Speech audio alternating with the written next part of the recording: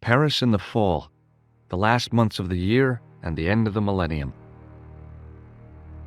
The city holds many memories for me, of cafes, of music, of love, and of death.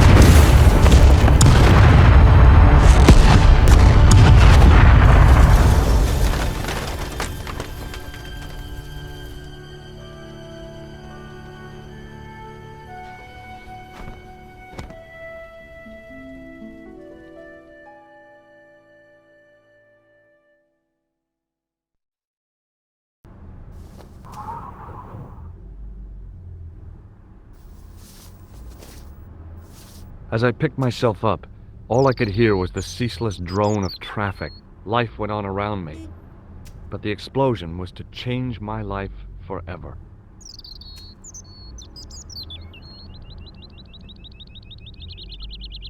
Wrapped around the lamppost was a newspaper.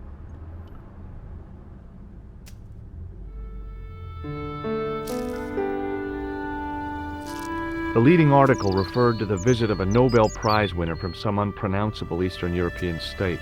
That was the only news story. The rest was rumor, gossip, and sensationalism.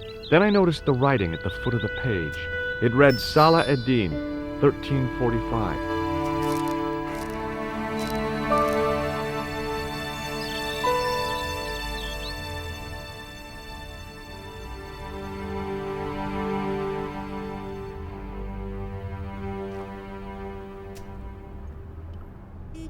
The umbrella had protected me from the bomb blast, but it was of no use to me now.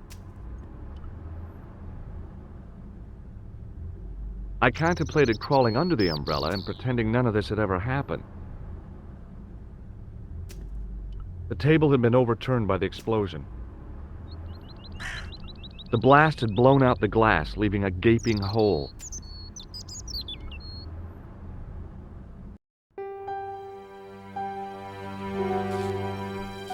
It was the body of the old man. It was hard to believe I'd seen him alive only minutes before.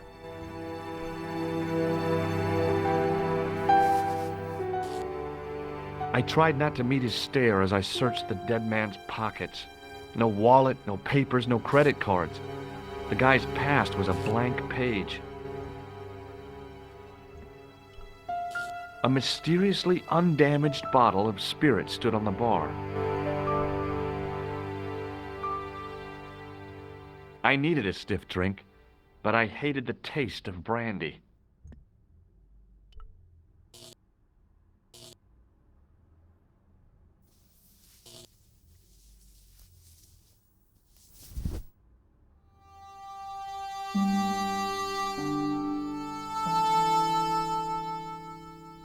Oh, my head. Never again.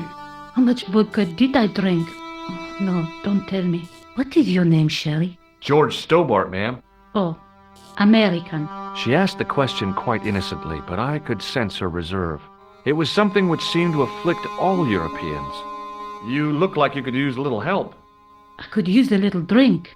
I feel sick, dizzy, and bruised. I don't even remember the party. Just relax and take it easy. You've been knocked out. You don't say.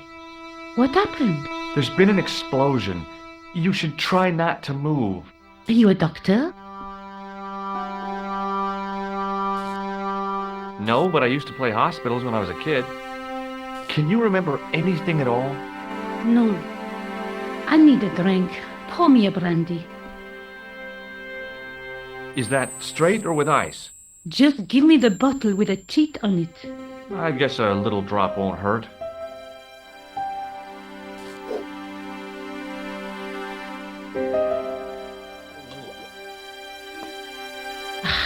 That's better. She knocked back the brandy as if it was water. I was glad I wasn't picking up the check. What about your man? Is he dead? Yes, he is. Ah, mon Dieu. I've never seen a real-life corpse before. Except for Grandmaman. That was different. She was family. Has he gone stiff? I shouldn't think so. He's only been dead a few minutes. Did you know the old man? No, monsieur. I never saw him before. Do you remember what happened when the clown entered? I remember that horrible tune he played all right. It was like a funeral dirge. I'd never liked accordion music either. Did the clown speak to the old man? No, he just laughed at him. Then he grabbed the old man's briefcase and ran out of the door. Did you see what the old man had in his briefcase? No, he didn't open it. Did the old man try to stop the clown? Oh, he didn't have a chance. The clown dropped his accordion and ran out of the door. That's it. That's all I can remember. What did the old man do when the clown snatched his briefcase? Nothing. He just sat there like he was frozen. How did the old man behave? Well, agitated. He kept looking about him at the door, at his watch. As if he was waiting for someone? Yes, I suppose so. He was worried about something, that's for sure. If you ask me, he was having an affair. He had that look about him, like a guilty husband. Did this newspaper belong to the old gentleman? I don't know. Someone has scribbled a note on it. It reads, Salah Ed-Din, 1345. Does that mean anything to you? No, monsieur, nothing. Stay here, mademoiselle. I'm going to look around for evidence.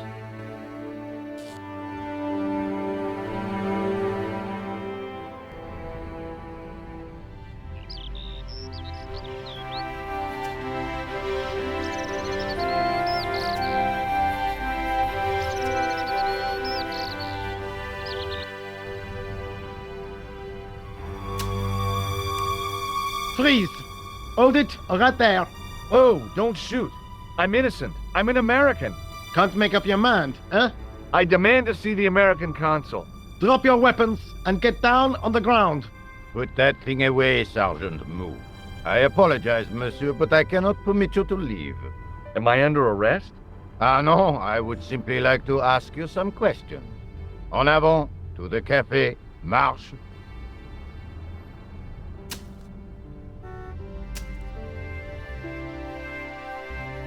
What a mess. This bombing is an outrage, is it not? Stop that, monsieur. Stop holding your breath at once. Has it occurred to you that he may be dead, Mou? Oui, monsieur.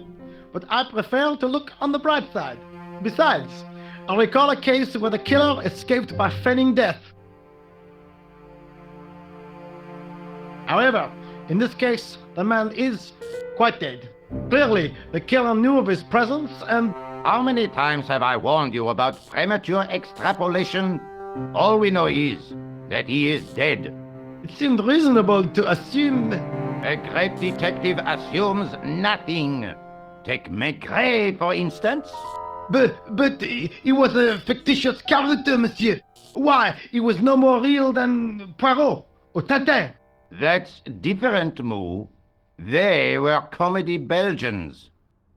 Anyway, it is unlikely that even you will learn much from talking to the dead. Examine the girl and take her statement, if you can.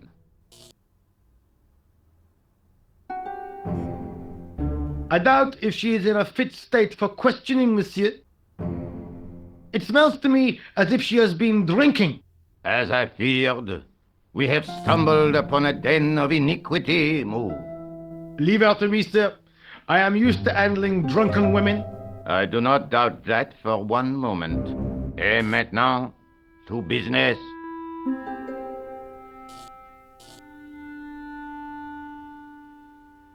Your name, please? George Stobbart. I'm from California.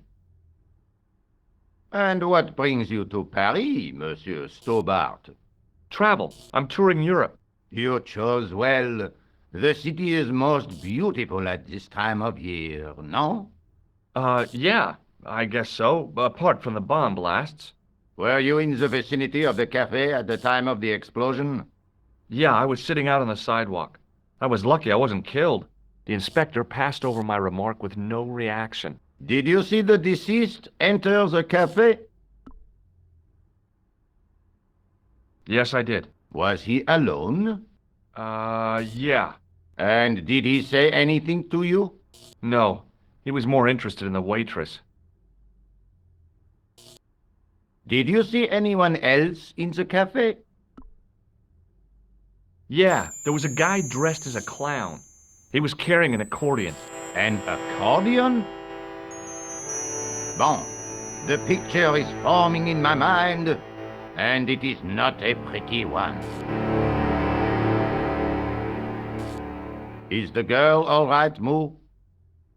She'll live if she survives the hangover. She doesn't remember seeing a clown, monsieur. That's odd, don't you think, monsieur? Who am I to believe, I wonder? Eh bien, I have heard enough. What do you mean? I am satisfied that you know nothing. You may leave. I hope this little incident does not spoil the rest of your vacation. What about my personal safety? Can't you at least give me some advice? What can I say? Stay alert and look out for suspicious characters. And don't cross the road until the little man shows green. Great advice. I honestly believe you are in no danger, monsieur. Should you remember anything of importance, please contact me. My card.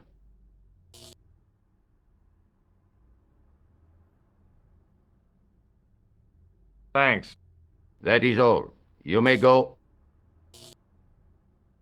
There's not much to go on, monsieur. On the surface, no. But what lurks inside the subconscious? If the door can only be opened. Are you serious, monsieur? I thought your interest in psychic detection was purely academic. Academic? You are about to witness a scientific breakthrough.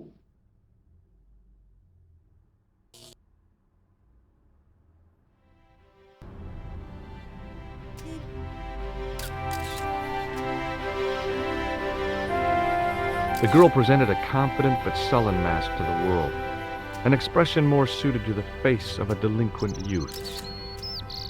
Excuse me, mademoiselle?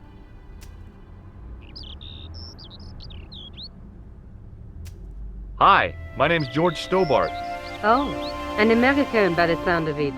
Yeah, that's right, on holiday in Paris. Some holiday, huh? You were here when the bomb went off? Sure was. Sat right out front of the cafe. Did you notice a middle-aged man, maybe 60, with an hat and overcoat? I couldn't believe it. She hadn't even asked how I was feeling. Yeah, he went inside just before the bomb exploded. You weren't related to him, were you? Oh no, nothing like that. I am Nico Collard from La Liberté. Well, what's that, some kind of nightclub? No, it is a newspaper. You're a reporter? I'm a freelance photojournalist. Say, you can interview me about the bombing. You know, an eyewitness account. Minutes after the outrage that shook the whole of Paris. You know, real-life drama, human interest, that kind of stuff. I'll just stick to the facts, thank you. Did you see who planted the bomb? I know it sounds crazy, but he was dressed like a clown. Oh God, it's him again. Have you met the clown before? It's a long story. I have plenty of time. I don't. Who was the guy you were supposed to meet? His name was Plantard. I didn't know him, but he called me last night. He said he had a story which would interest me. He asked me to meet him at the café. I guess I'll never know what he wanted to tell me. Not unless you have Rosso's gift for psychic interrogation. Do you know a police officer called Rosso? Rosso? Our paths have a knack of crossing. If I didn't know better, I'd say it was deliberate. Have you seen Rosso? Is he here? He's inside, attempting to question a witness with his psychic powers. What? That guy is weird. Yeah. Rosso didn't blink when I told him about the clown. It's as if he already knew. That is typical of a cold fish like Rosso. I've seen cheeseburgers with more spunk. You speak very good English for a French girl. Thanks. You speak very good English for an American. How did Plantard get your name? Through the newspaper La Liberté. I'd written an article linking two unsolved murders. One in Italy, the other in Japan.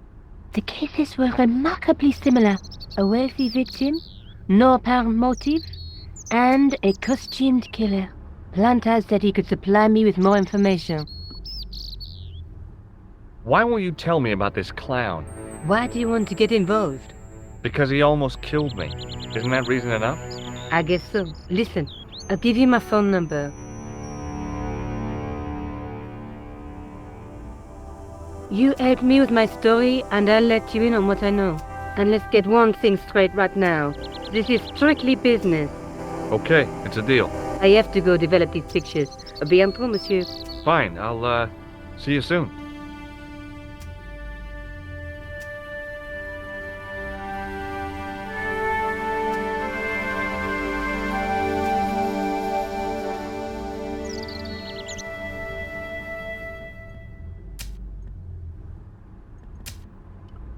It was a tent made out of plastic sheeting.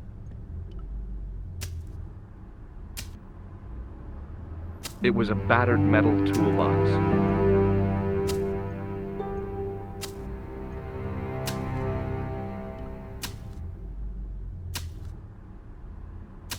Hi, can you spare a few minutes? I thought you'd been arrested.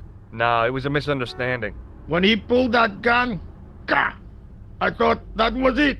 Those automatics pack quite a punch, you know? He made a mistake. He thought I was a terrorist. You? A terrorist? Ha! He was only doing his duty, I guess. Did you see an old guy with a briefcase? Wait, silly old coot. Do you know what he said to me? Work fascinates me, he says. I could watch it all day. Quelle bite. I could have knocked his block off.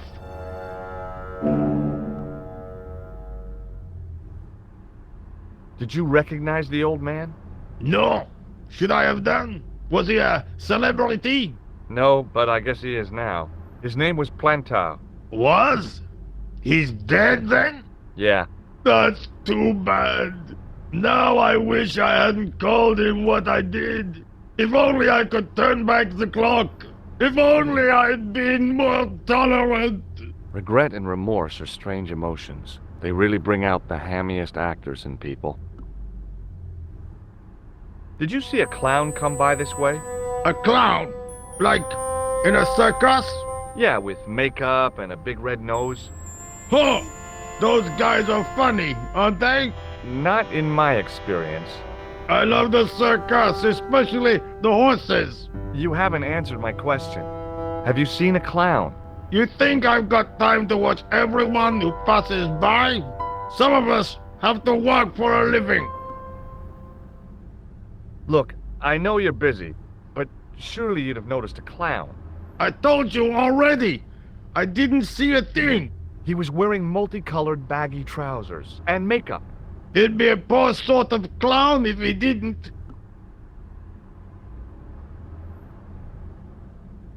Listen, I have to find that clown. He's a killer. Say, who are you anyhow? A cop? No, of course not. I mean, do I look like a cop? I guess not. How do you know this guy's a killer? Did you see him in action? Didn't you hear the explosion? The cafe was blown up. The clown killed the old man? That's right. Blew him up with a bomb concealed in his squeeze box. Merde. But why did he go to the bother of dressing up like a clown? Who can unravel the tangled logic of a killer's mind? I guess it's some deep-seated psychological need. Or just plain showmanship. Would you like to read my newspaper? I haven't got time to read that. Can't you see I'm busy? You could read it on your lunch break. 10 minutes is all I get. And if my boss had his way, I wouldn't get that. He'd have me on a drip, so I didn't have to stop to eat. Oh, take the newspaper and quit complaining.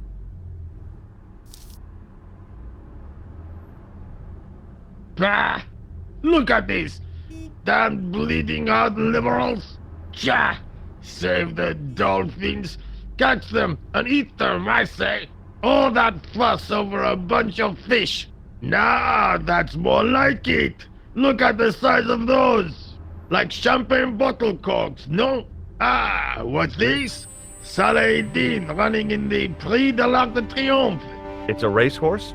A horse? A legend! Bucephalus reborn, mon ami!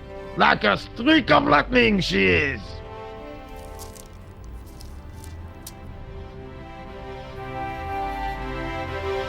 Do me a favor, won't you? Keep an eye on my hole. I'm off to put some money on that nag.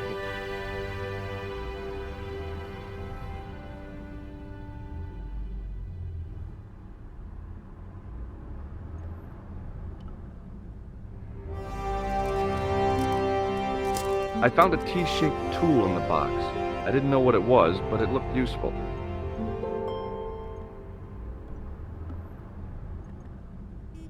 It was a metal rod with a handle at one end and a short crosspiece at the other.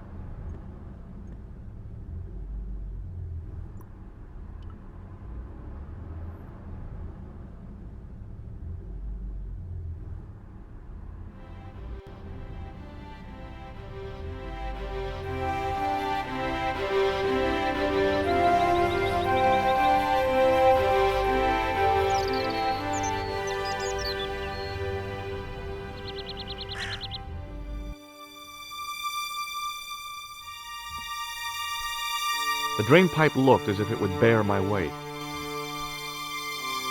I took a deep breath and prepared to climb the drain pipe. I guess the clown hadn't escaped over the rooftops. The window was protected by stout-looking iron bars.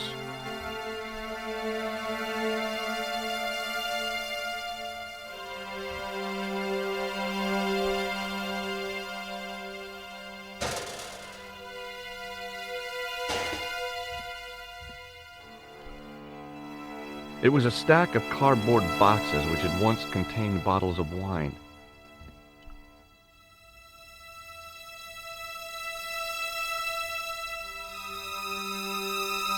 I examined the boxes closely. They were damp and smelly and decidedly empty. It was a battered old trash can.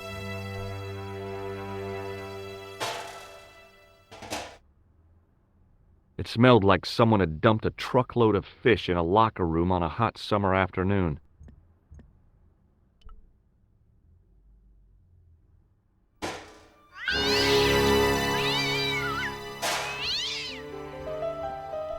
It was a plastic crate. There was nothing of interest.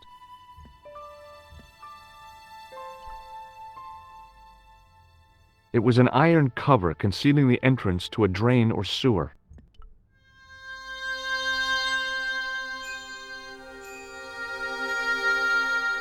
I tried to lift the cover with my fingers, but couldn't gain any leverage.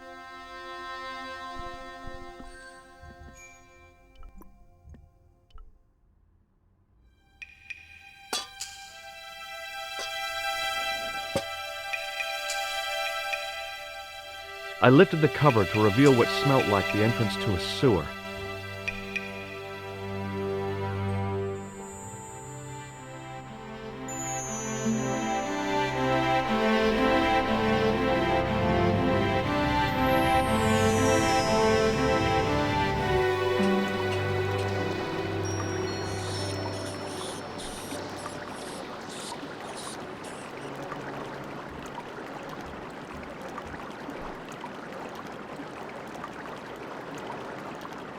It was a shiny red plastic ball sat incongruously on the slippery green slimed floor.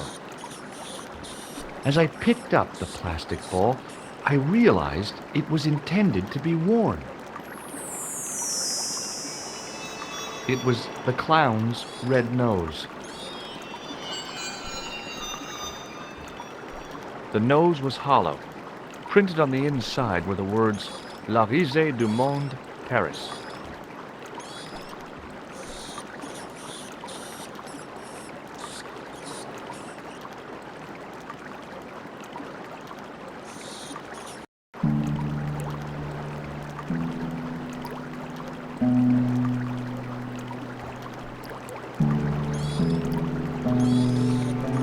It was a soggy, crumpled paper tissue.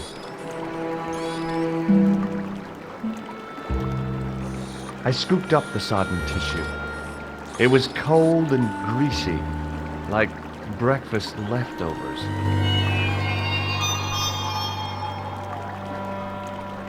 It was a small scrap of cloth caught on the rusting spike. I took hold of the scrap of material and unsnagged it from the spike.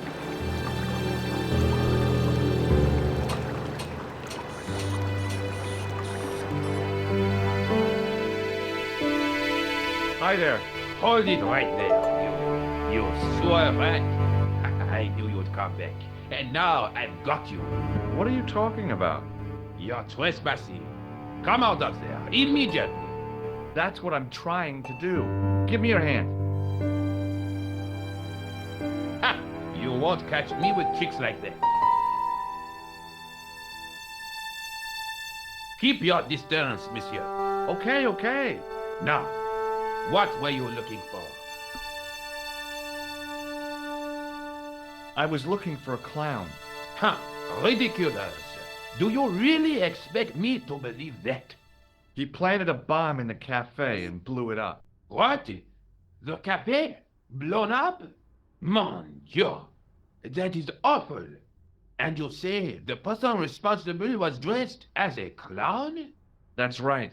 He blew up the cafe, escaped into the sewer, changed his clothes, and came up here. Ah, mon Dieu. Then, the man I chased, do you think that man and the clown are one and the same? Well, yes, it had crossed my mind. Ah, that still does not explain what you are doing down the sewer. For all I know, you are in league with him. Oh no, I'm just a tourist. Haha, most tourists are content with the Eiffel Tower, the Louvre, or the Pigalle. I didn't realize my waste pipes were such an attraction. Perhaps you'd like to take a look at my card?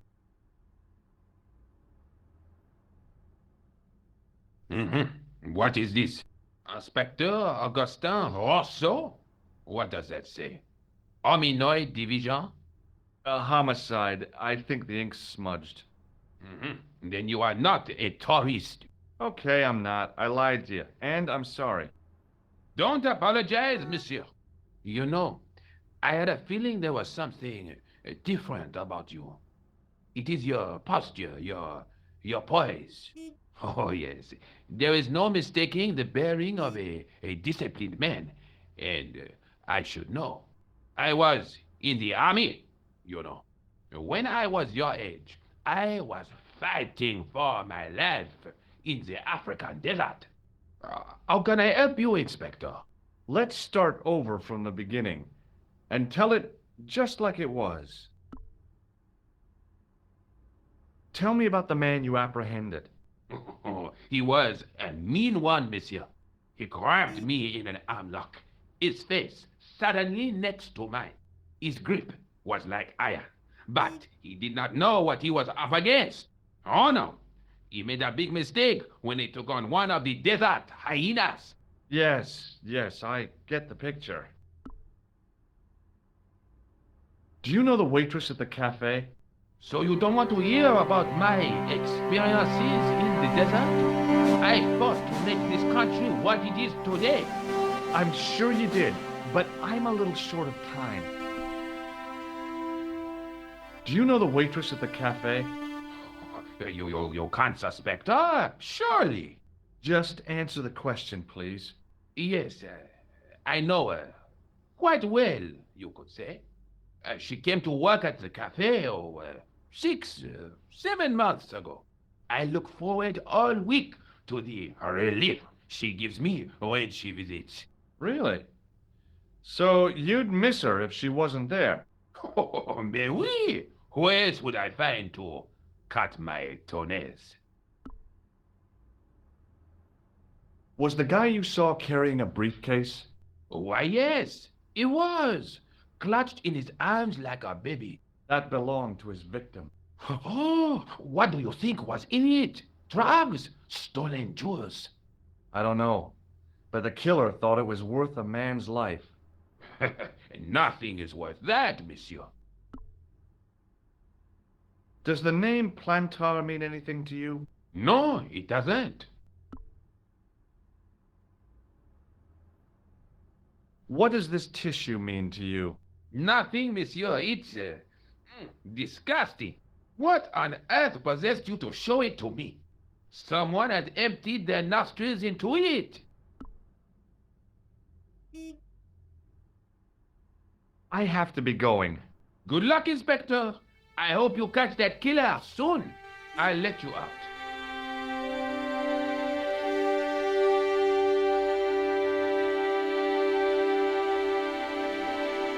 I hope you find your man, Inspector. So do I.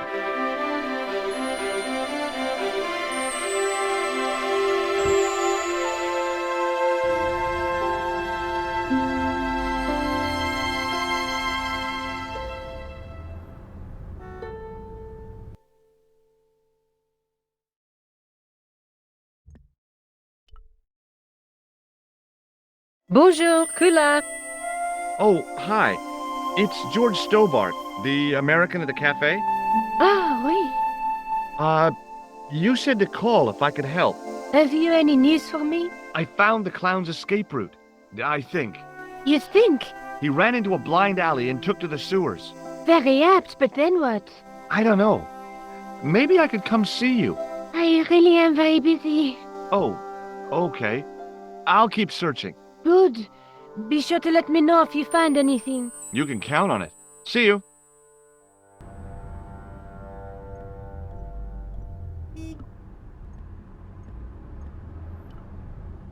It was the scrap of material I'd found in the sewer.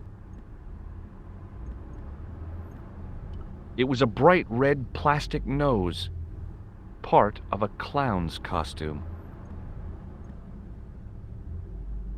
It was the soggy tissue I'd found in the sewers.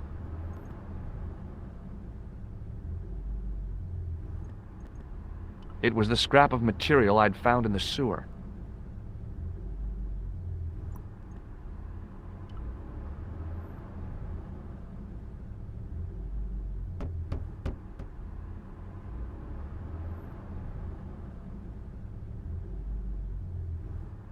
Hi there, remember me? Ah, mais oui, Inspector. Have you found him? Who? The man in the sewer, of course. I'm, sifting through the evidence. Rather you than me, monsieur. So, when you are not exploring sewers, what do you do? I take a lot of showers. Oh, very good, monsieur. A policeman with a sense of humor. Does this piece of material mean anything to you? That is the same cloth as the jacket I found. I'd recognize that pattern anywhere. Now, about the jacket you found. Do you have it here? No, monsieur. One of the sleeves was badly torn, so I sent it for repair. Pity, because otherwise it was a fine piece of quality tailoring.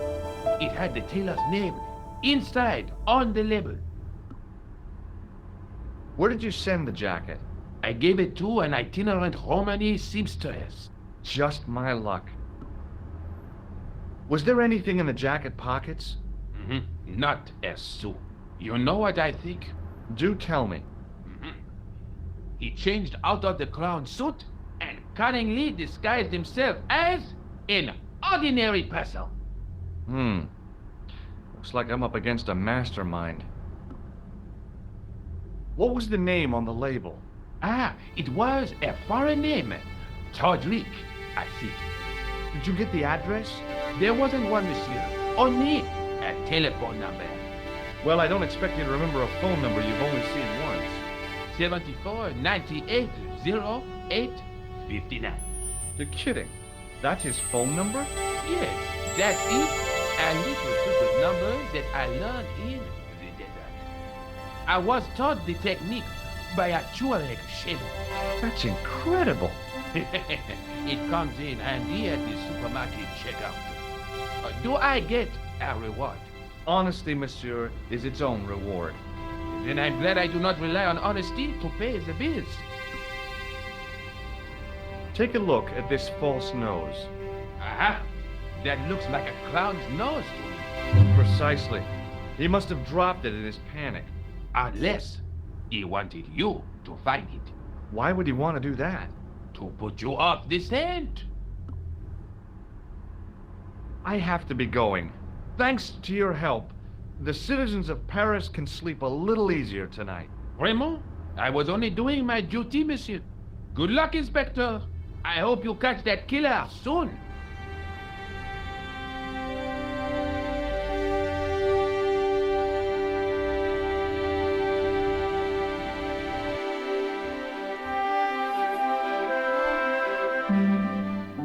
Hello? Who is this? Hi, my name's George Stobbart. You don't know me. Correct, Mr. Stobbart. I don't. What can I do for you? Well, I'm trying to trace one of your customers. Could I maybe come over and talk to you? No, that's not possible. Oh, okay. Forget it. Listen, all I want is a name. What are you talking about? Who are you working for? I guess you might say I'm acting in the interests of truth and justice. Thank God. I thought you were the police. There are innocent lives at stake, Mr. Todrick. Lives that you could save. You're collecting for charity, yes? No, I'm not. All I want from you is information. Go on. I'm listening. Do you know a guy called Plantard? No, I never heard of him. Shall I tell you what happened to Plantard? How he was killed in cold blood? I told you, I never heard of Plantard.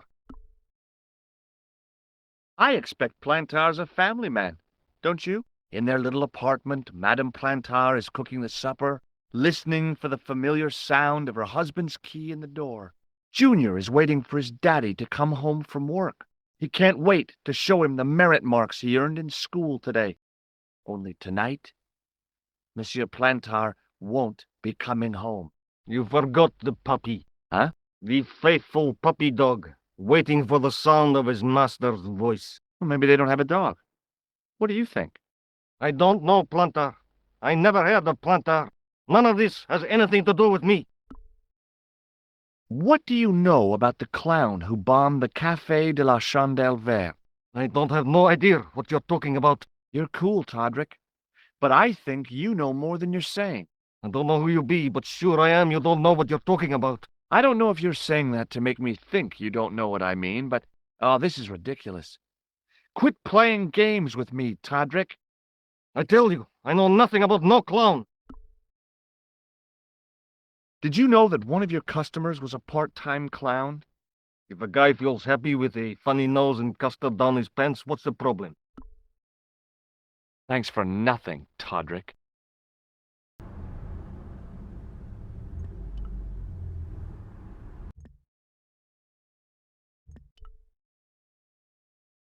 Bonjour, Collard. It's me again, George Stobbart. Hi, George. Any news? You bet. I met a witness who spoke to the clown. And I know where the killer gets his suits. No kidding. Hey, I'm impressed. You are? Well, it wasn't easy. Look, why don't you come here to my apartment? Fine. Where do you live? 361 Rue Jarry. Okay, I'll come right over.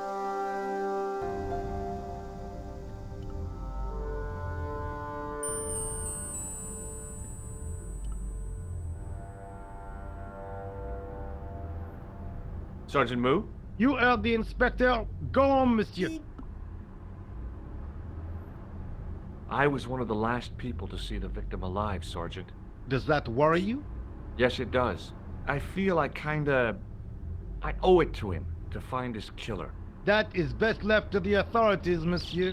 Did he speak to you? Tell you anything? No, he just grinned and nodded. Don't let it trouble you, monsieur. Go home and try to forget.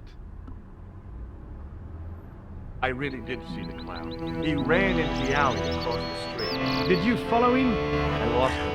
I figured he went underground. Do you know how many kilometers of sewers there are beneath this great city? It's not a question I've lost sleep over. I have no doubt that Inspector Rousseau will organize a proper search. I've tracked down the clown's movements, Sergeant. Is that so, monsieur? Yeah, there's a man down the street who saw him crawling out of the sewer. Dressed as a clown? No, he'd changed into ordinary clothes by then. So, how did he know it was the clown? He didn't, but all the clues add up. Little children can add up, but I wouldn't let them manage my bank account. I know the identity of the dead guy.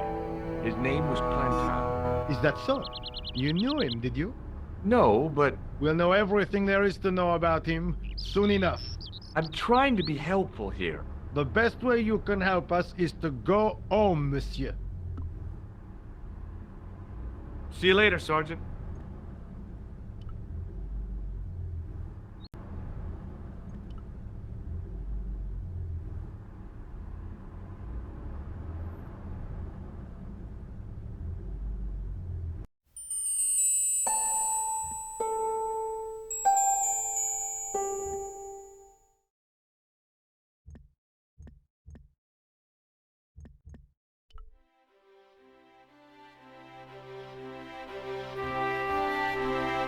The shop window featured a display of gowns and women's stuff.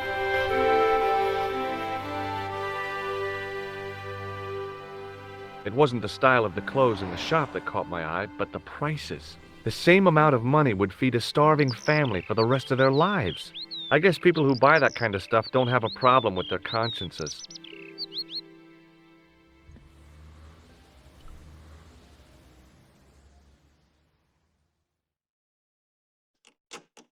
I pushed against the door, but it seemed to be locked. It was the door to Nico's apartment.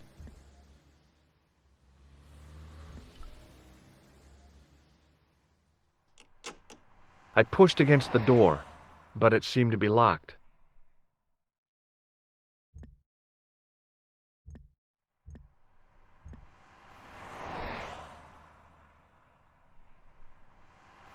Oh, hi. Bonjour, monsieur. Would you like me to foretell your future? No thanks. I'm very good, and it only takes a minute. Thanks all the same, but I'm not superstitious. Besides, if it only takes a minute, that's not much of a future to look forward to. Are the flowers for sale? Oui, monsieur. Okay. I'll take a bunch of those white ones. I wouldn't do that if I was you. No? They are lilies, monsieur. Some people associate them with death. Yikes. Well, thanks for telling me. Do you know a young woman called Nico Collard? Yes, I do. She lives upstairs from me, in the apartment block across the street. I tried the door, but it's locked. You know, I've told the landlord about that 1,000,000 times. It is the damp The whole building is like a sponge. It sucks up the moisture from God knows where. You mean the door is stuck because it's swollen? That is correct. There is an art to opening it. Don't shove it hard.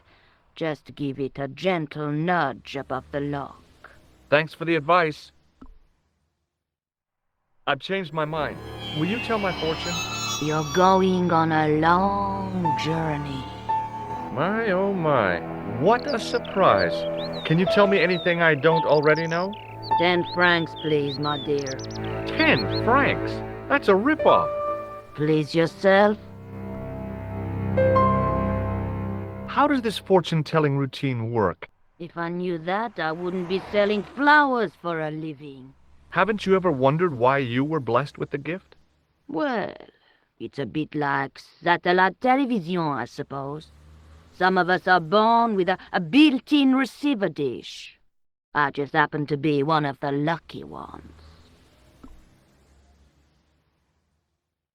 How long has Mademoiselle Collard lived here? A few months. She's in for a shock when the cold weather comes. Drafty windows, insufficient heating, it's a struggle to keep warm. The only reason I stay is because the rent is cheap. You're a young lady. She deserves better.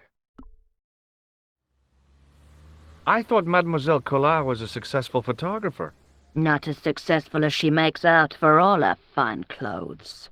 Oh, I've heard her crying herself to sleep at night. That's awful. Now don't you let on that I've told you. She's proud, that one. Too proud, if you ask me. What other flowers do you have? Dahlias? What do they signify? Insecurity. I don't want to give her the wrong idea about me. Can you really foretell the future? Only time will tell, monsieur. The strange thing is, I can't seem to see myself in the future. Other people, I have no problem.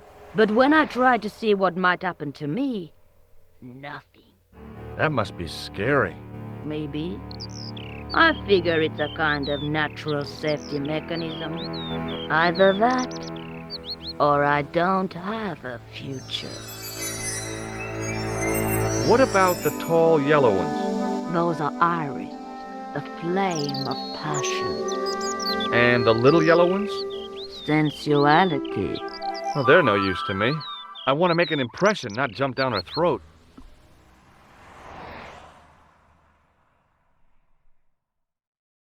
What can you tell me about this material?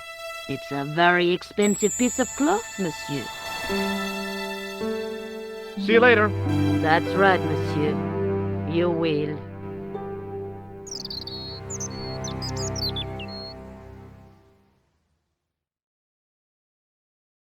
Remembering the flower seller's advice, I pushed the door gently just above the lock.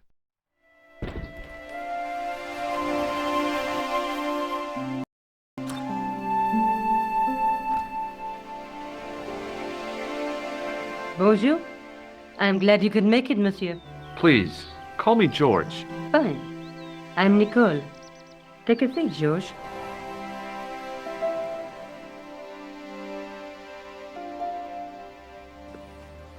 Eh bien? And what have you been up to? I've been exploring the sewers beneath the café. I thought I could smell something bad. The clown used the sewer to escape and to change out of his costume. I guess he was in a hurry. He left his jacket behind. And? I got his tailor's phone number. What's more, I know where he hired the clown suit, too. You had better luck than I did. Luck, she said. Luck! Hard work, I'd call it. What happened? I took my photographs to the editor, but he wasn't interested. Can you believe it? He told me to drop his story. But you're not about to do that.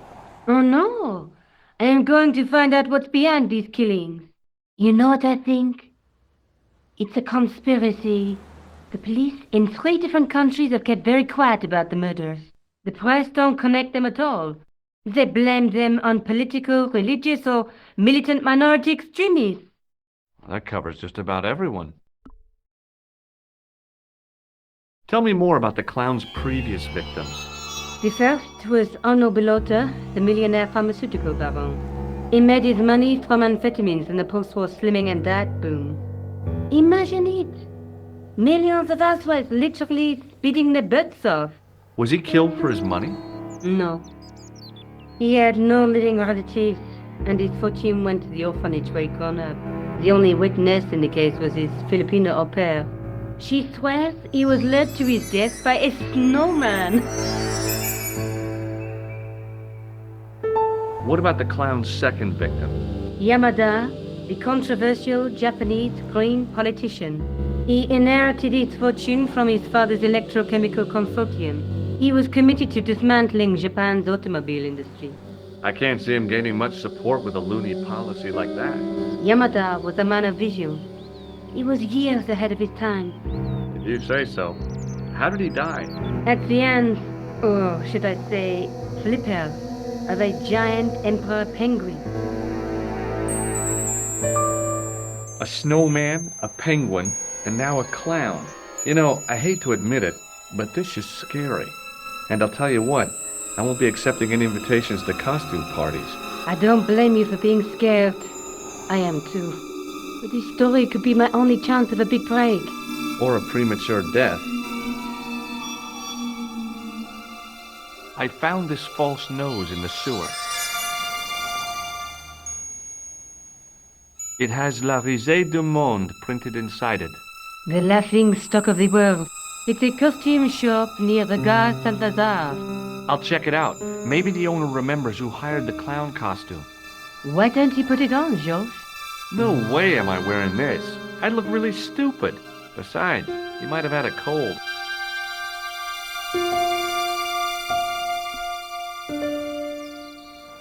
I'd better be going. Thanks for coming, Monsieur Stobbart. Call me George, and it was my pleasure. If I track down the clown, I'll let you know.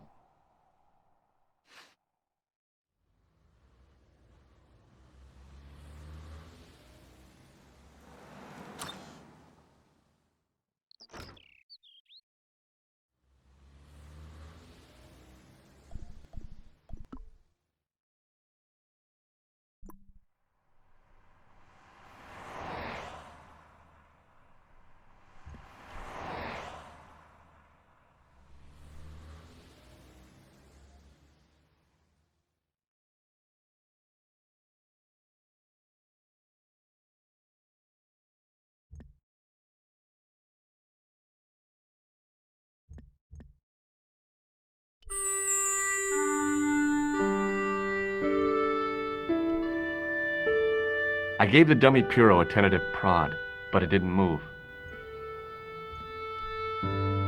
As I was about to touch the dummy, I realized it had the same color eyes as Nico.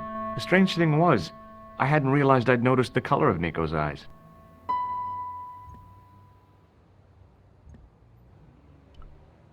It was a disgustingly realistic plastic novelty, like one I'd left on the teacher's desk at school. Boy, that caused so much of a stink you'd have thought it was a real one. As my fingers closed on the plastic novelty, I realized my mistake. It was a novelty, all right, but it wasn't plastic.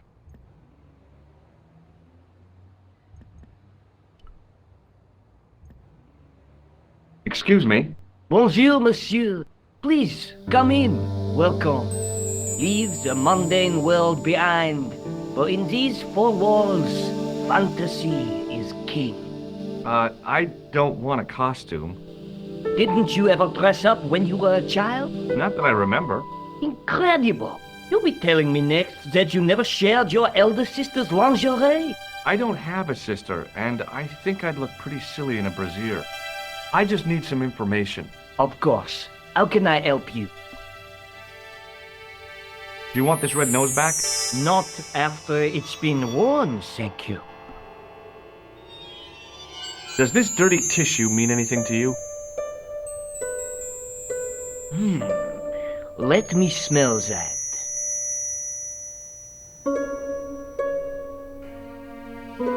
Bestheimer's number 7 white pancake. theatrical grease paint, right? Oui, monsieur. La crème de la crème of Thespian accoutrement. Have you sold any of it recently? Yes, 2 cans. Do you recognize this cloth? Oui. You do? Mais oui, I served a man wearing a suit made from the same material. Do you remember his name? No? I'm looking for a man who hired a clown costume from you. Oui, monsieur. I do not see how I can help. Don't you keep a record of costumes that you've rented out? Of course, monsieur, but... Well, then I'd like to check your records. Give me the names of everyone who's rented a clown suit. Impossible. There are too many. The clown I'm looking for is a cold-blooded killer. Give me his name, and I'll see he's brought to justice. I'd help you if I could, but you can't expect me to remember all my customers. You see, the clown costume is our most popular line, monsieur. On average, we hire out more than 30 clown suits a week. You'll have to give me more to go by. A description, perhaps? How come clowns are so popular? I think it has something to do with their unpredictable nature.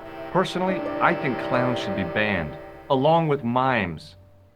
Oh, come now. Who doesn't love clowns? Me, for one. Have you heard of a man named Plantard? I do not recall anyone of that name. Thanks for your help, buddy. My pleasure, monsieur. Allow me to shake you by the hand.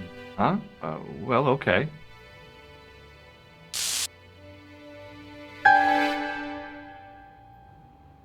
What are you trying to do, kill me? You did not find it amusing? I never saw the funny side of electroshock therapy. Eh bien, it is yours to keep. A gift? Do I need a license? No, but I give you a word of warning, monsieur. What? Remember to switch it off before you visit the toilet.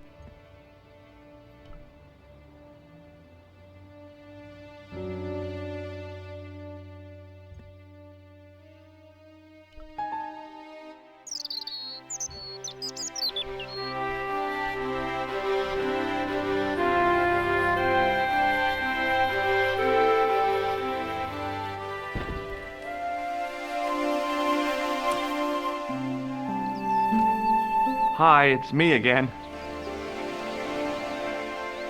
So I see.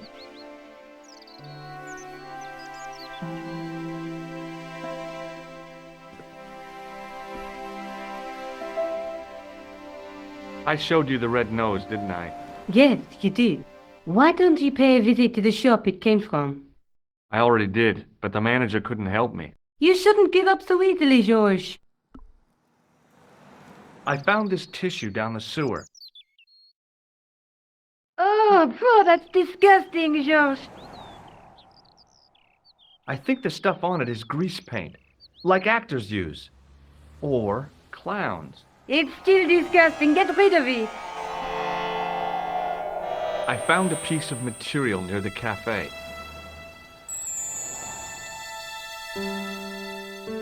When I showed it to the concierge, he recognized it right away. It's very distinctive, all right. Just wait until you see this.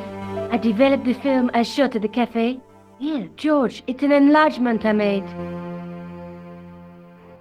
Look what that guy's wearing. Checkered pants. The same material as I found in the sewer. That's right. This guy shouldn't be difficult to find. Oh no? Take a close look at his left cheek. A scar. In the shape of a horseshoe. Oh, a crescent moon.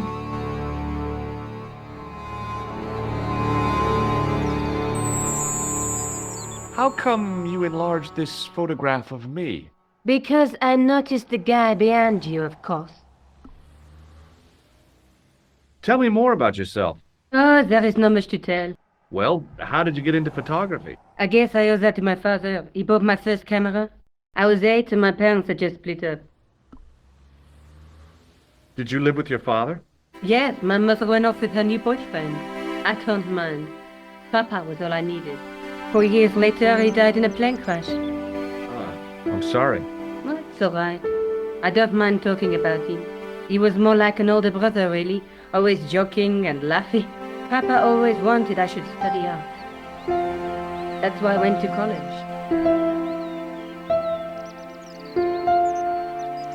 Did you learn about photography at college? Oh, God, no. I couldn't afford the materials.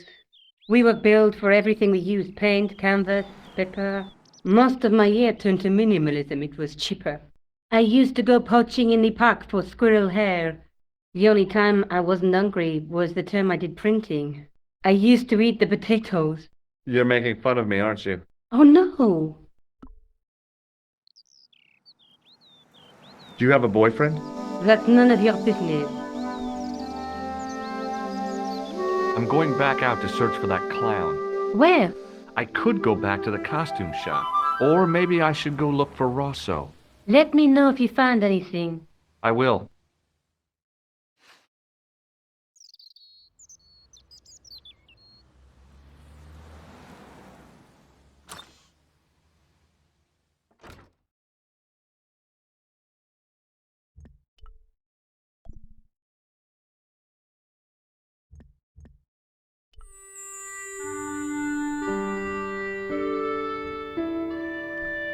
The guy's spoon-shaped face was mournful and humorless. He looked like a vegetarian in a slaughterhouse.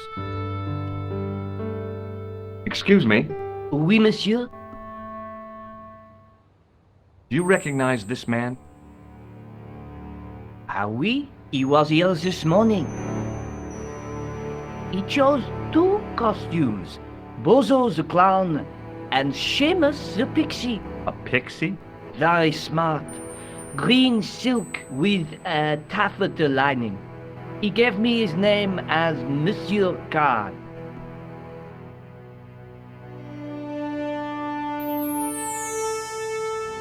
Thanks for your help, buddy. My pleasure, monsieur.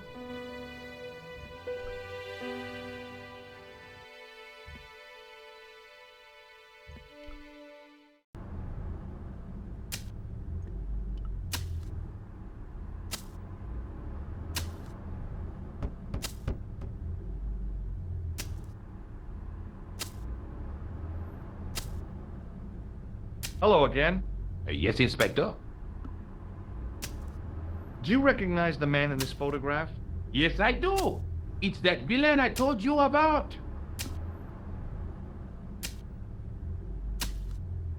I have to be going. Good luck, Inspector. I hope you catch that killer soon.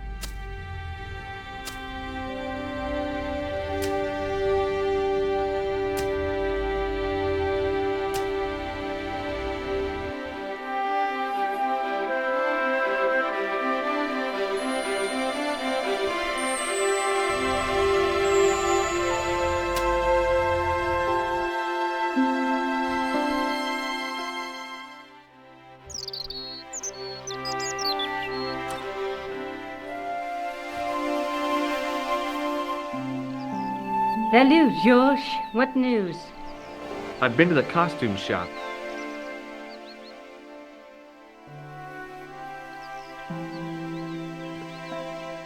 Yeah, I like it. What are you supposed to be? I didn't hire a costume. These are my clothes and you know it. Did you ask about the clown? Yeah. He used the name Khan. He hired 2 costumes, the clown and a pixie. Then we're one jump ahead of him. How do you make that out? He probably plans to use the pixie suit next time he kills. Oh, God, don't let it be me. I don't deserve to die at the hands of a pixie. Don't be silly, George. That won't happen. Oh, no? No, because every time you see a pixie, you're going to run like hell. What are you doing to help trace the killer clown? Research, George. Yeah? You have a copy of the clown's yearbook? I have a telephone and lots of contacts. Oh, well, did you find anything useful? Not yet. I'm employing my first and most useful weapon. What's that? Patience. Oh, I've heard of that. Isn't it a substitute for decisive thinking? Have you found out any more about the murders? Well, it may be nothing, but both the clown's victims visited Paris earlier this year. When? The second week of July. They were both here at the same time. Did they meet? I don't know, but I can't imagine it was coincidence. May I use your telephone? Sure, go ahead. Thanks.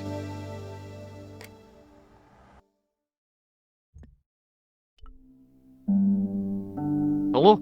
Who is this? Mr. Todrick? Oh, it's you again. What now? The man I'm looking for is called Khan. He bought a suit from you, remember? Mr. Khan. Yes, I remember him. Yes, I delivered the suit to his hotel. The Hotel Ubu. I don't remember the room number. It was upstairs. The second room on the right-hand side of the corridor. Thanks, Todrick. That's all I wanted to know. Now I've got you, Mr. Clown. Now we're getting somewhere. Do you know the Hotel Ubu? The Ubu? Yes, I do. That's where the clown stayed. Good work, George. See you later. Where are you going now? I could go hang out at the Hotel Ubu. Watch out for Khan, George. Don't worry, I will.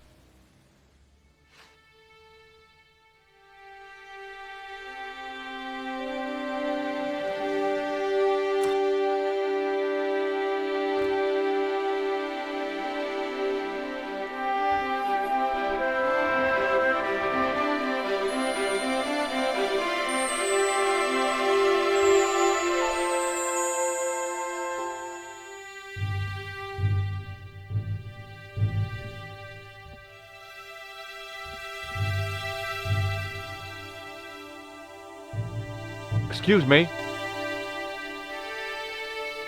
Yes? Have you heard of a guy called Plantard? No. That name means nothing to me. I'm looking for a clown. Are you trying to be funny? No, I really am looking for a clown. There are no clowns here except you. Do you know a man by the name of Khan? No, I don't. It's very important I get to see him, and I told you. I don't know it. do you recognize the guy in this photograph? No, I never saw it. Forget it.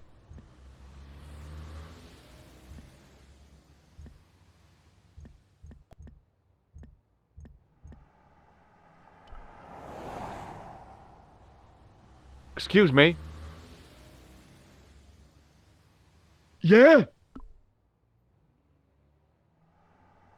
You ever meet a guy called Plantard? No, I ain't. You missed your chance. If you're quick, you'll catch him at the coroner's. Have you seen a guy dressed as a clown? No, I ain't. Don't tell me I missed him. Oh, that's too bad. I love the clowns, don't you? I've seen daytime television that was funnier. I love it when the little guys get hyped. That figures.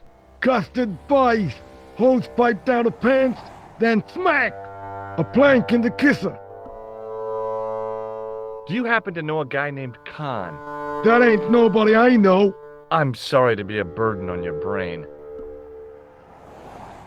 Do you recognize the guy in this photograph? Is this a trick question? No, I simply asked if you recognized him. Okay then. Nope, I don't. Do you recognize this tissue? Think carefully now.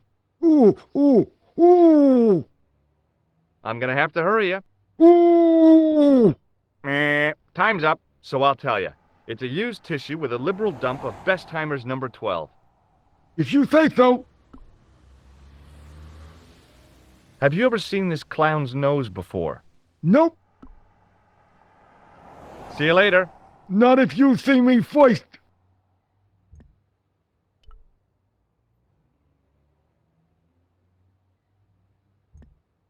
The sign listed the price of rooms, and boy, were they expensive. The killer must have been earning a fat wad to pay for accommodation like this.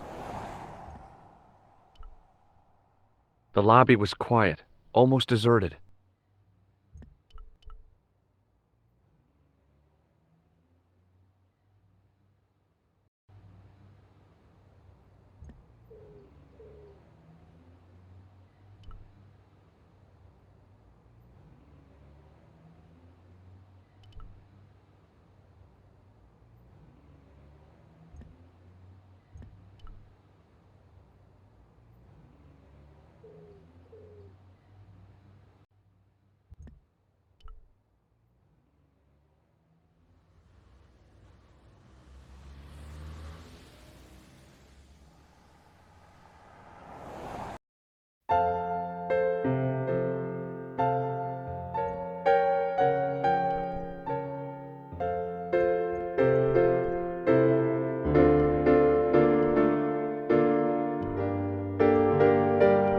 the register of guests staying at the hotel. Hanging from a brass hook was a key and a plastic tag.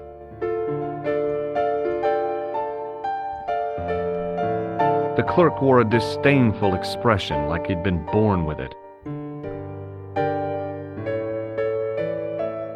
I want some information. Who are you? The police? I'm conducting a private investigation. Ah, I know only too well what you mean. That is one of the drawbacks of the catering business. When people book into an hotel, they leave their morals at home, no? Do you know a man named Plantard? No, monsieur. Do you have a guest by the name of Khan? No, monsieur. Perhaps you would care to check the register. The man who calls himself Khan has a scar on his left cheek. Raymond?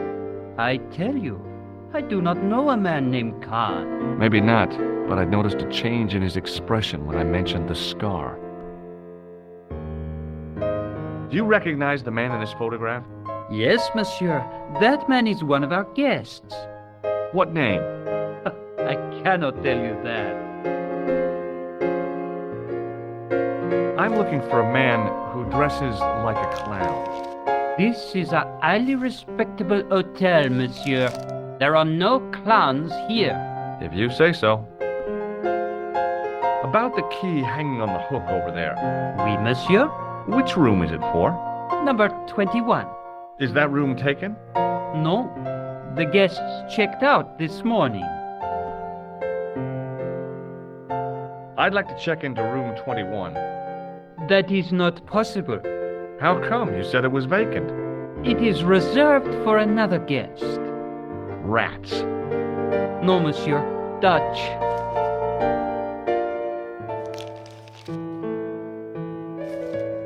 Do you recognize this red nose? No, monsieur.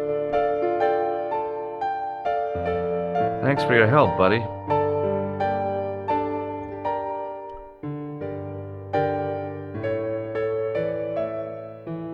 Excuse me, didn't I see your picture in the news? You're that Nobel Prize winner from some unpronounceable Eastern European state. Yes, that is me, in person. I don't want to worry you, but have you had any threats on your life? You know, mysterious phone calls, letters made up of headlines cut from the newspaper. I don't know what you're talking about. Do you know a guy called Plantard? I don't know anybody in Paris. Oh, well, this guy's dead anyhow. Why do you ask me about dead men? I have seen enough of death to last me a lifetime. I'm, sure you have. Have you seen a clown? I beg your pardon? The clown. A guy in funny pants. Have you seen him?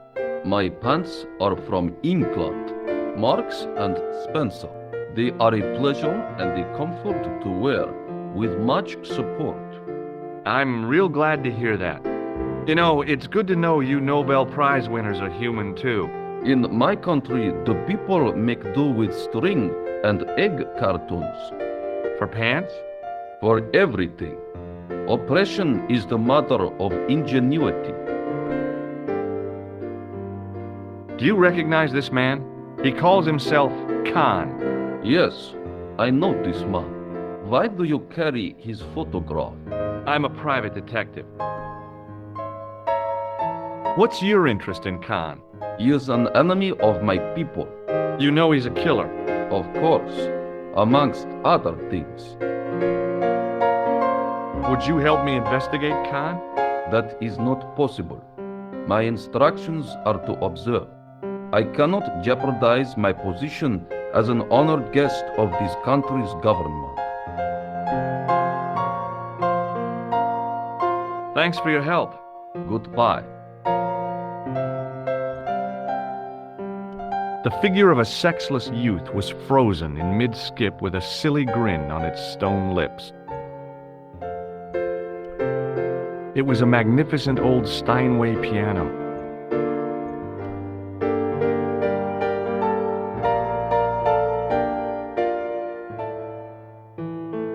Hi there, ma'am.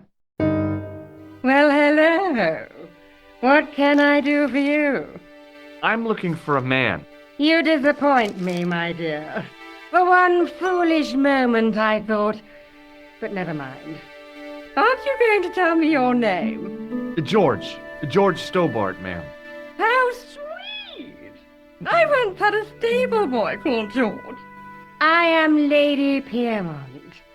The common reaction is to kneel and stutter, but it's not obligatory. A real lady? I mean, you're an honest-to-God aristocrat? Oh, I don't know about that. Few of my ancestors are honest, not even to God. I can trace my family back to the Normans, but don't let that intimidate you, George. Beneath that impressive pedigree, I'm just flesh and blood. The blood may be blue, but the flesh is the plump beef of old England, so to speak. You appear distracted, George. Is there any way I can help you?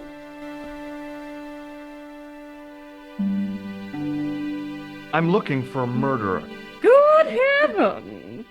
You're a private detective. That's correct, ma'am. What's the term you Americans use? It's on the tip of my tongue. I believe what you're thinking of is Dick. Precisely. Have you come across a man who calls himself Khan? I am familiar with only one person named Khan. Genghis Khan, the legendary Mongol barbarian chieftain? No, darling. Kevin. Kevin Khan? I never heard of him. I'd be most surprised if you had, darling. He's a pharmacist in Hemel Hempstead. Organizes fundraising for the Rotarians. Lovely man. Does he have a scar on his cheek? I really wouldn't know, sweetie. Do you recognize the man in this photograph? My God, it's him. That's Merlin. She represented everything I loved about the English. The lady was totally deranged. Merlin? You mean King Arthur's wizard? Good heavens, no! Monsieur Merlin is a fellow guest. The man you know as Merlin is a fake. What do you mean, sweetie? He's a murderer. He also uses the name Khan. I am shocked, Mr. Stobbart. Shaken. I took him to be a gentleman, a man of honor. You know, I'd rather like to assist you in stitching him up. When did you last see Merlin? It was no more than an hour ago. He came downstairs and spoke to that clerk chappie. Something passed hands. I couldn't see what exactly. A briefcase? No, smaller than that. A bundle of papers, perhaps. The clerk put it in the hotel safe and Merlin went out. Are you sure you saw Merlin putting documents in the safe? Yes, darling, positive. I wonder what they were. Obviously something of great importance. Yeah. I'd sure like to get my hands on whatever it is. I'll bet they had something to do with Plantard's briefcase. Has Merlin returned to the hotel? No, he hasn't. Are you going to search his room? If I could get in there, I would. Did you know there's a gangster out front? What makes you think he's a gangster? The Italian suit and the bulge in his pocket? I know plenty of men with Italian suits and bulges in their pockets. That doesn't necessarily make them gangsters. Are you here in Paris on vacation?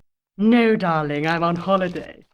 I needed to get away after Algy's funeral. I didn't realize you were mourning the loss of a loved one. I'm not. He was my husband. I'm sorry to hear about your husband's death. You wouldn't be if you knew him, my dear. It gave me the opportunity to take a well-deserved holiday. Daphne suggested a change of scenery. Paris, she said. The wild romance is just what you need to take your mind off the inquest.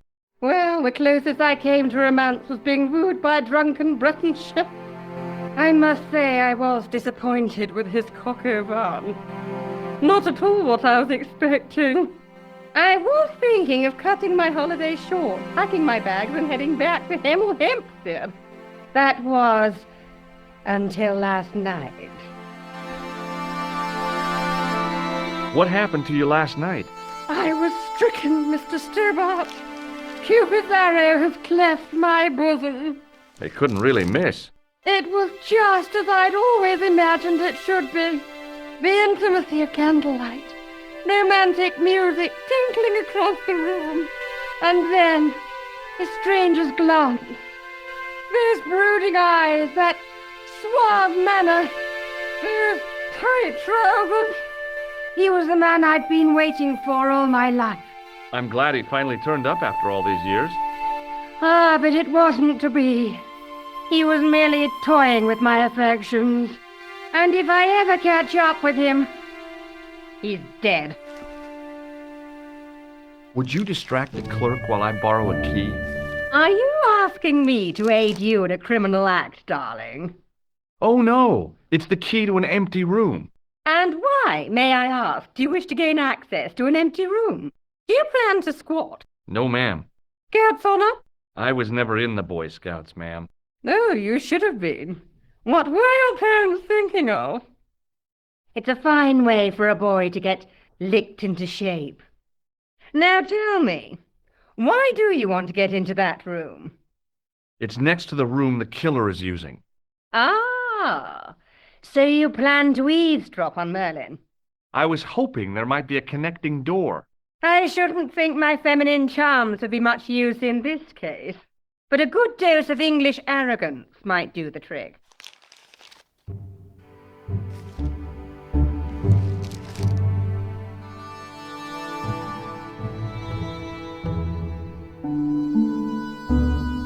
I say! You there? Flunky! Oui, madame. Listen carefully. You do understand English, don't you? But of course, madame. Good. I wish to deposit some jewelry for safekeeping. I understand. Are you quite certain? Oh, bien sûr, madame. Over to you, my dear.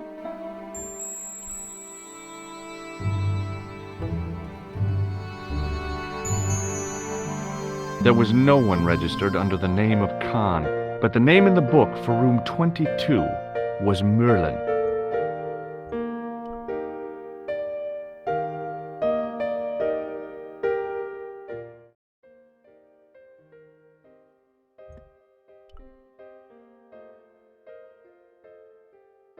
The sign on the door read 22. If the tailor's description was correct, this was the killer's room. The door was locked.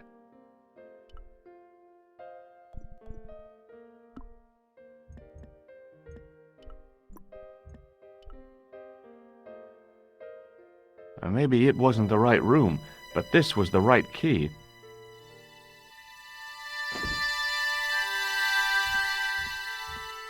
It was a massive mahogany wardrobe.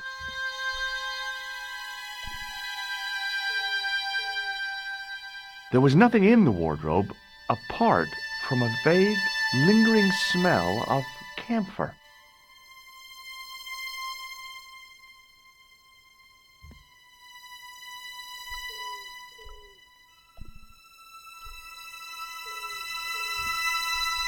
A cabinet stood beside the bed. The cabinet was empty, but it smelt of onions. No kidding, it really did.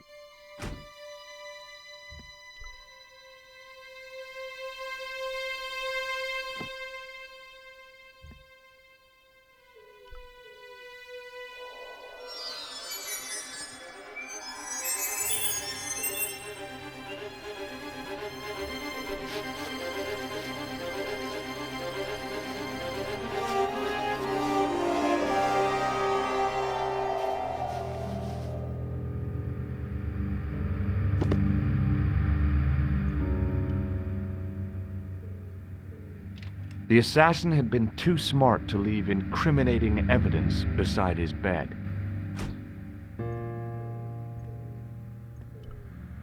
The bed was several times larger than the narrow cot I'd been given at the place I was staying.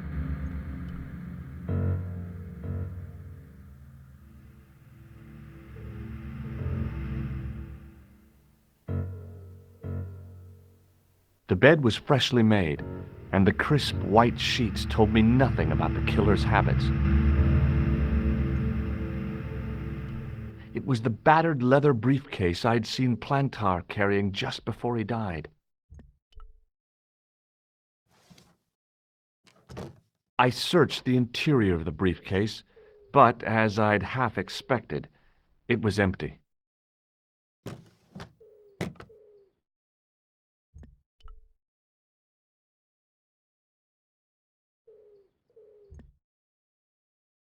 The interior of the closet was large enough for me to climb right in.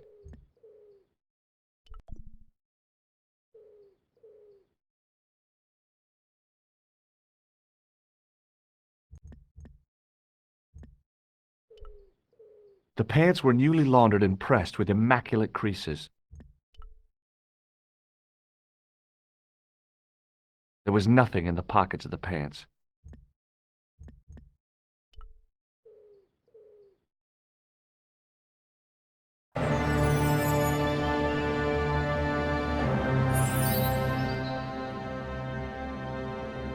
I had the kind of feeling in my stomach that would usually send me running to the bathroom.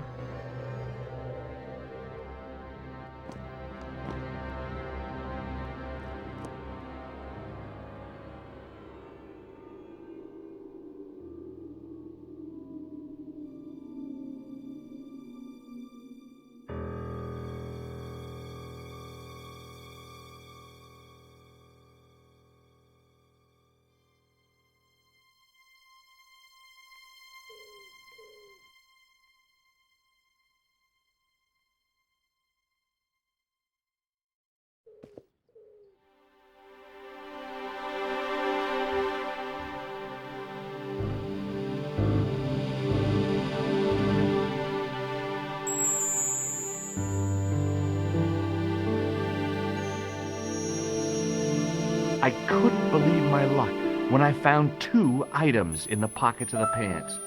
The first was an ordinary matchbook. No matches, no clues. The second was a pass card which read, Thomas Merlin, Gruber Electronics Corporation.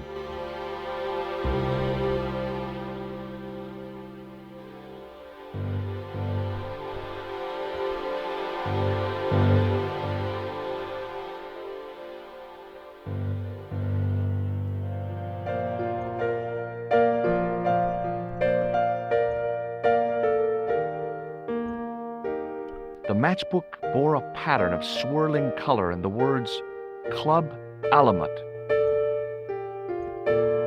It was the card I'd found in the hotel bedroom. It read, Thomas Merlin, Gruber Electronics Corporation.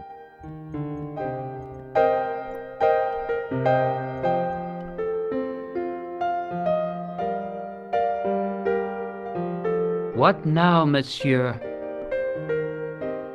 Does this matchbook mean anything to you? No, monsieur. I'd like to retrieve something from your safe. Ah, oui, monsieur. May I see some form of identification? Like what? A driving license, perhaps? I don't drive. Your passport? I don't have it with me. I could show you my operation scar. I'm sorry, monsieur. I must have some form of unique ID. You won't find a more unique ID than my scar. I'm sorry. I must insist on a more traditional identification. Rats. Does this pass mean anything to you? That is Monsieur Merlin's property. That's right. Merlin the murderer. I want to see what he's left in your safe. Impossible. I cannot betray his confidence, no matter what you say he's done. You're making a big mistake. Maybe. I can live with that. Thanks for your help, buddy.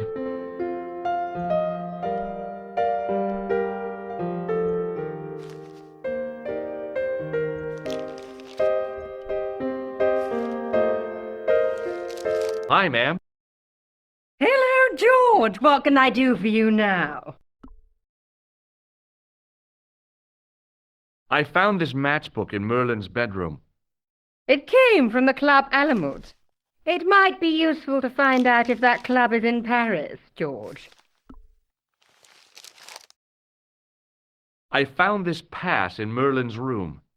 So, that deceitful little man is passing himself off as an electrician, is he? Uh-huh. This guy probably has a million faces. I showed the pass to the clerk, hoping he'd give me Merlin's papers, but he wouldn't buy it. He's too scared. I'll give him something to be scared of. Follow me, George!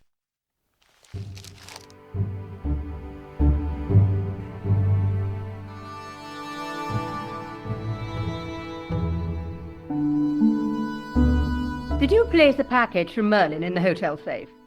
I did, madame. And did my friend here show you Merlin's identification? Indeed he did, but What's the problem? he isn't Merlin. A mere academic detail. Give him the package. But that is against the law. I happen to be a justice of the peace, you silly man. I am the law. If he tries anything, shoot him, George. My pleasure, Lady Piermont. One moment, please.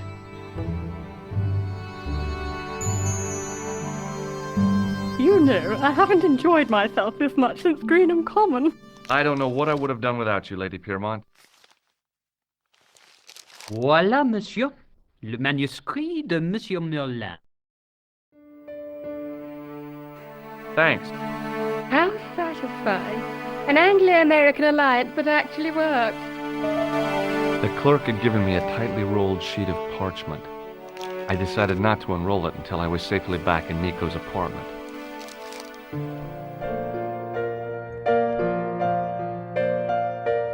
Hello again.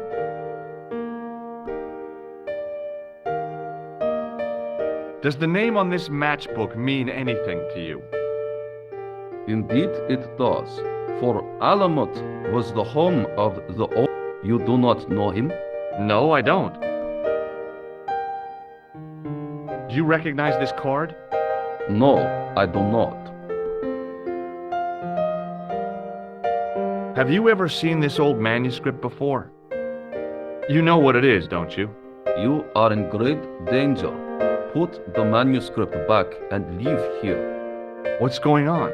I can say no more.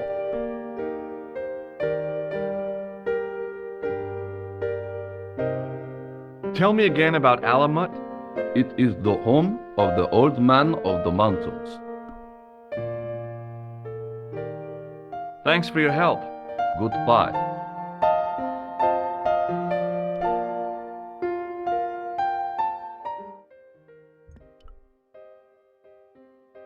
The door was locked.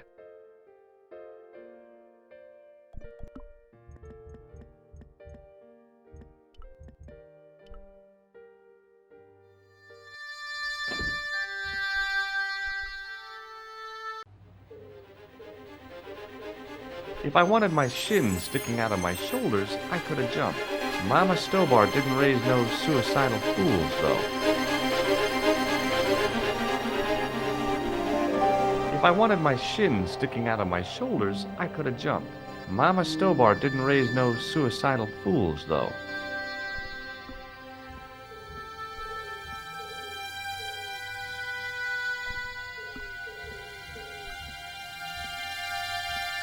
I knew this was no way to treat an ancient manuscript, but I couldn't let it fall into the hands of the goons waiting outside.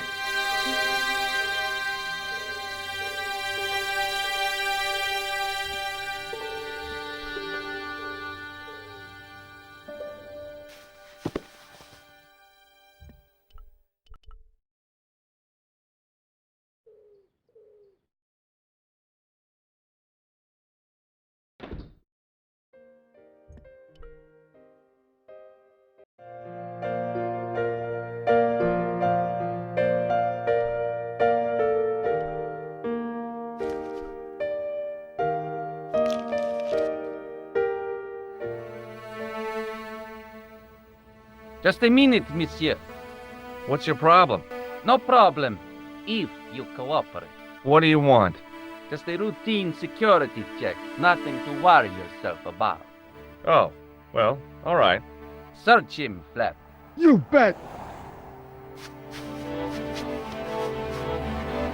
Hey, knock it off. Get off, you big ape. Nothing, Guido. Zilch! Our apologies, monsieur. What? I had to report you to the authorities. Randir, we are the authorities. You want I should break his arms? No. Let him go, Flap.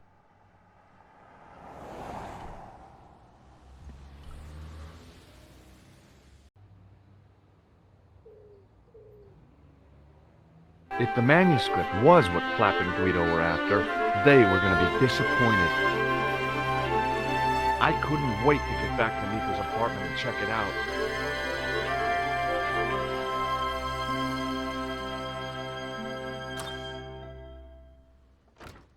You're just not going to believe what I found.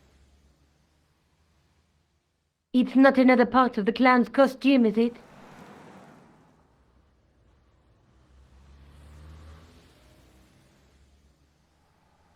It's a medieval manuscript. Khan left it in the safe at the Ubu. It's incredible. Is this what he took from Plantard? It could be, which means it's worth enough to kill for. Look there, two guys on the same horse. Oh, yeah. Maybe they couldn't afford one each. What of it? Have you ever heard of the Knights Templar?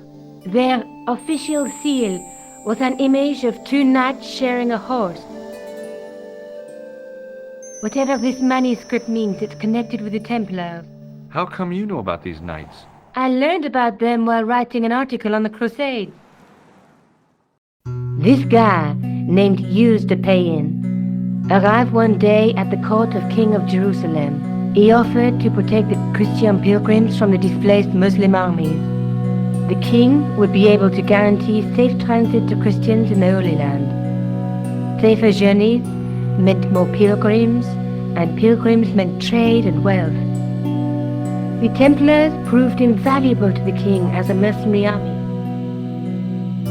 It was said that they never asked how many the enemy numbered, just where they were. And as the years went by, the Templars grew in wealth and numbers.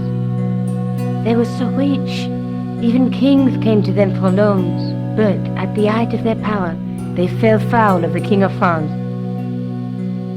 He rounded them up and turned them over to the Inquisition. Thousands of Templars were subject to torture and confessed to heresy. Of course, at the hands of the Inquisition, there wasn't much they wouldn't confess to. The last Grand Master Jacques de Molay was burned alive. But the treasure of the Knights Templar was never found.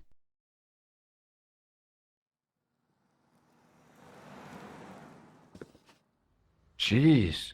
So the treasure is hidden, waiting to be discovered? If there ever was a treasure, it's been lost for 600 years. Anyway, we're supposed to be investigating a serial killer, not a medieval treasure trove. But maybe that's what the clown and his accomplices are after. Maybe this manuscript is the key. You'd better leave it here for safekeeping. Think about it, George. One guy's already died for it, as you said yourself. Besides, that parchment is fragile. Okay, I'm convinced. You keep hold of it.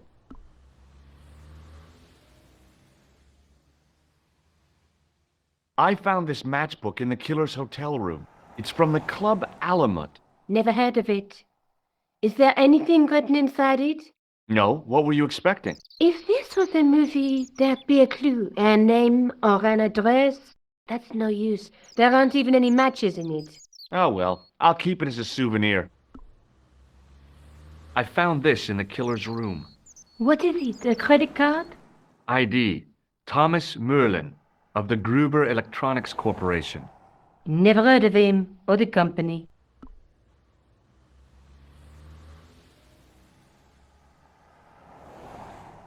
I found Plantard's briefcase in the killer's hotel room. It was empty, of course.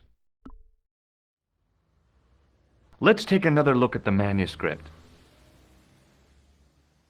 Let's face it, we need help, George. Someone who knows about these things. Who do you suggest? Indiana Jones? I know a guy who specializes in medieval studies. His name is Lobinel. Huh. Some stuffy old fossil who gets horny over ancient relics, I suppose. Far from it. Andre isn't the stereotypical professor you have in mind. Where can I find this Lobino guy? At the Kroon Museum. I'll give you the address. There's a woman looking at her reflection in a mirror, but the reflection has 3 hideous faces. She reminds me of the Wicked Queen in Snow White. She was the one who said mirror, mirror on the wall, wasn't she? She made me cry so much when I was a kid, Mom carried me out of the movie theater. She didn't frighten me in the least. Like I said, I was only a kid. I didn't like the crocodile in Peter Pan either.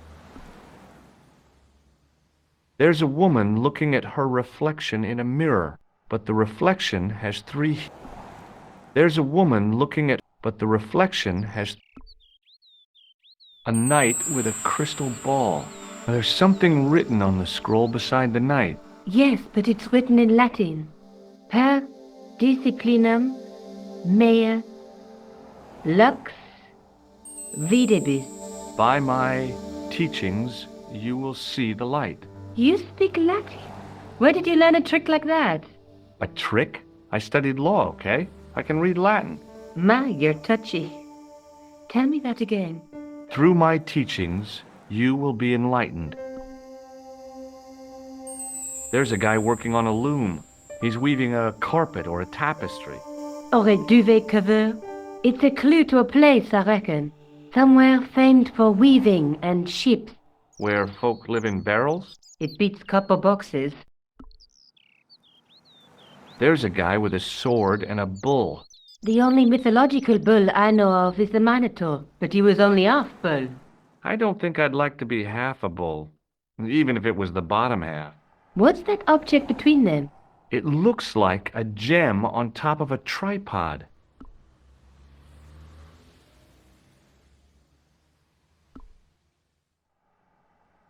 Maybe I'll check out the Kroon Museum.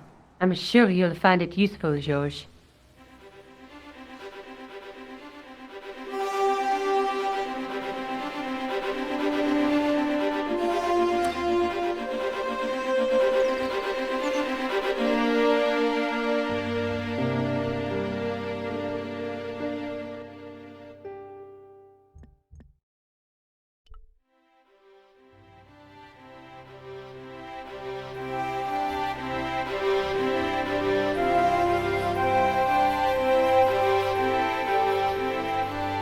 It was Rosso's sidekick, Sergeant Moo.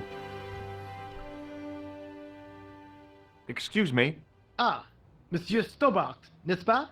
That's correct. You remember me. The retention of such data is part of my duty as a gendarme.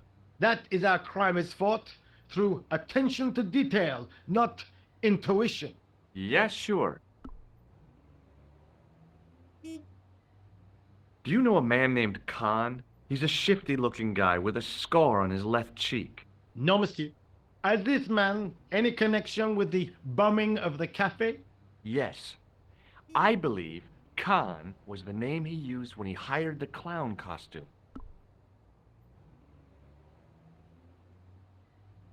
I'd like to report an assault. Yes, monsieur. Where is the victim? I'm the victim. I've been harassed by a pair of thugs. I see. And where did this alleged assault take place? Outside the Hotel Ubu. They stopped me as I was leaving and went through my pockets. Could you describe the suspects, monsieur? One looked like a gorilla, and the other looked like a weasel. Their names are Flap and Guido. Bon. I'll get them this time.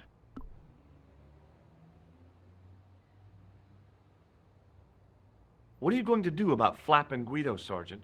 I'm going to bust them, monsieur. For years I have been hoping to pin something on that pair. Now's my chance. I'll show them, and the inspector. Thanks, Sergeant. Thanks for taking me seriously. I'm only doing my duty, monsieur. See you later, Sergeant.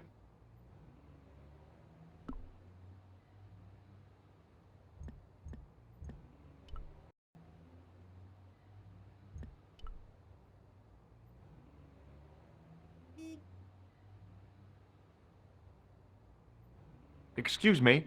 What do you want now?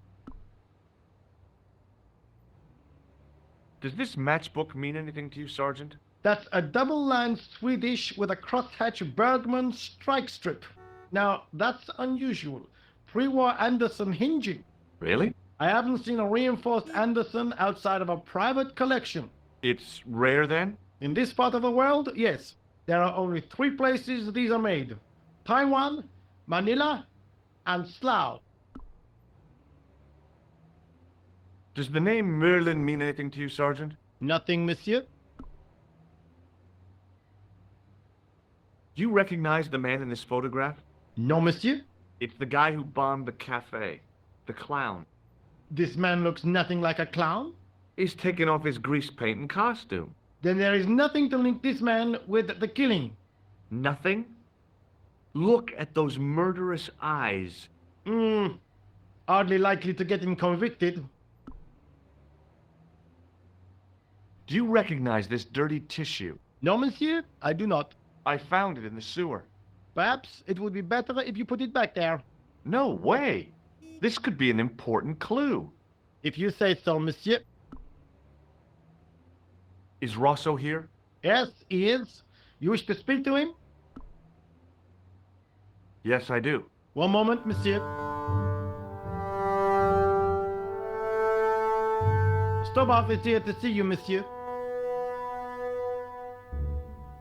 Did he say what it was about? No, monsieur. Very well.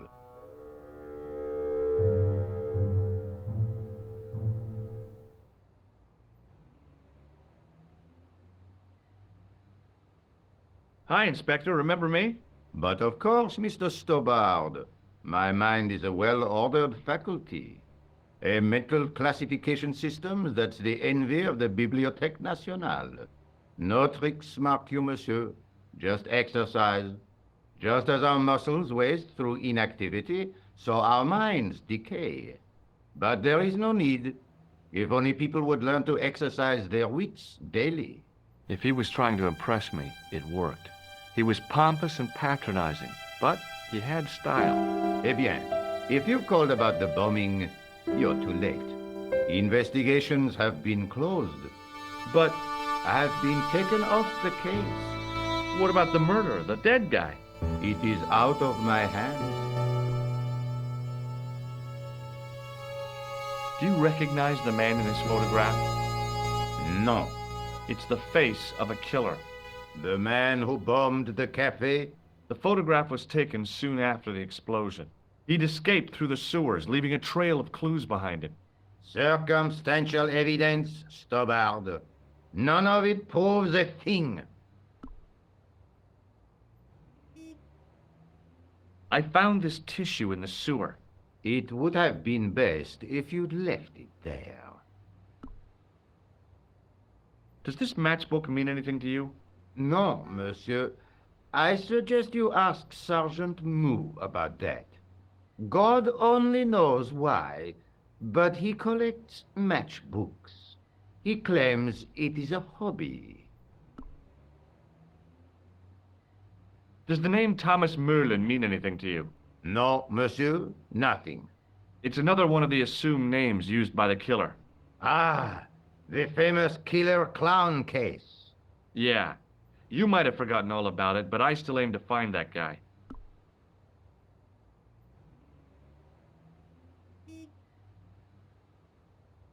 Don't you want to know what I found out about the killer?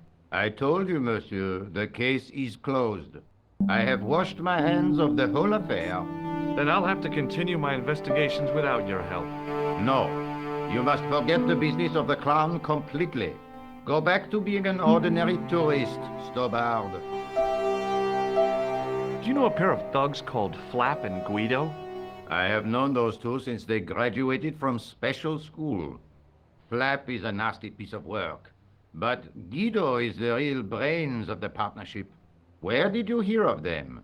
I met them out front of the Hotel Ubu. Did you find out the ID of the guy who was killed in the explosion? I already knew who he was. I heard that the bomb victim's name was Plantard. Your sources are reliable.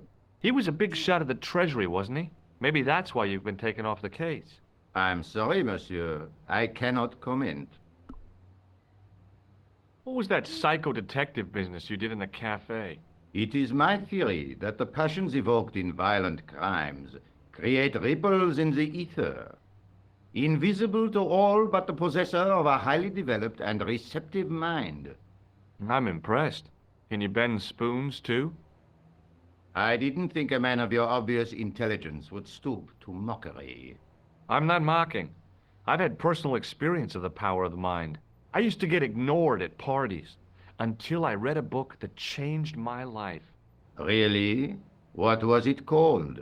Hypnotism for Fun and Profit. He looked at me as if I'd farted at a funeral. The power of mesmerism is a rare gift, not a party trick. You're not going to try any of that psychic interrogation on me, are you? Do you find the thought of my probing distasteful? Let's just say I'd rather you didn't.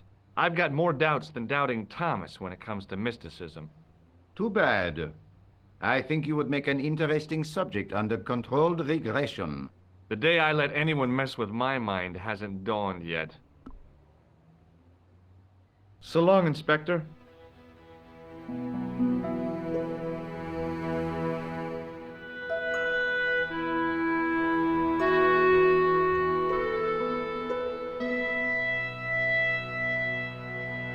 Excuse me.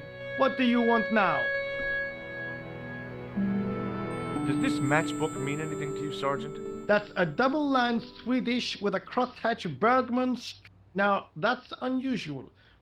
Really? I haven't seen a reinforced Anderson outside of a private. It's rare, then? In this part of there are only 3 places these are made. See you later, Sergeant.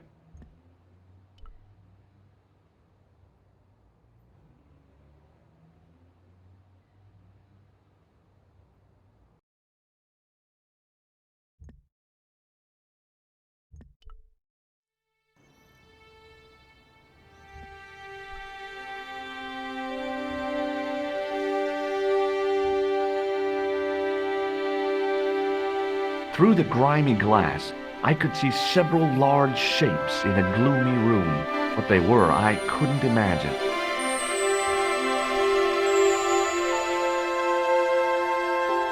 A real macho guy would have plunged straight into the spiky, scratchy bushes. Not me.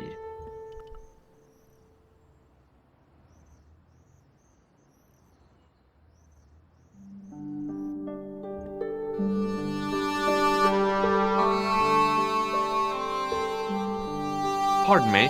Oui, monsieur? Are you Lobino? Oh, no. Fancy you mistaking me for him. No. I am the deputy custodian. But Lobino does work here. Work? I wouldn't go so far as to call it that. He studies here most days, but as you can see for yourself, not today. Have you ever heard of the Club Alamut? Oh, no. I don't frequent places like that. Do you recognize this ID pass? No. Do you recognize the man in this photograph? No, monsieur. Is there any reason why I should? I guess not. Do you know anything about the Knights of the Temple? No, sir. Not a sausage. Do you know anything about medieval manuscripts? Not me, monsieur.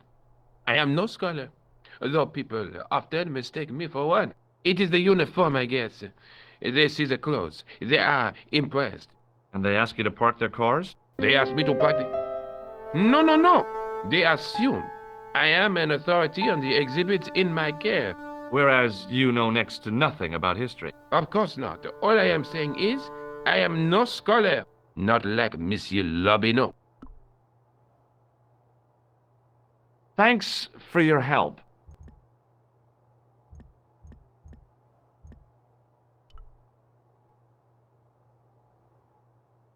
In the case was a spindly tripod, blackened with age and pitted with rust. It was identical to the tripod pictured on the manuscript. A notice identified it as 15th century from Western Ireland. It had been found in Loch Marne at the site of a Knights Templar preceptory. Ireland! What's that? This tripod was found in Ireland. I will have to ask you to keep your voice down. I'm sorry, I was excited. Pardon me. Oui, monsieur?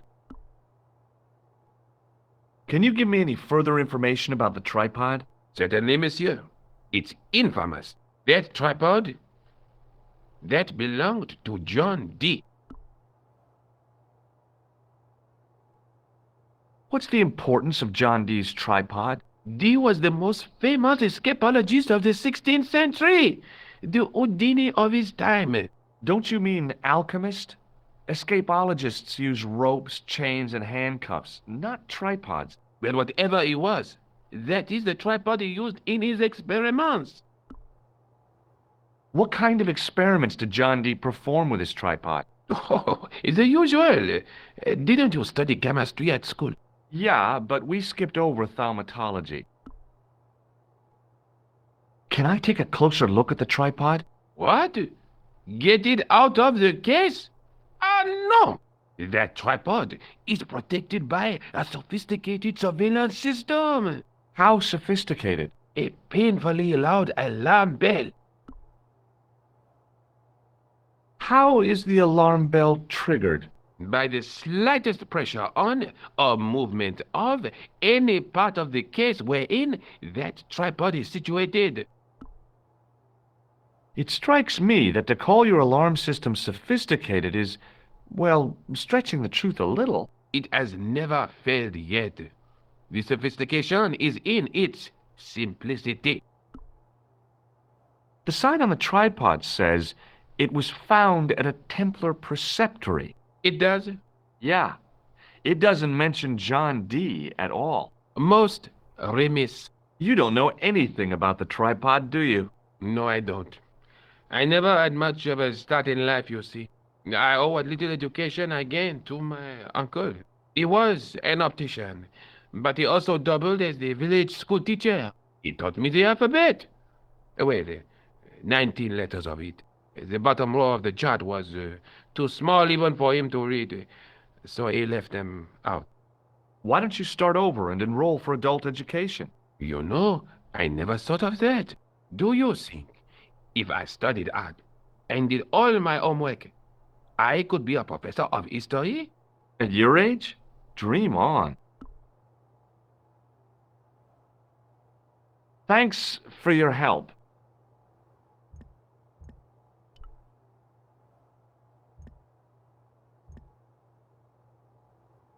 It was an ancient Egyptian sarcophagus with a beautifully painted effigy of its owner on the lid. It was a stone carving from ancient Egypt. Touching an object as rare and beautiful as that would have been the act of a barbarian.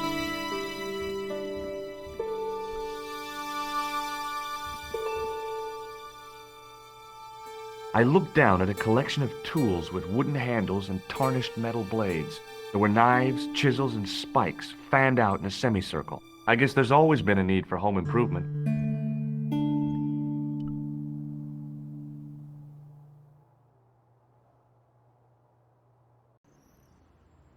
The tripod was definitely the one on the manuscript. The Templar connection confirmed it. I was tempted to go to Ireland to check it out.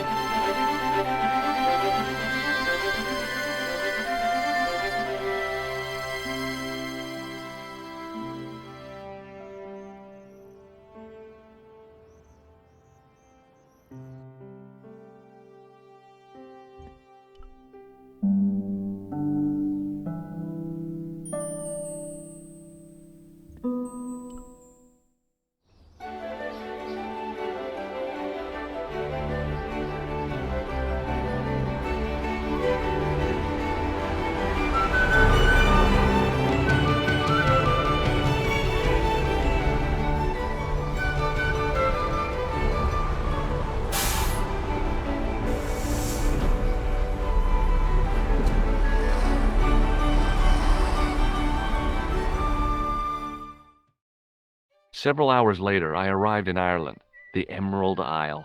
I'd been lucky to get a bus from Dublin to the tiny village of Lochmarne. On the way out, the driver told me there was only one service a day.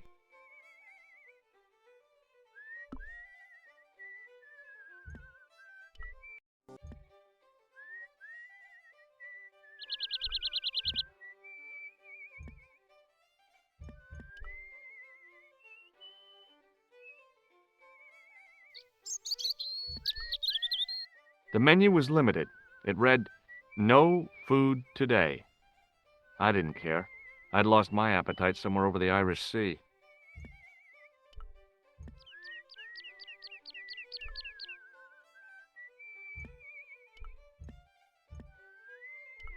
The lad was doing his best to express his adolescent aggression. His effort was somewhat diminished by the fringe of milk on his lightly feathered upper lip. Hi there. What? What's your name, kid? Who are you calling kid? Who the hell are you? I'm George Stobbart, and I'm with the good guys. You're a head case, mister. A few sandwiches short of a picnic. Cut the crap and tell me your name. Liam McGuire. What are you doing hanging around the bar, McGuire? I'm on the run from me dad. Why? Did you do something bad? I ain't done nothing, boss. You can tell me, kid. Is it your dad? Oh, sir. He drinks every last penny down his evil throat. And there's me poor old mother, bedridden and dying of presumption. I tried to buy her medicine. Chopped firewood for Father Mahoney till me fingers bled. The old skinflint cheated me too. But I took the pennies he gave me back home. Look, Ma, says I, see what your darling son has earned with his own sweat and blood.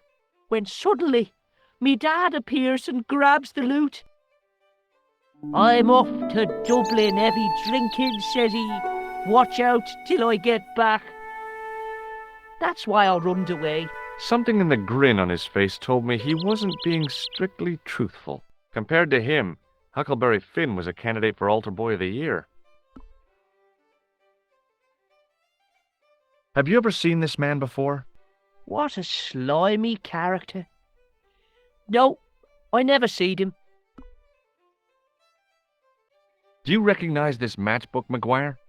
No, sir, I never seed it before in my life.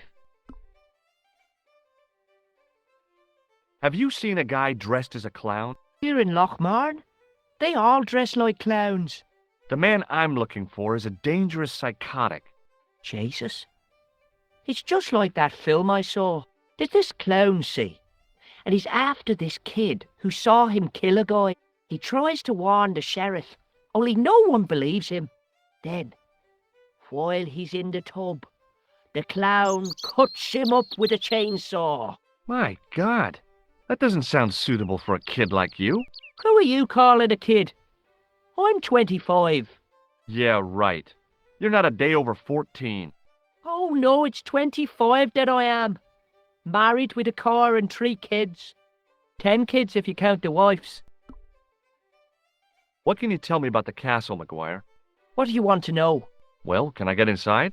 No, it's locked up. Does anyone live there? No, only... What? Oh, nothing. You know something about the castle you're not telling me, don't you? No, What is it you're covering up? Is it something you're scared of? I ain't scared of nothing. I'll give you one last chance to tell me about the castle. Oh, yeah? And what if I don't? Then I'm taking you back to school. Oh, there's a ghost. It's called the Phantom of Lochmarn.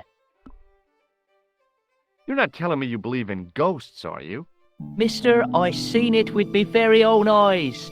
Last Tuesday night, I went up to see what that dig was about. I just reached the top of the wall when I hears this awful noise. What sort of noise? A horrible snuffling and snorting, like O'Brien's pig, only worse. It was coming from inside the castle. Did you find out what was making the noise in the castle? No fear. I just sat there on the wall like Humpty Dumpty. The moon was cracked and greasy like an old dinner plate. The yard was full of shadows. I could have been hiding anything. I would have gone home, but me legs had lost their stuffing. Did you get to see the ghost? Indeed I did. And a fearsome sight it is too. I sat on my arse, waited while the moon went down. Then out it comes from the shadows, all grey and tattered and hunched over like an old bent willow. Then I hears this spluttering and splashing and horrible laughter in the dark. I was so scared. Well, it fell off the bloody wall. I'm sure there's a rational explanation for what you saw at the castle. There is. The bloody place is haunted. See you later, kid. Okay, mister. The drain was covered with an iron grating, through which I could hear the rush and surge of running water.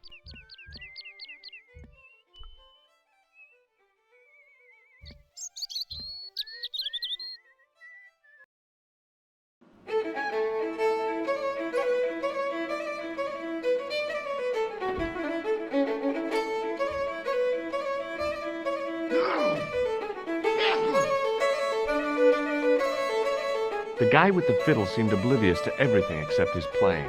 Meanwhile, everyone else in the bar seemed oblivious to him. He wasn't listening. The guy sat in the corner as if he was a permanent fixture. There was a vacant look on his cow-like face that said quite clearly, "Nobody home." His elbow rested on an obviously soggy piece of towel.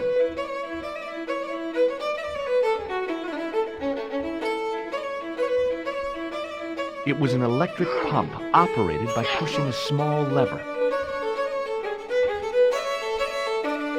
Top of the morning to you. I beg your pardon. Well, that's what you Irish say, isn't it? Do you want something? Or are you just flaunting your xenophobia?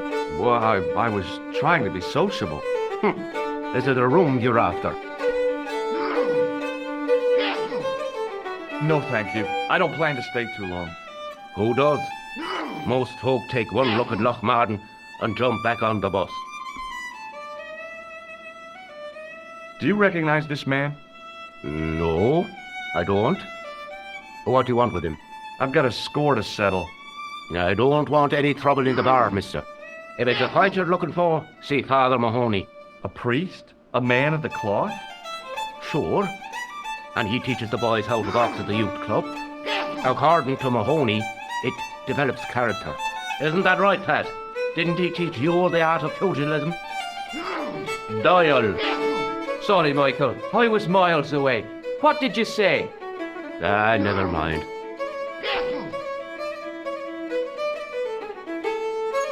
Have you served any, clowns recently? No. You're the first today. Seriously, I'm looking for a man dressed in a clown costume. Would he be having a little white dog with a black patch over the eye? I shouldn't think so. What can you tell me about the castle? You're the second person to ask me that today. I don't know anything about the castle. It's only an old ruin anyway. Who else was asking about the castle? He said he was a reporter. He was asking about the little people. I could have told him a tale or two about the He might have paid me to hear what he wanted me to say. Anyway, I chucked him out on his arse. Good for you, Meg. That's the way to deal with journalists. I'll try a glass of beer, please. Is this your first pint of real ale? Well, I guess so. What's real ale, anyhow? Beer that's brewed from natural ingredients to traditional methods. It shouldn't be kept under pressure or refrigerated. And finally, it should have a good body and distinctive character. In other words, it's flat and worn with bits in, and it makes you fall over.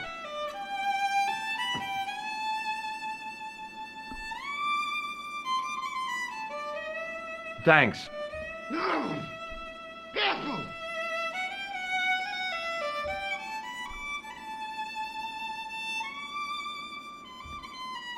The glass contained a dark liquid like molasses, with a creamy white froth on the top.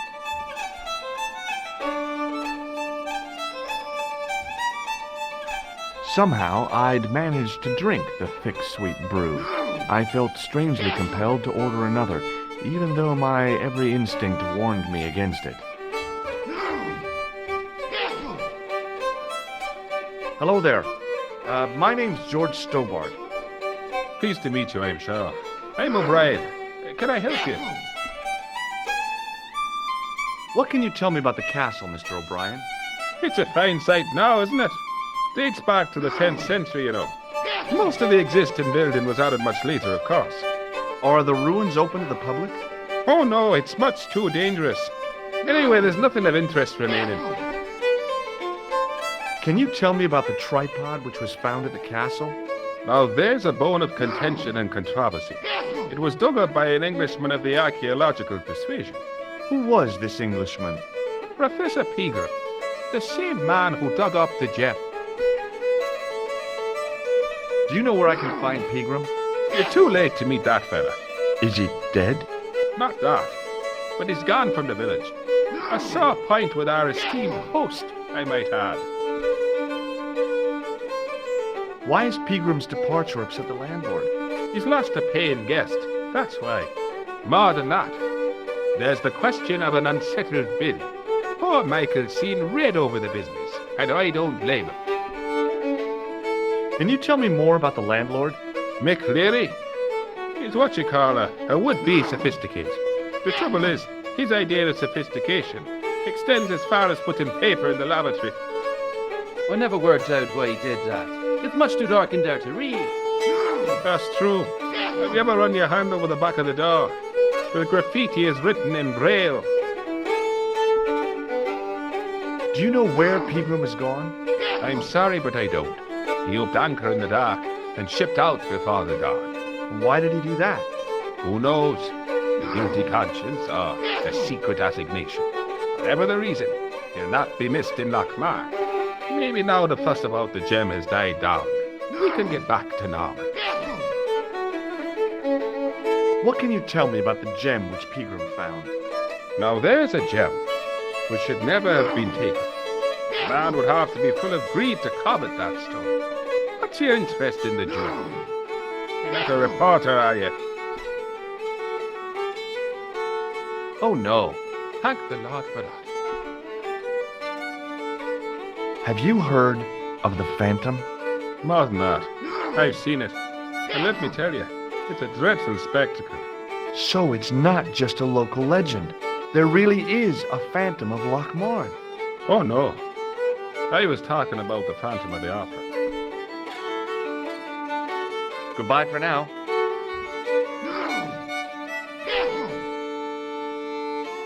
Hi, my name's Stobbart, George Stobbart. Hello there, mister. What can I do for you? Do you recognize the man in this photograph? It's a handsome mug on that fella, to be sure. Is he a film star? Don't be fooled. This is the face of a psychopathic killer. No. Well, there's one in the eye for me and my men. Do you recognize this matchbook? No. Do you know Professor Pegram? Do I know him? Do I know the good professor himself? No, I don't. I mean, I know who he is, but I don't know him to talk to.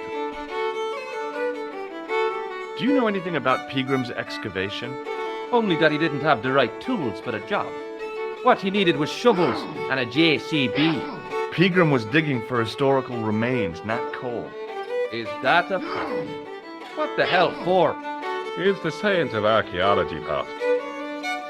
Understanding how people used to live by what they've left behind. One day archaeologists might be digging up our remains. Imagine that, Mr. O'Brien. I wonder what they'll find. Well, it won't be arrowheads and beakers.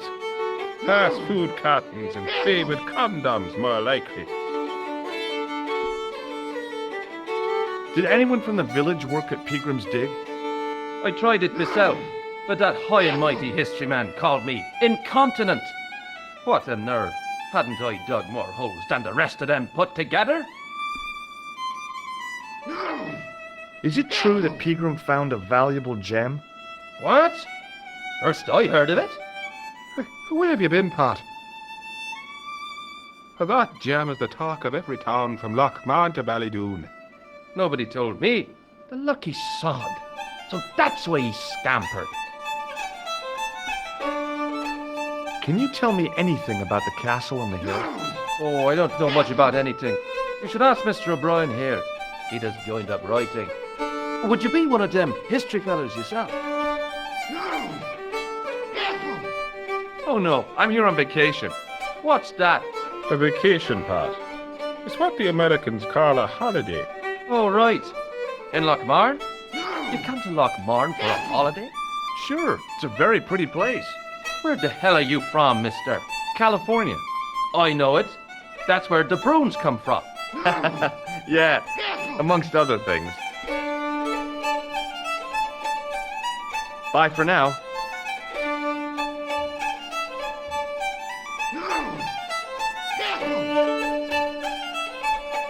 I'd been taught not to judge people by their appearance or their clothes or the length of their hair. Nobody ever said anything about runny noses. Hi there, old-timer. What? Nasty cold you've got there. As soon as the words left my lips, I regretted them. Is there such a thing as a cold which isn't nasty? I put the question to Father Mahoney. Father, says I, why were we born to suffer snot? What did he say? He said, it's my reward for being out all night like a sinner. Pious prig. Anyway, this is no ordinary cold. It's the hay fever. Pollinosis? Thank you. You're not a policeman, are you? Excuse me? Police? No, I'd know it if you were. Do you recognize the man in this photograph? Is that supposed to be you? No, I don't have a scar on my face, and I'm not from the Middle East. I can't tell without me glasses. Do you know Pegram, the archaeologist? That's the scrawny fellow who was poking around at the castle, isn't it? No, I don't know him. Were you aware that Pegram was conducting an archaeological dig? I don't meddle in other people's affairs. They don't interest me. Do you know where I can find Pegram? I told you, I never heard of him. Can you tell me how to get into the castle? Don't even think about it, me bucko. Lochmarn Castle is haunted. That's what the kid outside told me, but I don't believe it. Then you're a fool. Have you ever seen the ghost? To be sure, with me very own eyes. Can you describe the ghost? It was horrible. A wee stunted beast, long beak, straggly, flappy wings. Are you sure it wasn't a wild animal? A rabbit or a skunk or something? Skunk? In Lochmarn? That'll be the day. No, that was a ghost, to be sure. I think I know what you saw on the castle wall. I know what I saw. I don't think so. It was the kid, McGuire. What? He was up on the wall last Tuesday night. He thought you were the Phantom of Lochmarn. Oh! Ghosts don't bother me. I still want to visit that castle. You can't.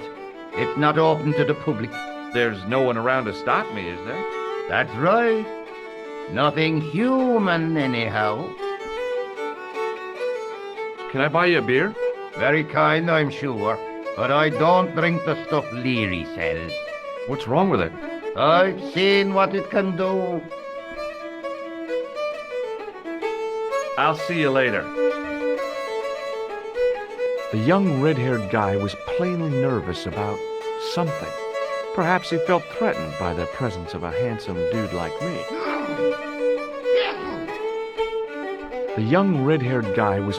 Perhaps he felt threatened by the presence of a handsome dude like...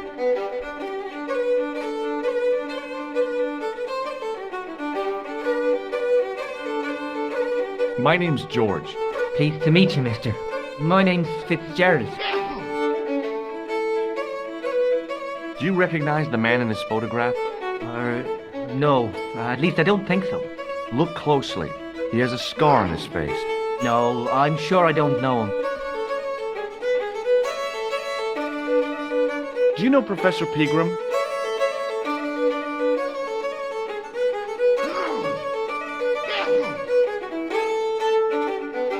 He's the archaeologist, isn't he? That's right. Did you work at Professor Pegram's dig?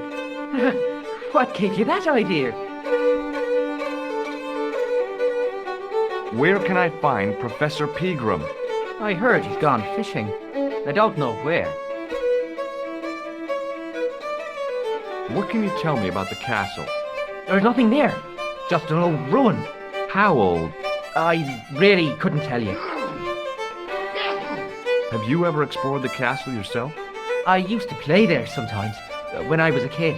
Then one of the little ones fell off the wall, broke his head and died. We didn't go there anymore. You haven't been up there recently? No. Have you heard about the gem which Pegram found? I've heard a rumour, but you can't believe everything you hear or see, can you? Can I get you another drink? Oh, no thank you. I shouldn't be drinking at all. I'm on tablets for my nerves. More than a pint and I'll pass out. Does this matchbook mean anything to you? No. Check out this pass. Yeah, it's yours, is it? Not exactly. Do you recognize the name? Thomas Merlin? No, never heard of him. See you later. There was a vacant look on his cow-like face that said quite clearly, "Nobody home." His elbow rested on an obviously soggy piece of towel.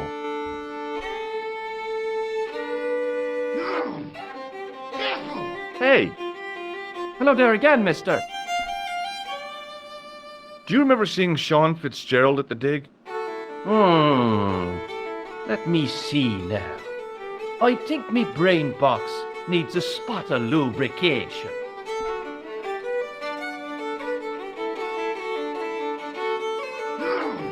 Can I buy you a drink? You most certainly can. Give me a drink for my friend here. Who, Doyle? Has he conned you into buying for him? Shame on you, Patrick. Same again. Just a point this time, Michael. 1 point of brown coming up.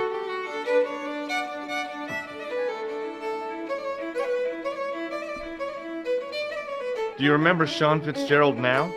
I can picture the scene as if it was only last week. Come to think of it, it was only last week. Fitzgerald was there all right. Him and a bunch of students. He was speaking with the boss man. Bye for now.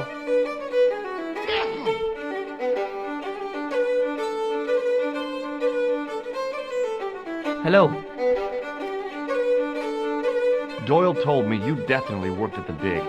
You don't believe him, do you? Patrick Doyle is a moron and a scoundrel. Even so, he saw you talking to Pegram. You can't prove that, mister.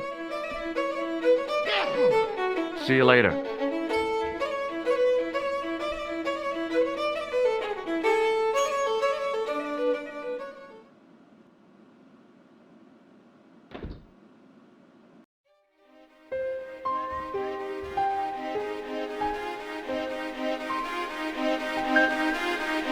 Hey, McGuire.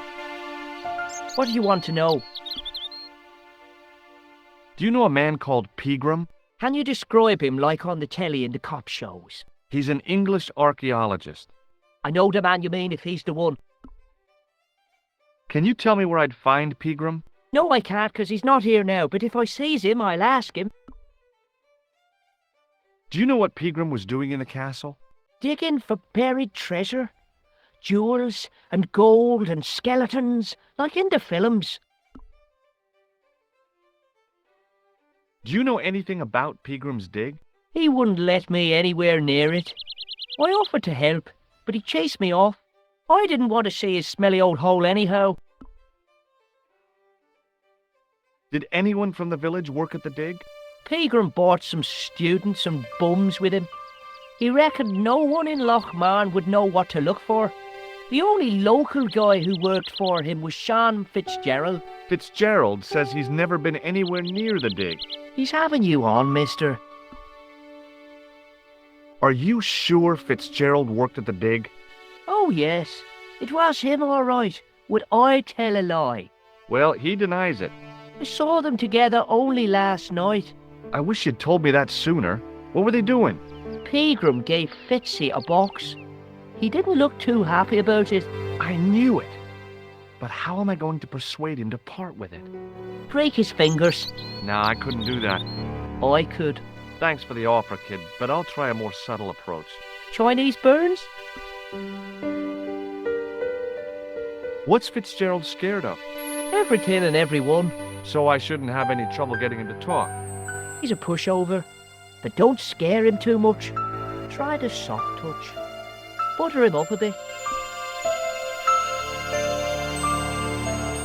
I heard that Peagram had found a legendary gem. That's right. It's been the talk of Lochmarn all week. You haven't seen the gem, have you? Hell no. I reckon Peagram made off with it. If I was him, I'd go to Amsterdam, chop it up and sell it. He could be living the life of Riley instead of digging holes. See you later, kid. Okay, mister.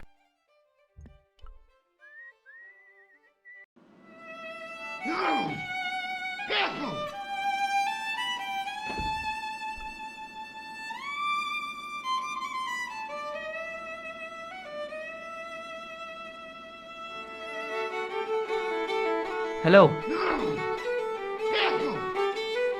McGuire says he saw you working at the dig. What's more, he saw you talking with Peagram.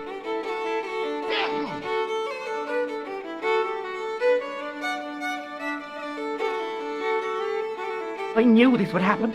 I knew I'd get caught. Just my luck. Grasped up by a delinquent and a dimwit. I need to talk to Professor Peagram, if he's still alive. What do you mean? Is he in danger? Yeah, you too, if I'm right. You're not from the Social Security. Hell no. What makes you think that? Well, I was claiming benefit at the same time I was working for Peagram. I'm not in a position to make judgments, Sean. That's between you and your conscience. All I want is to talk to Peagram about the gem. But he's not here. I know that. But he left that package with you, didn't he? So where did Peagram go? I don't know. I swear it. He came to see me early this morning. Said he was leaving.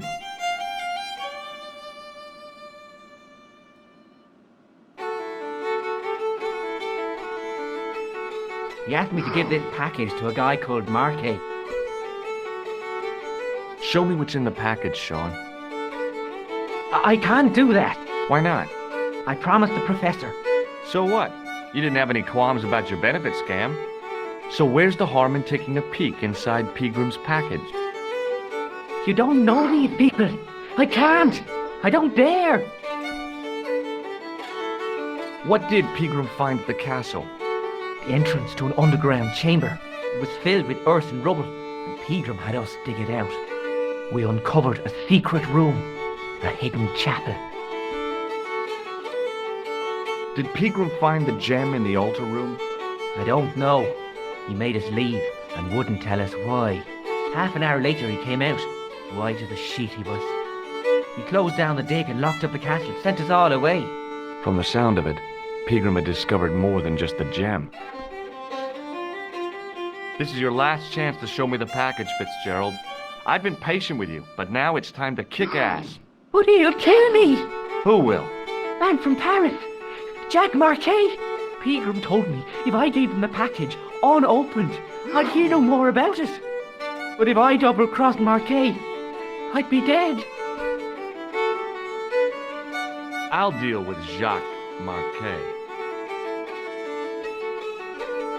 Give the package to me. No! Why should I trust you? I don't know who to trust anymore. I wish I'd never even heard of the Lochmarn gem.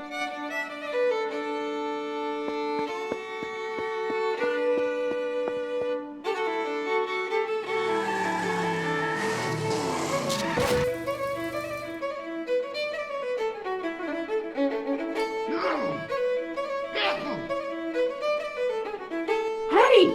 I just seen a big red... Get out of here, Maguire. Come back when you're old enough. What's the lad howling about?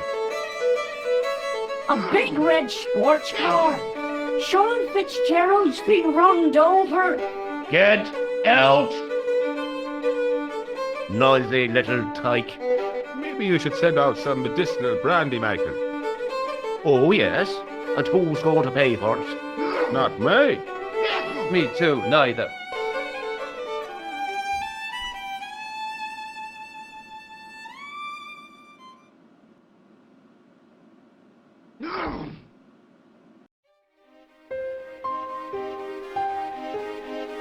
I was telling the truth about Fitzy, mister. Okay, calm down. Now tell me what happened. I was standing here, minding me own business, when I saw this beautiful red sports car coming up over the hill. Would you look at that, says I, and I going over to take a closer look. Next thing, Fitzy comes tearing out of the pub and nearly knocks me on my ass. Well, the car just flies at him. It was too fast for poor old Fitzy, and hit him an awful wallop. He goes flying up on top.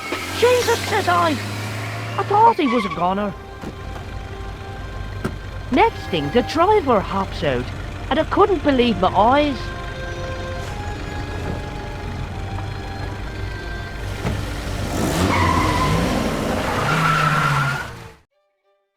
He was dressed like a bloody pixie. Did this pixie have a scar on his cheek? I couldn't see. He was wearing a stupid mask. Are you a special agent? Sorry to disappoint you, kid, but I'm not. Did Fitzgerald drop anything when he was hit? I didn't see. It all happened so fast.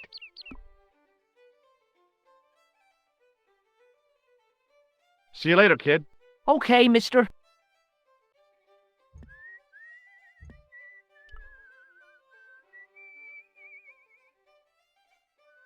The plastic cover had been smashed by the pixie's car, revealing a switch. I pushed the switch down, but in doing so it snapped off in my hand. It was a trap door in the sidewalk.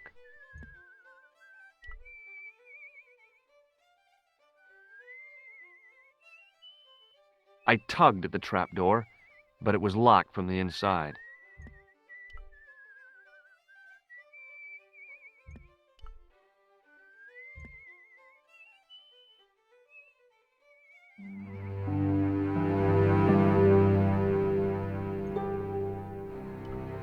The farmer's craggy face was set in a mask of aesthetic appreciation. His feet were set in a pair of manure-caked boots. Hi. Do you speak English? Well, no, what if I was to say no? An implication of cognizance shrouded in denial. A pretty poser of a paradox indeed. I gave him the look I'd perfected when I was 12 and was going to be the greatest hypnotist of all time. It was a killer. Are you attempting to hypnotize me, or is it the constipation you're suffering? I was a little out of practice. Have you seen Professor Pegram? No, he's packed up and gone. Do you happen to know where? Back in England, I suppose. Do you think Pegram's disappearance is due to the curse? Look at the facts. He dug up the gem. He disappeared. Bingo. It doesn't take a degree in mathematics to work that one out, does it? You don't have to be a smarty Pythagoras with a calculator. I guess not. Pegram has run off with the gem. What can you tell me about the castle? Not much, I'm sorry to say. Most of its history is long forgotten. Ah, but if these old stones could only speak, what stories they'd tell. Stories to make your toes curl and your blood run cold. You know, this castle is said to be over 600 years old. Who built the castle? Mad Phelan, the first lord of Lochmarn. Well, I say lord, but actually he was little more than a village chieftain. He built his castle from the remains of the Templar preceptory. Where was the site of the Templar preceptory? Right here, on Temple Hill. Phelan built right on top of the old wall. It's said that deep beneath these walls, there's a Templar chapel. Did Pegram discover the chapel? I don't know. His workers were sworn to secrecy. Did you happen to see a red sports car down on the road? I caught a glimpse of a flash of red on the hill and heard the racket. Sure, it was an awful noise. A sports car, you say? A Ferrari, to be exact. A racing car? And what was it doing here? The poor fella must have been lost. The driver of the Ferrari was involved in an accident. Is that so? Yeah, he knocked somebody down outside the bar. What an idiot! How could a thing like that happen? He was traveling too fast. So fast, he ran right under the car? I mean, the car was traveling too fast. But you'd have thought the idiot could have heard it coming. Maybe you know the guy who was hit by the Ferrari. His name is Sean Fitzgerald. Oh, I know him all right. That's me nephew, the idiot responsible for the stacking of my hay cart. Was he killed by the car? Oh, no, but he has been abducted. Well, that's a relief now. Aren't you going to look for your nephew? What for? From what you say, it's too late. Well, you could report the matter to the police. Better not. Besides, what could they do? Well, they could mount a search. They have only the one bicycle between them. In a question of superior acceleration, I put me money on the Ferrari. Do you mind if I climb up your haystack to get into the castle? What? You'd break your stupid neck for sure. Do you think I'd stand by and see your brains dashed out? I'd be very careful, and I promise not to sue. You won't get the chance, not while I'm here to stop you. Good book? A book? It's a passport to a world of fantasy and imagination. Yeah, what's the title? Creative Shelving for Beginners, the 1978 edition. What's so cool about home improvement? There's nothing like it. The resinous autumnal aroma of seasoned wood, the rhythmic rasp of the plate. Ah, no wonder our Lord came to earth as the son of a humble carpenter. I bet he was a wizard with a chisel and a length or two before.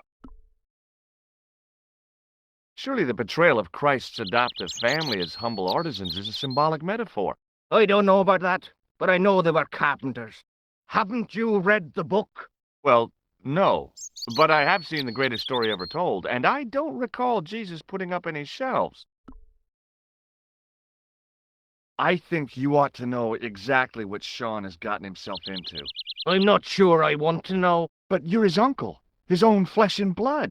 You're right, but what can I do? If I'm not here to guard it, some idiot might try to climb the haystack. What a moral dilemma. Stay here and guard this potentially lethal agricultural construction, or to go off in search of the prodigal nephew, the very man responsible for said hazard? It'll need some thinking about. Why, there's no problem. You're right. Why didn't I think of it before? We'll demolish the haystack. You don't have to demolish the haystack to go look for Sean. I'll stay here in your place and warn anyone who's silly enough to climb it. Marvelous! I think I should start me inquiries in the bar.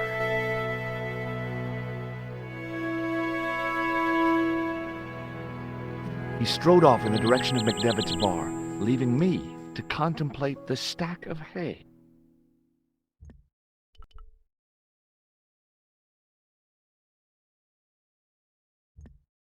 The gates were made of solid, age-blackened wood.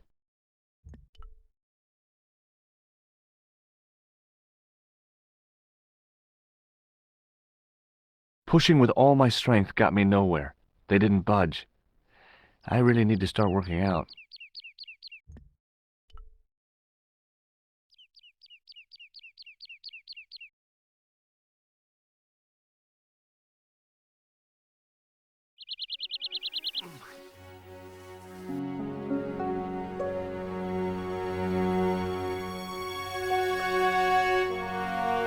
The stack of hay stopped, short of the top of the wall.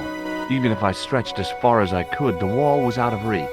What I needed was a slice or two of Alice's Wonderland.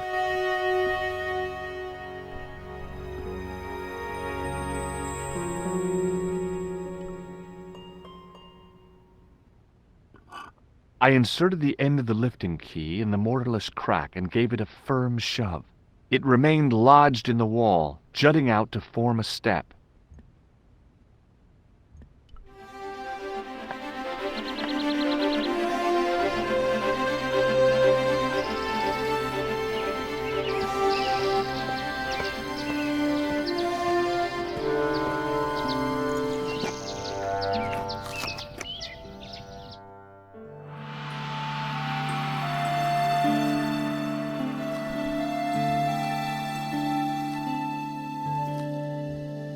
It was the fiercest, meanest-looking old goat I'd ever laid eyes upon.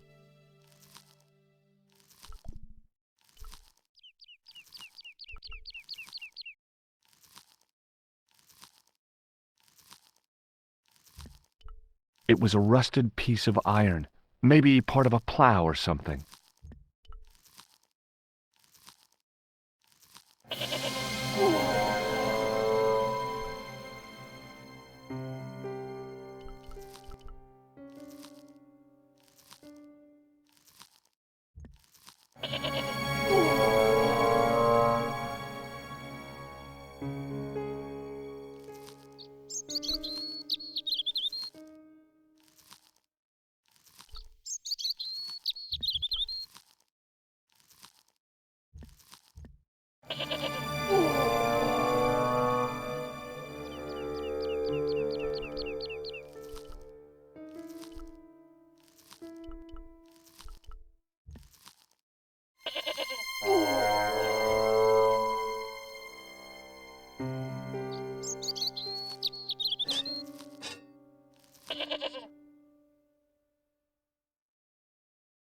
The rope by which the goat was tethered had become tangled on the old plowshare.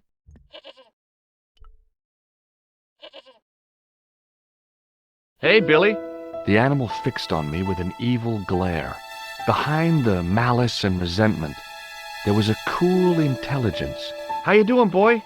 I felt as threatened as I'd been by the assassin and his goons in Paris.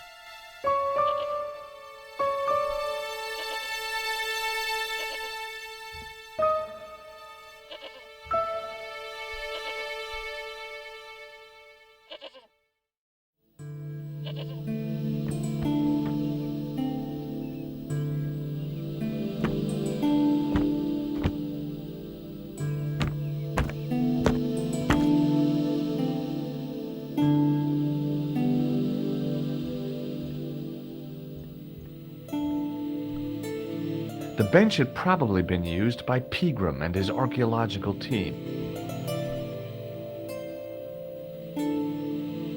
The only object on the table which interested me was a small sack. As I dipped my fingers into the soft white powder, I realized what it was. Plaster of Paris. I'd used it in kindergarten to make casts of animal paw prints. The sack was empty.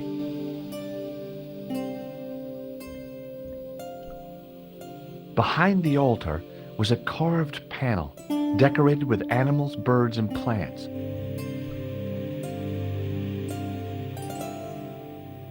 I tried in vain to move the panel. There was a pattern of 5 holes arranged on the wall. They'd been drilled there deliberately.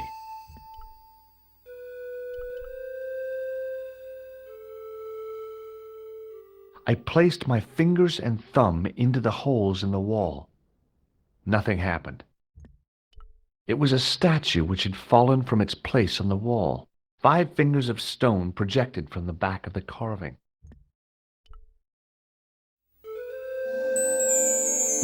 The statue was too heavy to lift. It overbalanced into the sand.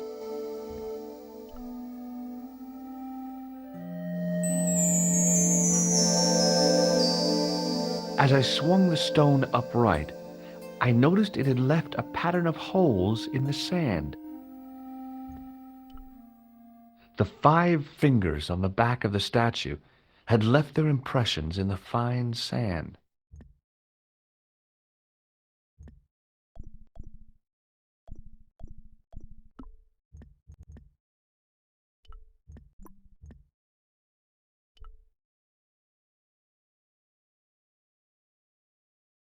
I sprinkled the plaster on the sand until the holes were filled.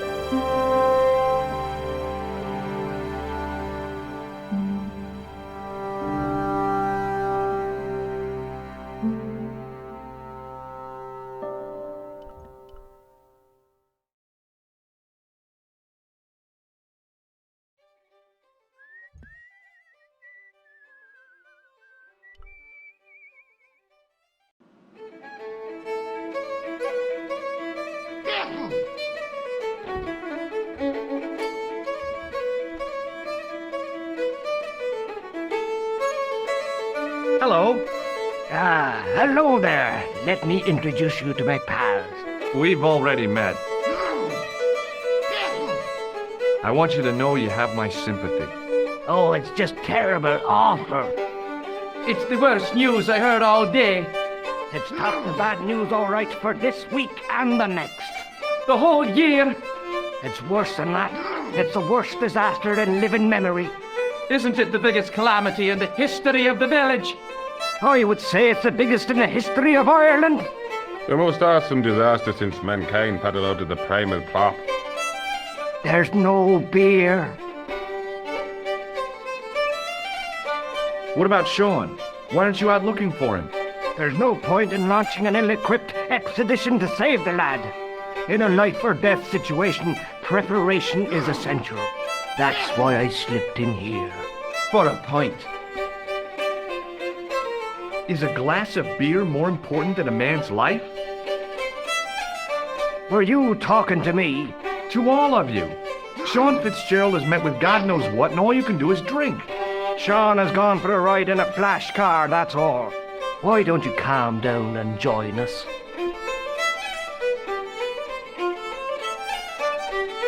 I gotta go. Excuse me, Mr. O'Brien. Hello there. What now? The boy told me Fitzgerald was driven away in the car that hit him. McGuire's always spinning wild yarns. I don't know where he gets them from. Television, I expect, or comics. If I was you, I'd take what he says with a generous pinch of salt. McGuire's tale about the car sounds quite plausible to me. He says the driver was dressed like a leprechaun. That boy has a head full of fluffy toys. Goodbye for now. Hey! Hello there again, mister. What do you know about leprechauns, Doyle? Leprechauns? Is it the little people you're talking about? Sure, and a cousin of mine was wed to one. Oh, come on. Do you really expect me to believe that? It's the truth, I'm telling you. She fell asleep on a fairy ring, see? When she woke up, there he was. A little fella, all in green.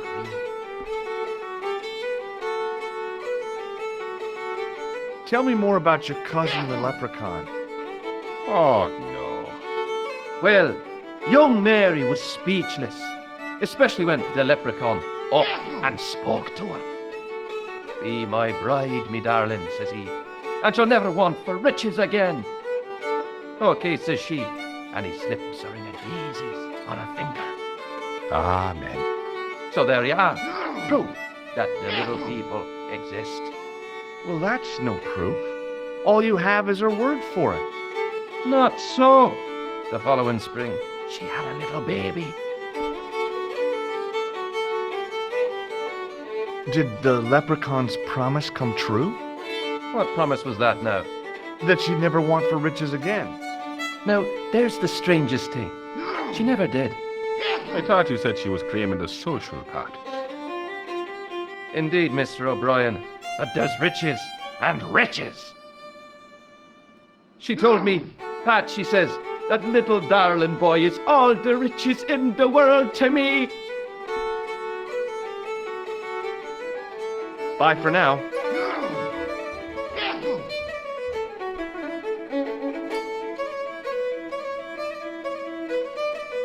Hello again. What? What's that you're making? It's a necklace, me bucko. Oh, sure. Made out of steel wire? That's right. A necklace for my pretty one. When my little lover feels it round her slender neck, she'll be mine. All mine.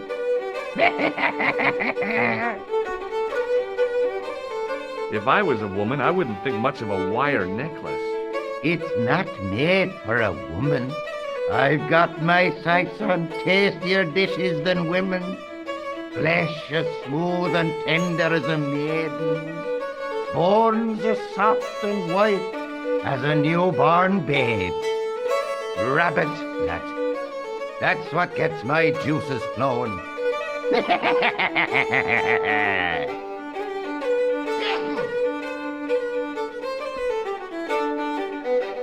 Ah, so you're making snares to trap rabbits.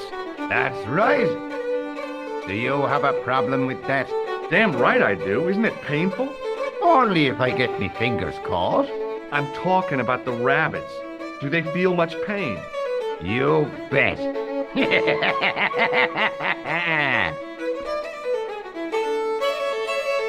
I'll see you later.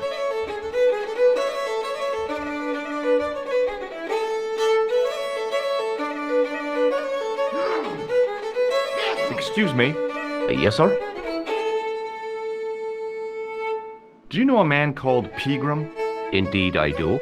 Are you a friend of his, by any chance? Oh, no. I'm just trying to track him down.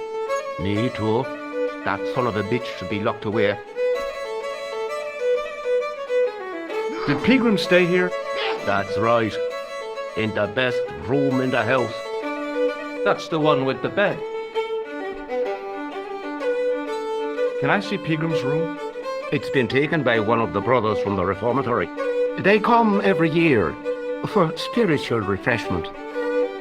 That's a good one. Their idea of refreshment is a good full of stout. I wouldn't want to disturb a man of God, especially not a big fella from the bad boys' home. I don't blame you, Mick. That brother's got muscles like a muscle man. Do you know Sean Fitzgerald very well? I know him enough not to sell him more than 2 pints. He's like a kid when he gets a few beers inside him. I'm not surprised. He's on medication. It's for his nerves. There's nothing wrong with his nerves. He's just screwy. May I have another beer, please? Certainly, sir. Same again? Yeah, please. How is this stuff made? That's the secret of the master brewer, sir. Each barrel is lovingly manhandled in time-honored fashion, suspended on skillfully tied ropes of the finest hemp, lowered into the cellar, utilizing the forces of original gravity, like manna from heaven. I'm sorry, but the pump appears to be broken. I can fix it for you.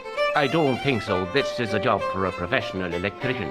Oh well, at least the glass washer is still working. It's not my dear, is it? It just so happens I'm an electrician. Check out my credentials.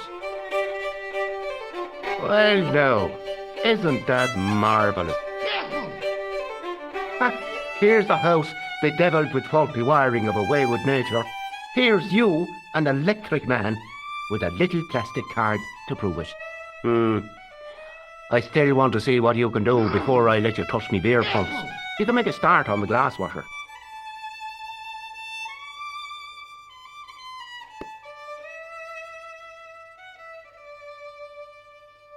And when you finish that, will you take a look at the pumps?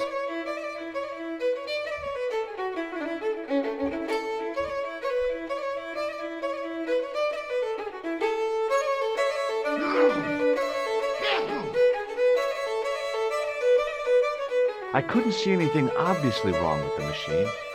I figured it must be the wiring. It was an electrical plug attached to the glass washer.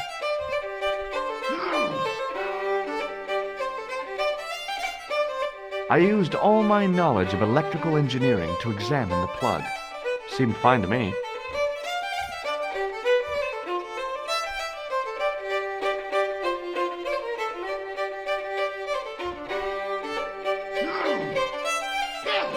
As soon as the old guy looked away, I grabbed his piece of wire.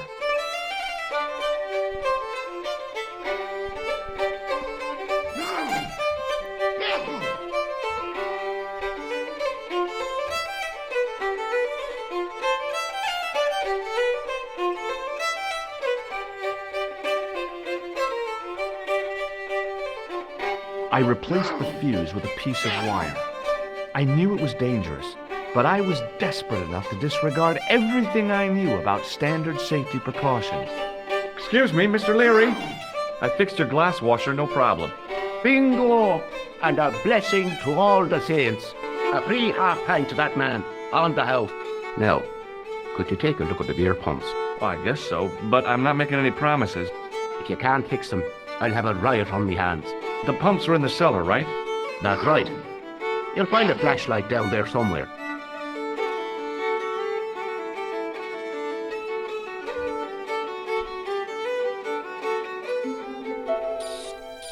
What a dumb place to store a flashlight. A dark cellar. The only way I was going to find anything down there was to feel around.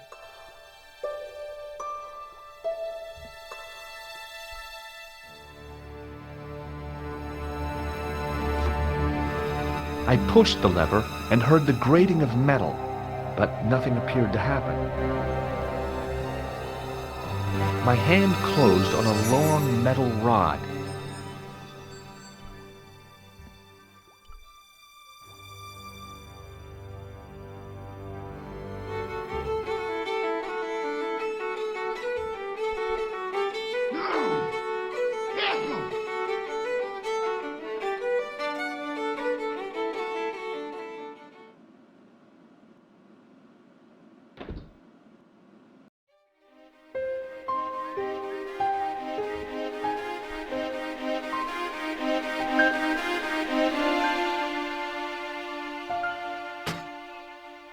I lifted the trap door, and an overpowering smell of stale beer rose from the cellar below. I looked down on a stone-tiled floor, way too far to jump.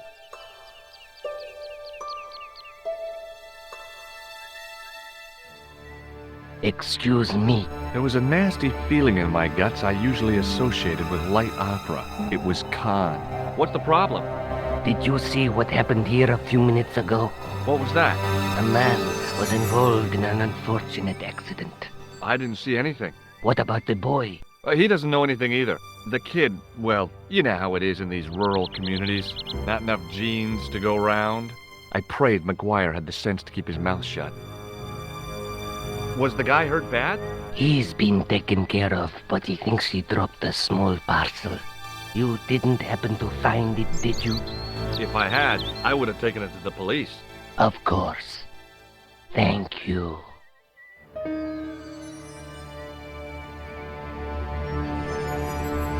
It wasn't my nerves that stopped me jumping. It was my damned legs. They wouldn't move.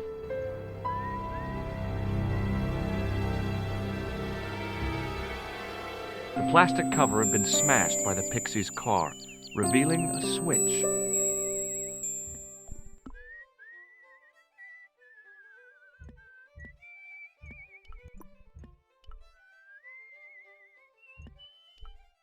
It was impossible to return the switch to its original position.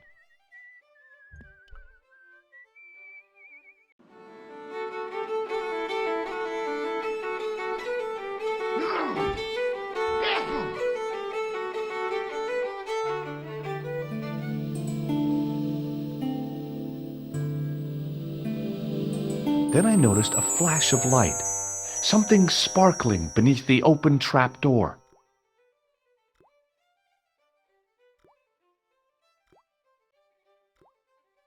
It was Peagram's gem, all right. A large, uncut blue stone. As I held it aloft, I realized the fascination it could command. I guess I was already under its spell. Did you find it? What? Whatever you was looking for. Yeah. Listen, McGuire. I want you to keep this to yourself. No problemo. Just chuck us up a crate of lager. No way. You're not old enough. We can sell it and make some cash. Forget it, kid. I couldn't betray Mr. Leary's trust. I could, for sure. That old misery guts deserves it. If you want to do me a favor, keep a lookout for that guy in the suit. Okay. But it'll cost you a packet of chips. Oh, and shout if you see that Ferrari. It was a bunch of cleaning materials. The carton was damp and soggy, useless. It was a calendar with a faded photograph of a prize-winning carp.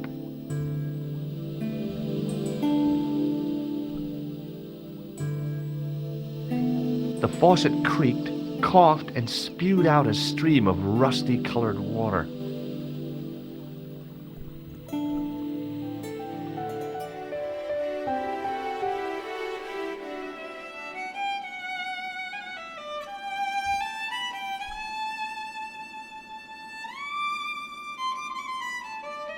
The man's arm lay across the towel, preventing me from moving it.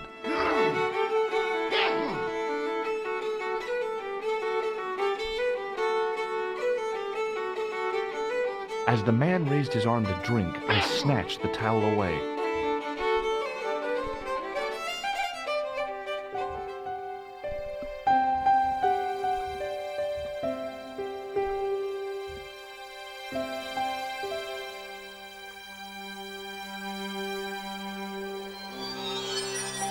I held the towel under the faucet and soaked it with water.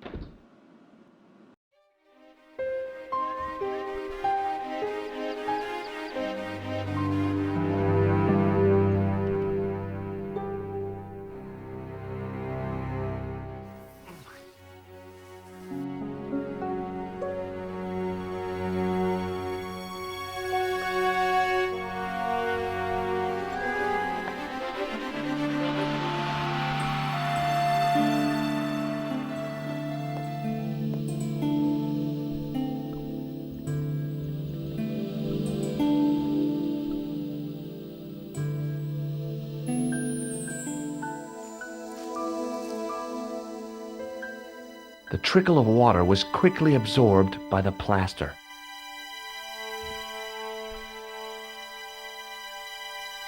I eased the solid piece of plaster from the sand. Underneath, it had formed a perfect copy of the statue.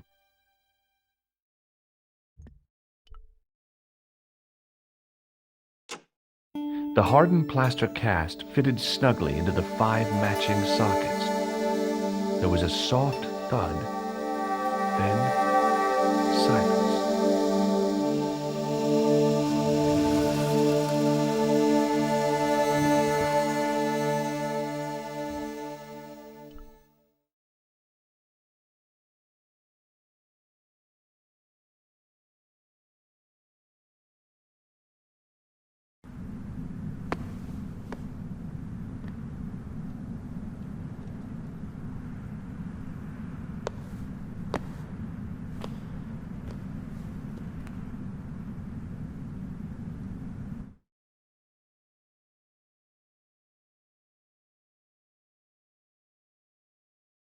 So, where did you stay last night?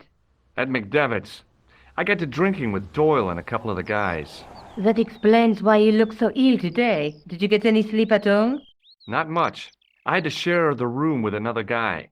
Did he snore? Hardly. He was dead. Then Leary woke me in the middle of the night to help bail out the cellar. The cellar was flooded? Yeah, some idiot had left the faucet running. And you say Pegram has disappeared? Without a trace. But my visit wasn't a complete waste of time. Pegram's gem? The Templars gem. Whoever Jacques Marquet is, he's in for a disappointment. Jacques Marquet? He's the guy who should have collected the gem from Fitzgerald. I've been reading about Pegram in this magazine.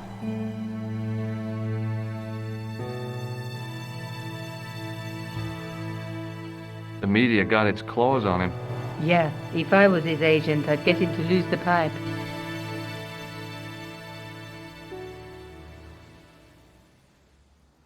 That dig must have been pretty important to him. He resigned his chair at Durham University to go to Ireland. And now he's disappeared.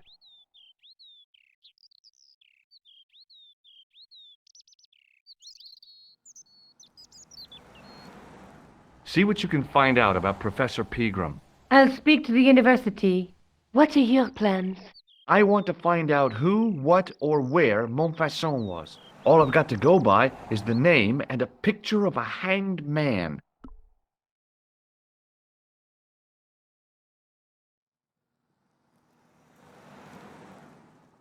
What do you know about Professor Pegram? I've seen a television program, Pegram's Past. He's written a book, The Crusader Families of Ireland. Let's take another look at the manuscript.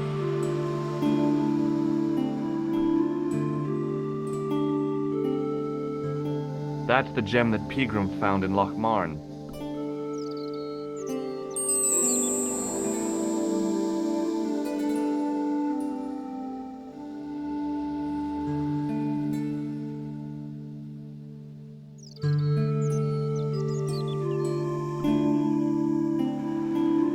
I can't sit here all day, much as I'd like to. Okay. Don't forget to look for Lobineau at the Kroon Museum. And why don't you see if Rosso has heard anything? Okay. Anything else I can do for you while I'm out? Shopping, a trip to the laundromat? Just take care of yourself.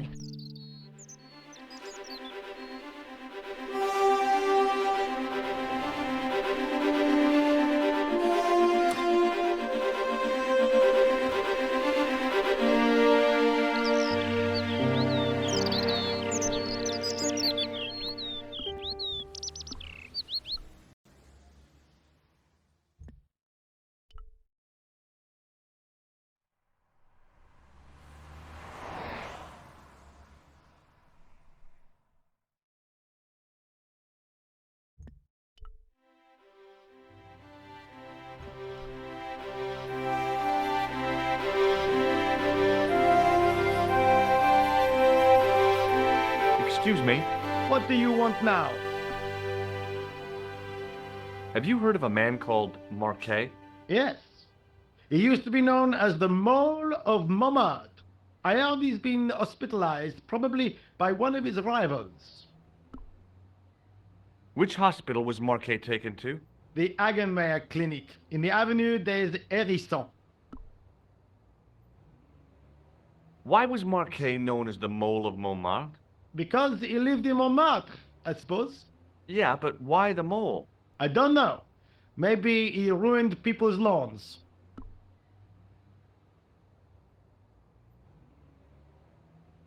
See you later, Sergeant.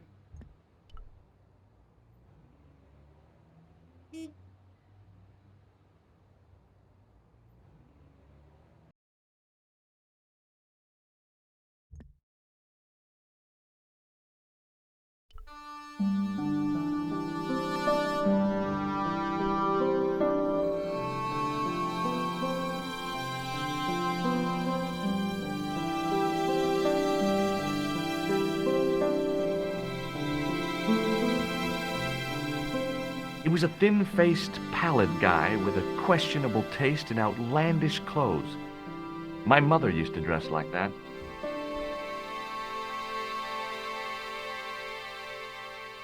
I beg your pardon. Are you André Lobineau?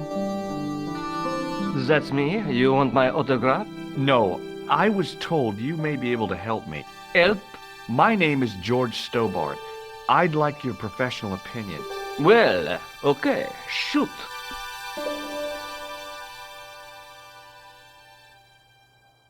Does the name Montfaucon mean anything to you?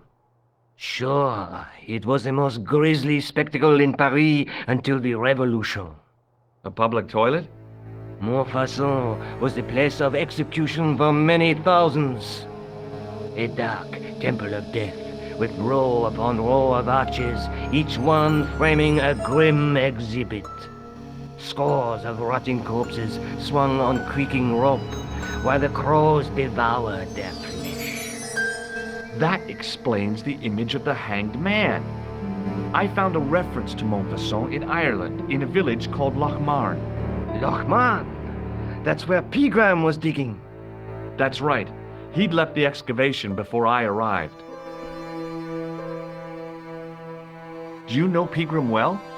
Not really. I met him at a conference. I would have liked to talk to him in depth, but I didn't have time. When was this? Oh, back in the summer, July, I think. The second week of July? Maybe. Yes, it was, just before Bastille Day. So Pegram was in Paris at the same time as the other victims. Pardon? Victims of what? Nothing. Just thinking aloud. Where was the site of Montfaucon? To the northeast, near the Canal Saint-Martin, but there's nothing there now. The old gibbet was torn down during the Revolution. I'd like your opinion on a medieval manuscript. Vraiment? Do you have it with you? No, it's too fragile. And besides, there are certain people who'd stop at nothing to get their hands on it. Intriguing. Do you have a copy of the text? There isn't much. Only a few Latin phrases. I was kind of hoping you'd help decipher the pictures. Without seeing the manuscript, that's a tall order. Just tell me one thing. What does the image of two men riding on the same horse suggest to you? The Knights Templar. Does the Templar seal appear on this manuscript? I'd love to see that for myself. Can you tell me anything about the Knights Templar? I sure can, Georgie. Soldiers, diplomats, mercenaries, monks, bankers, you name it, the Templars fit the bill. The greatest fighting force in Christendom, the militia of Christ. Jeez. How did the Templars get their name? From the building in which they set up their headquarters. The King of Jerusalem gave them part of a mosque on the Temple Mount. It was said to have been the site of the original Temple of Solomon. The order became known first as the Knights of the Temple, and later as the Knights Templar. You're a mine of information, André. Glad to be of help, Georgie. How come the Templars became so wealthy? There was a constant stream of new recruits to their ranks, many from noble families. They were required to swear a sacred oath of poverty, chastity, and obedience. So, their money, goods, and lands were donated to the order. The Templars soon held land in France, Scotland, England, Spain, most of Europe, in fact. The poor Knights of Christ became the wealthiest power in Christendom. Is it true the treasure of the Knights Templar was never found? Who knows? So little knowledge of what really happened remains. Or, if it does, the truth has never been made public. What do you mean by that? The Templars have attained mythological status, like the King Arthur of the Britons. There are people even now who say the Templars still exist.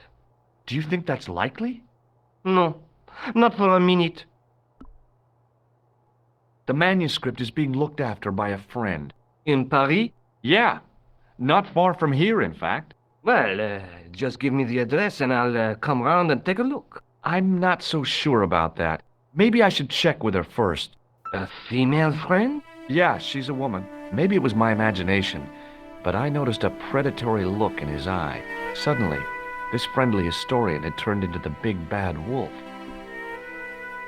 This friend who has the manuscript? Oui, the anonymous girlfriend. She lives at 361 Rue Jarry. Ah, I know it well. I'll drop by. Just as soon as I can. Thanks for your help, Andre. You're welcome.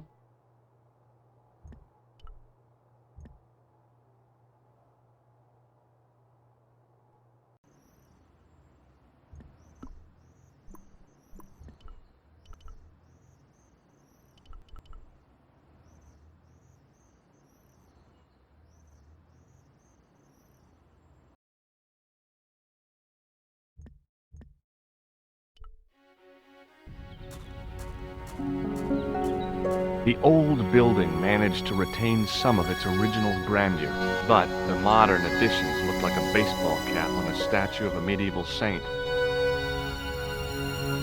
There was no sign of the crew of the ambulance.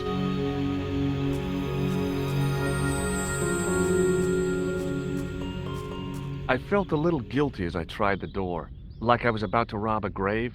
I gripped the handle with an involuntary tremble in my hand and pulled. The door was locked.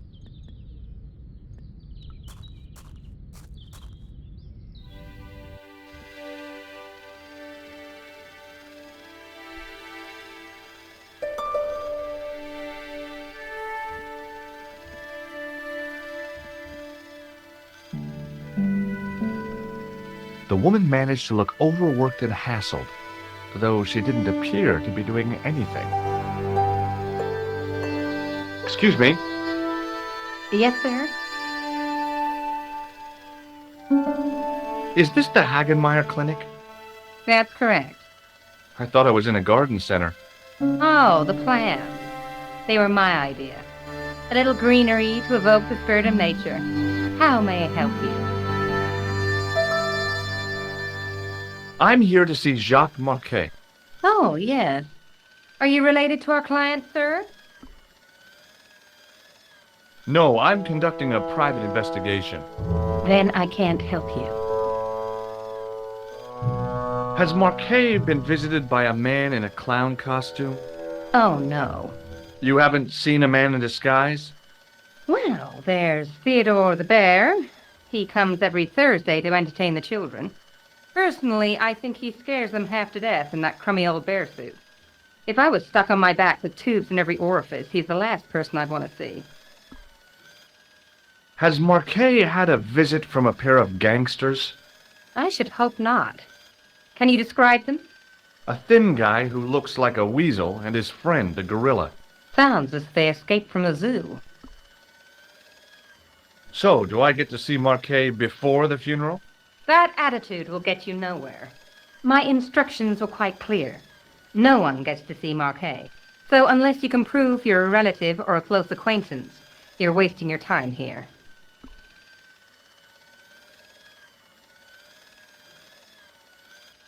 Have you seen this man here at the clinic? No, sir. And I never forget a face. Thanks for your help, ma'am. You're welcome.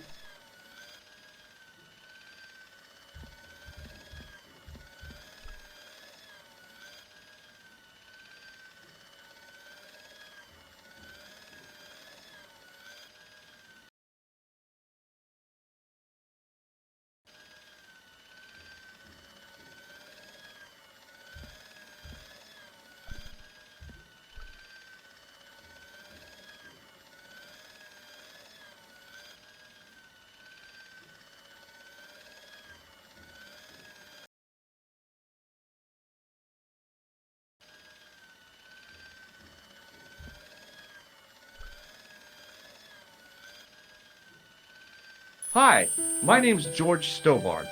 Really? If you wish to make an appointment, see the receptionist. I'm looking for a guy named Jacques Marquet.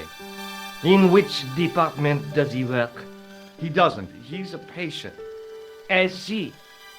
You do realize there are strict policies regarding visiting hours, don't you?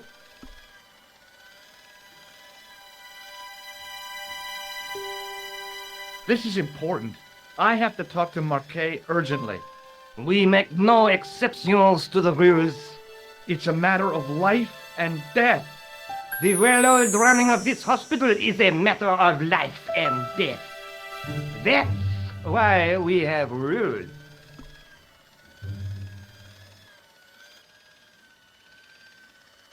I think I ought to warn you that Marquet is not what he seems. Explain yourself. He's in league with a bunch of guys who want to take over the world. Nonsense. Besides, Marquet's employers have paid in advance for one of our most exclusive private rooms. Could you tell me who Marquet's employers are? Certainly not.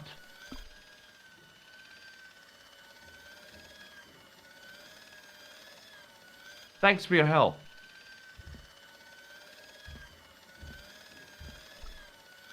Hi, my name's George Stobbart. Pleased to meet you, sir. Call me George if you like. Are you sure? Yeah, that's my name. My name's Benoit, but everyone calls me Bunny. Bunny? That's right. I used to have this cute habit when I was a kid. Keep it to yourself, Benoit. Do you know anything about a patient named Marquet? No, sir, I don't know much about any of the patients. I've never met a doctor who admits that he's only human. I'm only a trainee, sir. I'm sure I'll get the hang of things. See you later. Right.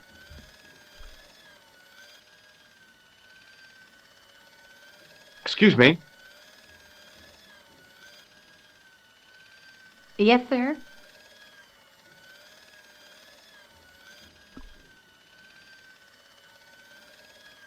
Look at this ID pass. So you're Merlin. Marquet's been asking for you. For me? Yes. He was shouting your name when they brought him in here. Now, let me see. He was on Ward B12, as I recall. Oh, he's being transferred to... Oh, dear.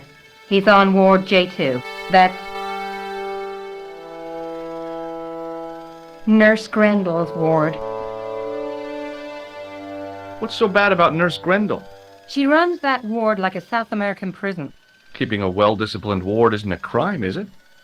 Well disciplined. In the discipline and punishment stakes, she'd whip the butt off the Marquis de Sade. Everything, I mean everything, is done to a strict routine. 6 o'clock alarm call, 6:10 bowel movements, and woe betide anyone who doesn't have a result. Those patients of hers are like Pavlova's dogs. She sounds like a real nightmare. And then some. If Nurse Grendel is that bad, how come the authorities tolerate her? She's like part of the furniture. Oh, you mean she's been here a long time? No, I mean there's not a man in this clinic who hasn't sprawled out on her. I was beginning to get the picture. This woman was jealous, with a big green capital J. How do I find Nurse Grendel's ward? Down the corridor on the left, turn right at the senior consultant's washroom. Right again at the executive coffee lounge. Fair left past the administrator's sauna. And turn left at the end. That's J2. And good luck. Thanks for your help, ma'am. You're welcome.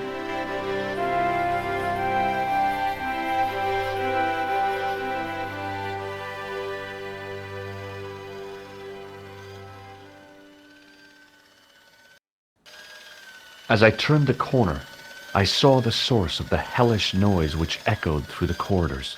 It was an industrial polishing machine with an odd-looking guy in tow.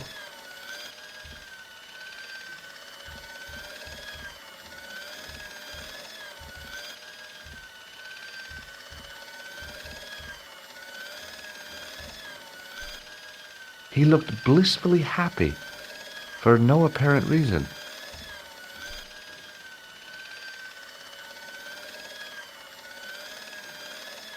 Hello. What's that? I said hello. Oh, hiya. I'd like to talk to you for a minute. That's what I thought you said. Don't look so down in the mouth. No matter how bad things seem, I never let life get on top of me. Oh, yeah? What's your secret? Why, it's easy. All you have to do is smile and whistle this little tune. You know what? If you start whistling, I'll bust you in the teeth. It's a deal. Do you know a nurse called Grendel? Sure I do. Is she on duty today? Yeah. End of the corridor, Ward J2. Have you seen any unsavory characters lurking about in the quarters? No, sir, I haven't. But I've got nothing to worry about. What's that, Mr. Shiny? You'd take good care of the rascals, I'll bet you would. With a friend like him, I've no fear of oppressors. It must be a great comfort. He is. Would Mr. Shiny be your polishing machine by any chance? Please, don't call him that. He's more of a friend than a machine. I've had Mr. Shiny for 3 years, and he's never let me down once. How come you got so attached to a polishing machine? I asked you not to call him that. He's got a name, you know. Yeah, Mr. Shiny. It's just that... You think it's odd, don't you? No, I don't mind. The rest of the staff think I'm twisted.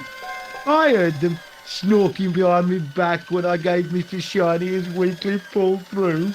Whatever you've got with this metal mop-foot is probably a fine and noble thing. It is?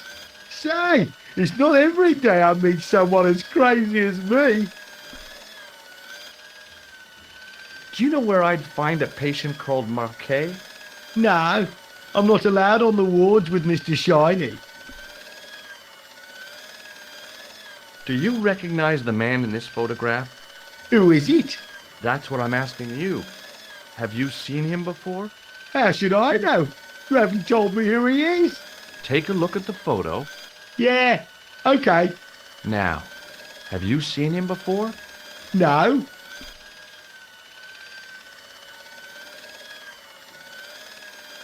See you later. Yeah, take care now. Hey now, you can't go in there. How come? I'm responsible for the contents of that cupboard.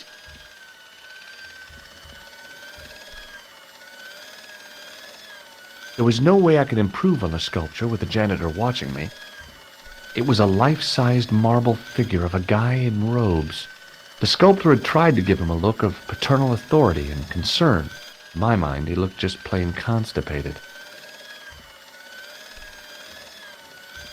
I guess the water cooler was for the use of people lost in the corridors.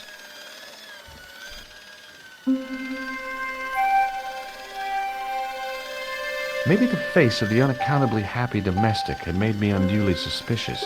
I mean, I knew it was only my imagination, but the water tasted, well, peculiar.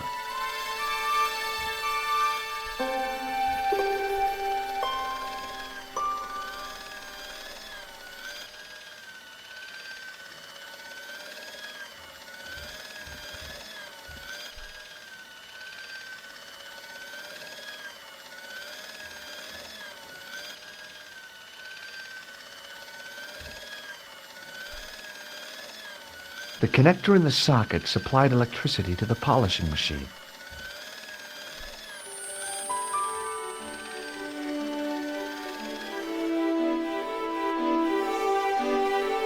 As I tugged the plug out of the socket, the polishing machine coughed, spluttered, and died.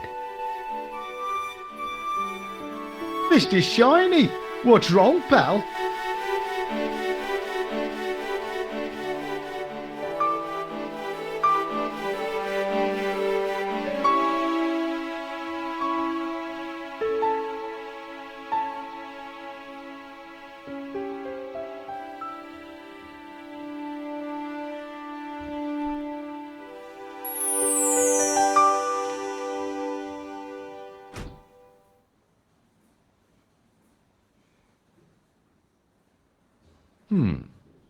Dr. Stobbart at your service.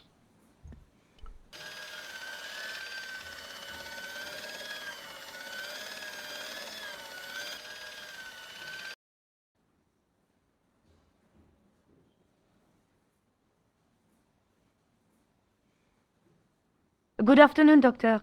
Oh, hi. Is this Ward J2? Yes, sir. The patients are ready for your inspection, Doctor. Thank you, nurse. Well, who's first? Monsieur Croquet in bed 2. What's his problem? He's been complaining of loss of consciousness. You'll need this, Doctor.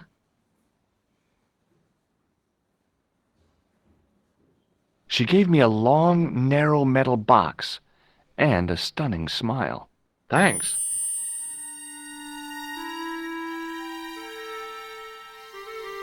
Hi, I'm Dr. Stobbart. Hello, Doctor. The nurse told me you keep losing consciousness. That's right. I've had the problem as long as I can remember. It's a real out-of-body experience. Like death, but not so conclusive. I see. How long does it last? Just a fraction of a second, and then I recover. I might not have been a doctor, but I was formulating a diagnosis all the same. This guy was nuts.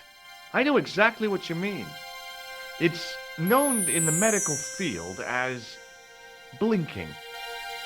Is it serious? Of course it isn't serious. It's perfectly natural. But just think, 2 seconds every minute?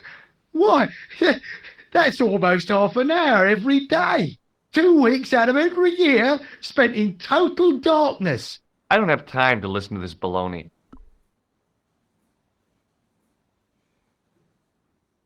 Which bed is Marquet in? He's round the corner, in solitary. What's the matter with him? I don't know, but the men who brought him in were wearing masks and rubber gloves. Hey, you're a doctor. How come you don't know? We doctors don't know everything. Then how come you act like you do? Has Marquet had any visitors? Nah, neither have I. That's the worst thing about being in hospital. You feel like the rest of the world has abandoned you. Well, you know how it is. Life goes on. Thanks for those comforting words. Do you know what this piece of equipment is called? No, I don't. Do you recognize the man in this photograph? Nah, Doctor. Who is it? A cold-blooded killer. One of your colleagues? No, he really is a murderer. I've never seen him before. Well, goodbye and good luck. Thanks, Doc.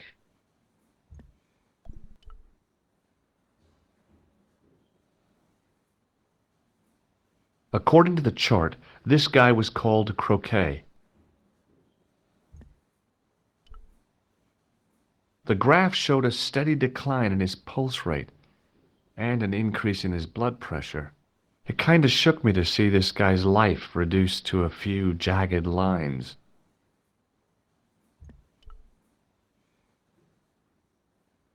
The poor guy's temperature had been up and down like a white knuckle ride. No wonder he looked so sick. The name on the chart was Boissy.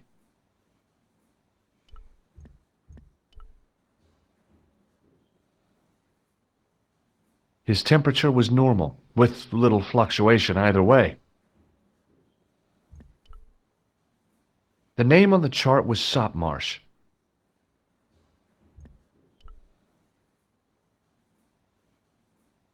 Could you take a look at the client in bed number 3 now? His name is Eric Sopmarsh. What's his problem? He's delirious. He just now came out of theater. He's recovering from major surgery. I'll have him up and about before you can say, Lazarus, get out of your bed and walk. Hello? Anybody home? Who are you? My name is Dr. Stobbart, and I'm here to steer you down the rocky road to recovery. Dr. Monroe said there was no cure for what I've got. Your problem is you stayed in bed too long. Are you sure you're a qualified doctor? You better believe it. What's your impression of Nurse Grendel? She's a very efficient young woman. Efficient? You make her sound like a vacuum cleaner. I've no complaints. The woman in reception described Nurse Grendel as a monster. Well, that's simply not true. She's quite strict, but that's her job, isn't it? You've got to have discipline in a place like this. What can you tell me about Marquet? He's the man in the private room, isn't he? That room was mine before I was tossed out like a common squatter. Do you know what's wrong with Marquet? They won't even say what's wrong with me. Tell me, Doctor, what's your opinion? It's too early to say. But I've been here for 3 months.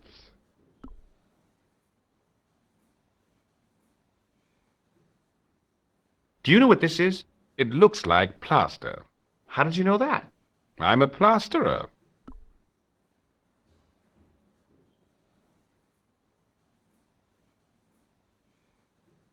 See you later.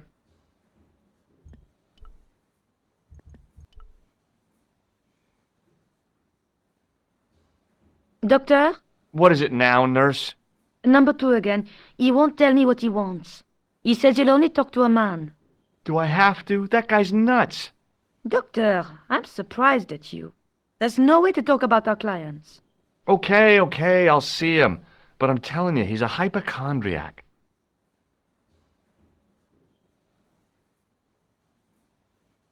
Hello again. Do you know what this is? Is it self-raising flour? No. Well, goodbye and good luck. Thanks, Doc.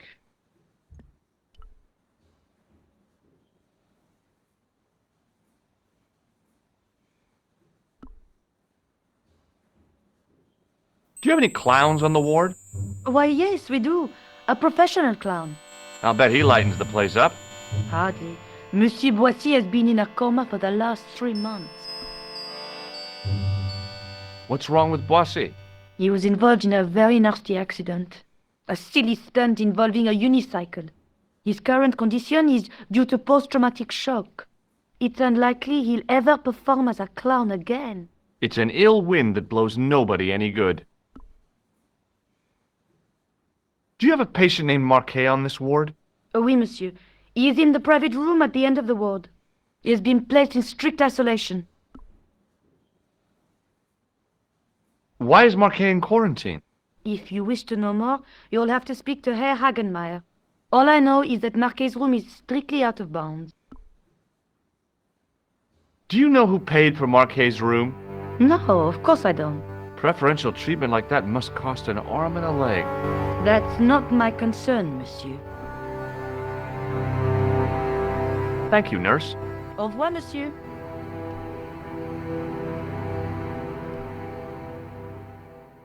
Doctor! What is it? You haven't taken my blood pressure.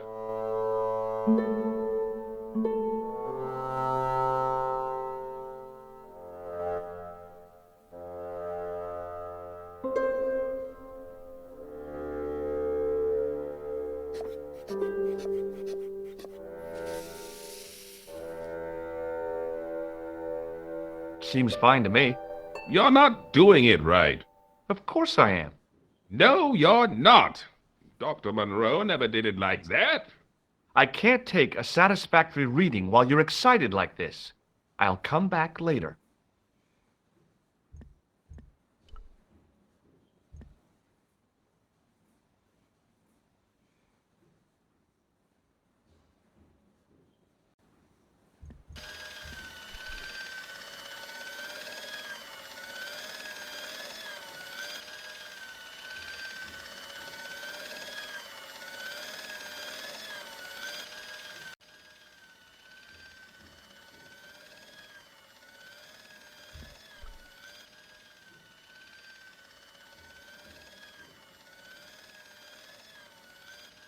Excuse me, sir. You must be the new boy. Yeah, I must be. Well, stop wandering about and make yourself useful. Bernie, come here, boy. This is Benoit, my nephew. Can I trust you to look after him? Do your own babysitting, Gramps. Who do you think you are, anyhow? I am Felix Hagenmeyer. And may I say what an honor it is to meet you in person, sir. You are on my medical wall of fame. Right up there with Pasteur and Leary. I look on it as a privilege, no, an honor, to look after your nephew, sir. He is fresh out of medical school. It will open his eyes to see a real doctor on the job. I'll bet. Show him around. Let him see some real suffering.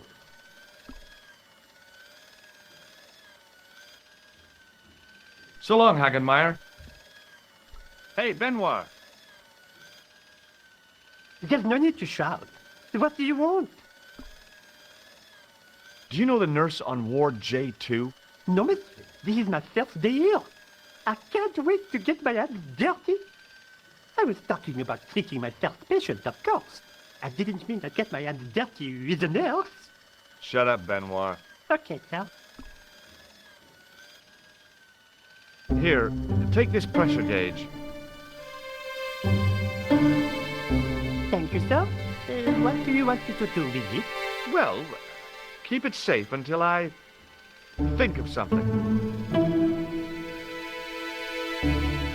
Follow me, Benoit. I'm right behind you, sir.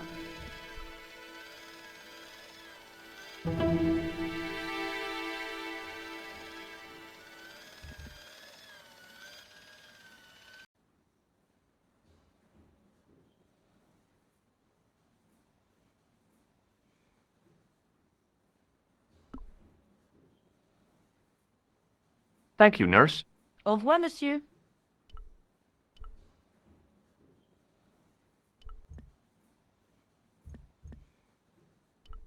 Hey, Benoit. Yes, sir. Are you ready with that pressure gauge? Primed and ready to pump, sir. What do you want me to do with it?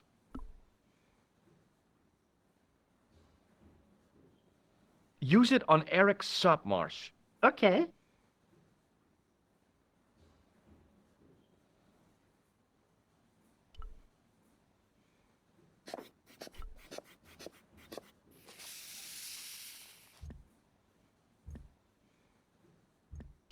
It was a life-sized marble figure of a guy in robes.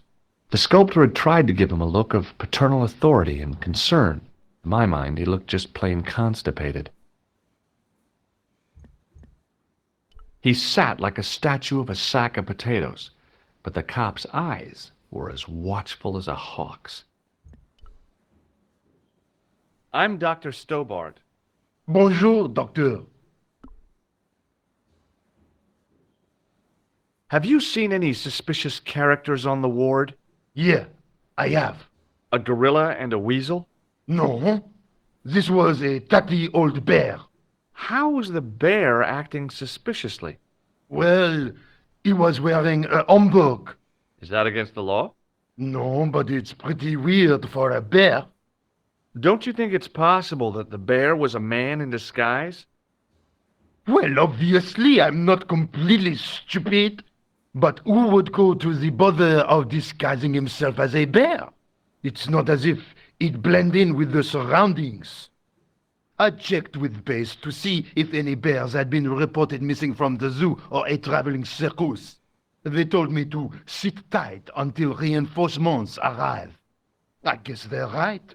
I'd be stupid to tackle a bear single-handed. Have you heard of a guy called Marquet? He's in quarantine, Doc, right behind this here door. Marquet is just the man I wanted to see. I wouldn't go in there if I was you. He has anthrax. I have to visit my patient. What for? Routine. I have to check he's still breathing. What if he's not? I'll sign the certificate and register his bed as vacant. That's a cold and distant attitude to death. Well, I've been institutionalized to the point of godlike aloofness. The white coat suits you. Thanks. Do you recognize the man in this photograph? No, I have never seen him before. Catch you later, officer. Au revoir, Doc. If you see that bear, kick him in the nuts. Rather you than me, pal.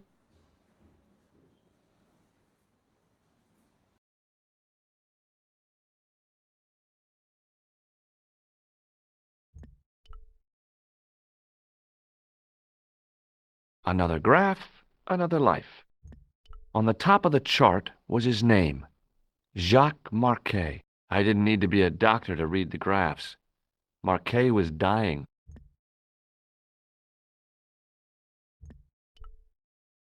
Marquet? Yes, I am Marquet. I've been expecting you. You have? Well, what are you waiting for? Get it over with. I just want to know what I should do with the gem. The Lamar gem. Yeah, right here in my pocket. I thought you were one of the assassins. Not me. I never inhaled. So, you were sent in my place? Yeah. You could hardly make the trip to Ireland in your condition. What should I do with the gem? Deliver it to the Grandmaster. Quickly, tell him that I have found the tripod. Right here in Paris. You have it? Not yet, but it's been taken care of. I hired a couple of stooges with a flair for petty crime. Would that be Flap and Guido by any chance? You know them? We've met. What about the Hashashin? He's more likely to have followed Klausner. He'll stop at nothing to prevent the reforging of the sword. And that's bad, is it?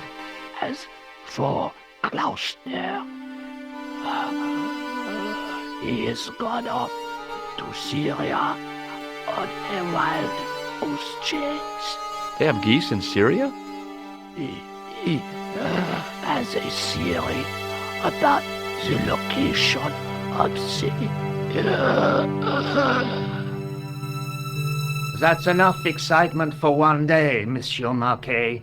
What are you doing here? Talking to this patient, of course. Monsieur Marquet is my patient. Herr Hagenmeyer was to hear that. Okay, I'm going. I'd learned all I could from Marquet anyhow.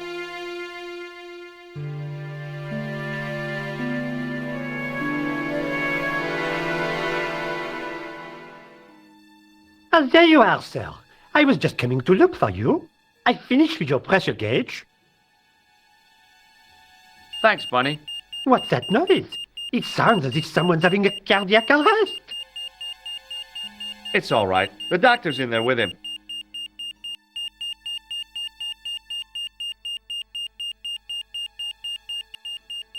Are you sure he was a doctor? Oui, monsieur. He showed me his ID. It was Dr. Braille. There's no Dr. Braille working here. He's an imposter! The door's locked. Help me, officer.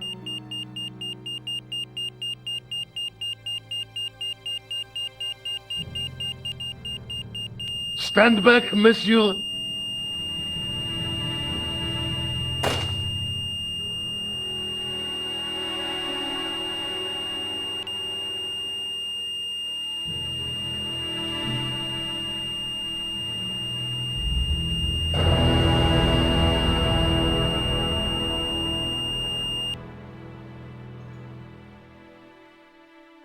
I found Jacques Marquet. Did he talk? Yeah, he talked. For the very last time. He's dead. Yeah, killed in cold blood by a bogus doctor. That's despicable. What kind of guy would pass himself off as a doctor and take advantage of a dying man? Was it Khan? No, I don't know who he was, but it certainly wasn't Khan. He got away, out the window.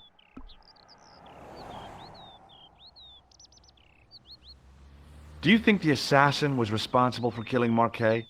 I don't think so. He could have finished him off the first time. Besides, Marquet would have recognized him. He was pumped to the gills with sedatives. He wouldn't have recognized the 4 horsemen of the apocalypse unless they'd introduced themselves. Have you ever heard of the Hashiashin? No. Marquet said that they were his biggest enemy. His biggest enemy was the bogus doctor. Don't remind me. That guy was evil. He had wild, staring eyes like a dead fish. I'll never trust a doctor again. Have you found out any more about the Knights Templar? Yes, I have. The guy responsible for their downfall was Philip IV, the King of France, otherwise known as Philippe le Bel. Well, he is known to history as Philippe the Fair, but I doubt if the Templars called him that. I'm sure André will tell you all about him. Let's take another look at the manuscript.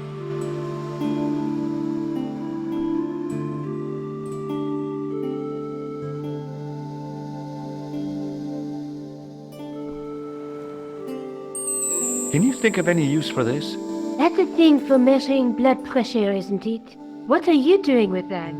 I picked it up in the hospital. It could be useful. You ought to take it back. Don't you feel guilty? No. I guess I'd better go back and talk to that weirdo. Which one, Rousseau or Sergeant Mou? Oh, were you referring to André? I'll let you work it out.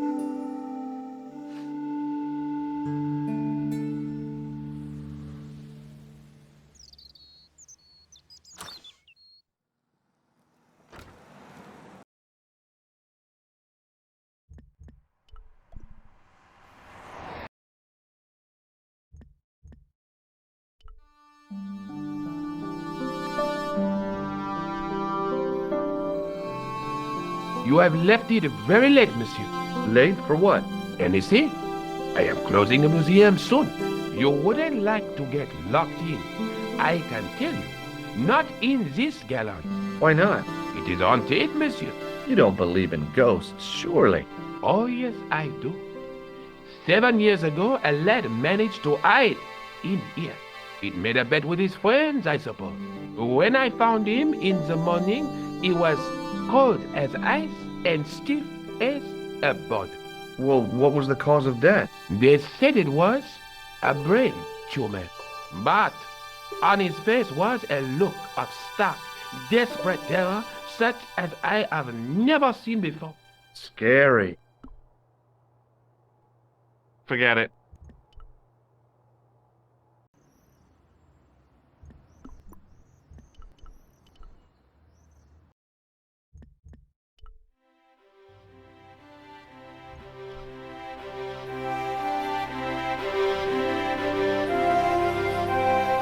Excuse me. What do you want now? Have you ever heard of the Hashashin, Sergeant? What was that? The cult of the assassins. What are you trying to say, Stobbart? That the clown is a member of that cult.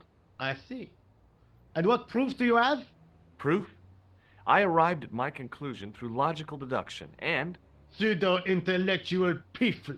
Leave the investigation of crime to those who know best. The police.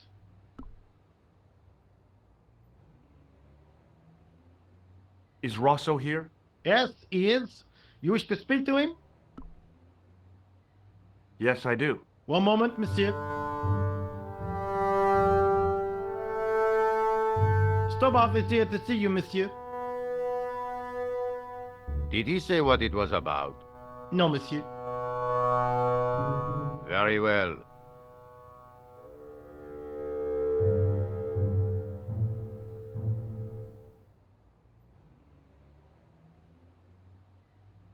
What now, monsieur?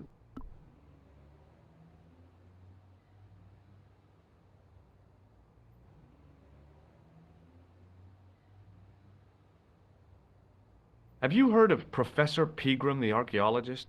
Molly Pegram, the second son of Lord Barclay Pegram? I don't know. I only read about him in a magazine.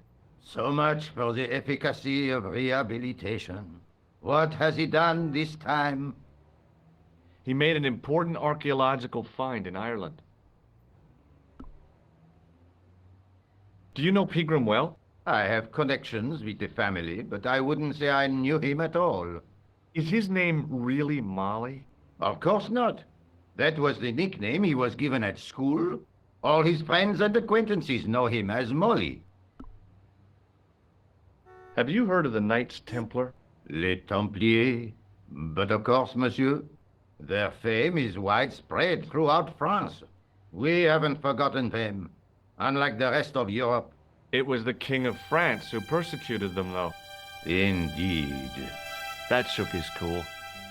Underneath his cultured facade, the man was real twitchy. You're obviously a great admirer of the Knights Templar. They were men of great honor, monsieur. The flower of chivalry. Not everyone would share your views, Inspector. Not everyone shares my passion for Bartok. But if the Templars were as honorable as... That's enough. I do not wish to hear your uninformed opinions, Stobbart. Why do you get so wound up about the Knights Templar? They've been dead for centuries. I shouldn't have pushed my luck. Maybe his ancestors were Templars. Whatever. I saw the anger flare in his eyes like a distant summer thunderstorm. The Templars were the first true internationalists. 800 years on, and still the world is fragmented by nationalistic flag-waving fools. You will excuse me.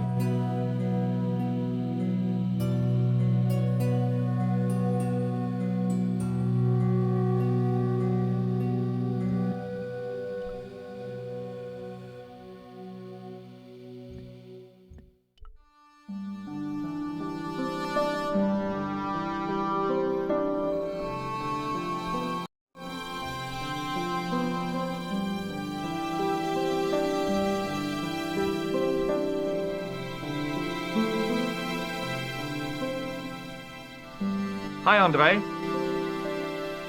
Hello, Georgie. Have you ever heard of the Hashashin? Why, yes, it was a radical Muslim sect whose name became synonymous with murder. It was formed in 11th century Persia, shortly before the Crusades. At roughly the same time as the Templars. Yes, they gave a new word to our language, Assassini, the assassin. How did the Assassins get their name? From the legend surrounding the secrets of their initiation rites. A young man who sought to join the sect was given hashish until he drifted into dreams. He awoke to find himself in a fabulous garden with everything he could wish for. The freshest water, the most delicious food, the choicest hash, and the most delectable women imaginable. Cool. Do you have the address? I haven't finished the story. There was a price to pay for this taste of paradise. Wouldn't you just know it? The young man would wake the next day to find himself back in the real world. He was told that he'd been given a glimpse of the heaven reserved for holy martyrs. A heaven he would enjoy for eternity if he was willing to join the Hashashin. How did the Assassins operate? Well, as I explained, the new recruits would be only too willing to die for the cause. They'd be instructed in the use of the dagger, poisons, and disguise. Then, the Grand Master of the sect would name an enemy of Allah. And they'd stop at nothing to eliminate that enemy. You got it. They were fearless and deadly. Does the cult of the Assassins still exist? Take a look around at the world today. You tell me. What can you tell me about Philippe le Bel? He was responsible for the extermination of the Knights Templar. I know that, but why was Philip so hot to get rid of them? Mostly because he wanted to get his hands on their treasure. He had an enormous debt and a lifelong war with England to fund. The trouble was, the Templars were a highly respected holy order.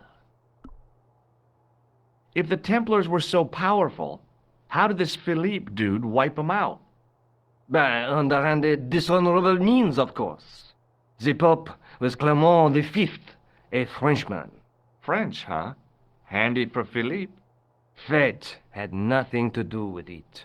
He was Philippe's puppet, planted to further his political ambitions. Philippe wanted the wealth of the Templars and used Clement to get it. So what was Philippe's plan? What happened? Sealed orders were sent out all over France, not to be opened until the appointed day. That day was Friday, July 13th. That's the origin of our superstition regarding that date. At dawn, throughout the whole of France, the Templars were arrested. It was the biggest bust in the history of the world. What happened to the Templars after their arrest? Philippe was out for blood, so he handed the Templars over to the Inquisition. Not surprisingly, they confessed to a sensational and sordid list of blasphemies. Like what? Oh, the sort of things you read about in the gutter press. Devil worship, lewd sexual practices, spitting on the Holy Cross, that kind of thing. Well, that must have given their lawyers some headaches.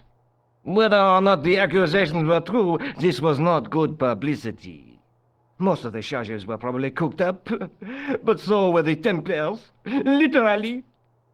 Hundreds of them were found guilty of heresy and flame-grilled at the stake. They died protesting their innocence. But surely Philippe had no proof of his charges against the Templars. A man will admit anything under torture. The Inquisition fabricated some nonsensical demon called Baphomet, and then suggested to the victims that this was what they worshipped. But they didn't have to agree. The records show a Templar coming to trial with both feet burnt off. Fragments of flesh and charred bone falling from the stumps. What would you not admit to stop such torment? So there was no truth at all in the Baphomet accusations? Not a shred. Almost every victim described the idol differently. No, Baphomet never existed outside the sick minds of the Inquisitors. So Philippe stole the Templars' riches, huh? Oh no, they weren't stupid. The king's troops marched first on the temple in Paris, then to the Templar home port at La Rochelle. There was no trace of the treasure, and the fleet of the Knights Templar had set sail. I think you ought to know that the tripod is going to be stolen. The Lochman tripod? No. It's true. I can give you a description of the thieves. Before the supposed event has taken place? I heard them planning the raid. They're wasting their time. The tripod is protected by a state-of-the-art alarm system. Well, don't say I didn't warn you. Why don't you loan the tripod to me for safekeeping?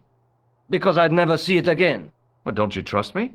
It's not a question of trust, George. That tripod is hundreds of years old and extremely fragile. I get your point.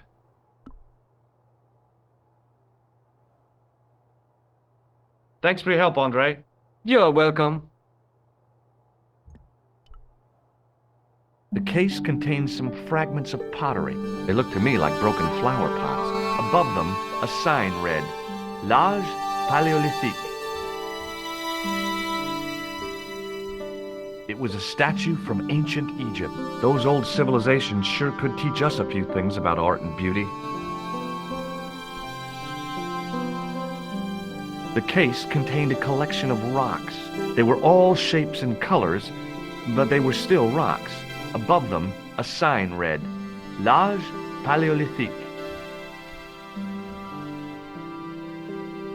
The rod turned smoothly, and the window above me opened.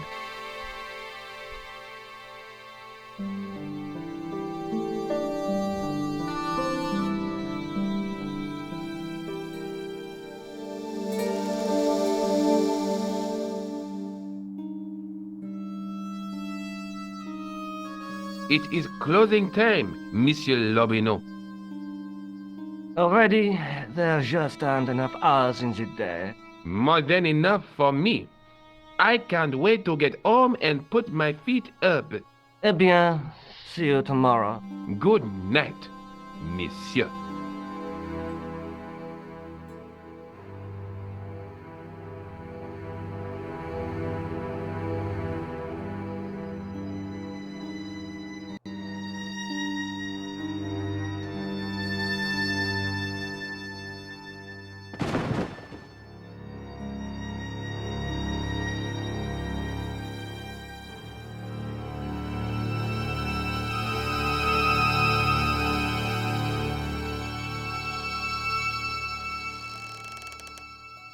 Hey, Guido!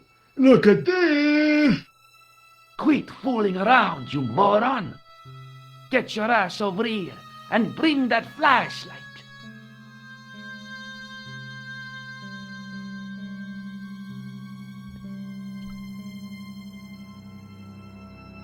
What the...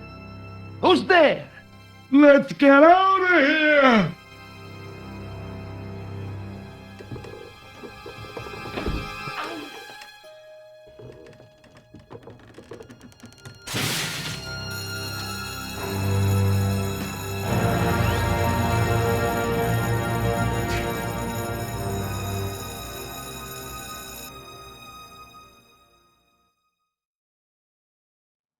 And when I woke up, I was at the police station. Luckily, I managed to persuade Rosso I was innocent. Poor George. What a mess. I bungled the whole thing. I don't think so. You made a pretty good job of distracting those two crooks. Yeah, but the killer got away with the tripod. No, he didn't. He's not the only one who can dress up in costume. You mean... it was you who stole the tripod? Oh, hell, Nico. I could have been shot. Those dogs are more likely to shoot their own feet. I just wish you'd told me your plans. We're supposed to be in this together. But how come you dressed up like a pantomime cat? Don't sulk, Georgie, please. Oh, rats. And don't call me Georgie. Oh, I really thought you'd be pleased. After all, we've got the tripod. Aren't you going to try putting the gem on the tripod? I guess so.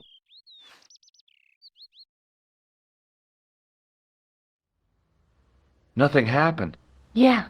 The gem fits perfectly, but what does that prove?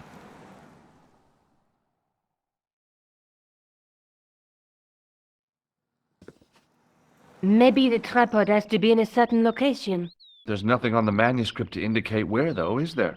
Oh, by the way, I had a visit from André Lobineau. Oh, yeah. I hope you didn't mind me giving him your address. Not at all. It was lovely to see him again. He was over the moon when I showed him the manuscript. It's not often he gets that excited. He made a sketch of the Knight's crest to take back to the museum. I believe he's identified the family who bear that crest. I sure hope so. Lobineau explained who the Hashashin were. Yeah? The cult of the assassins. Oh, boy!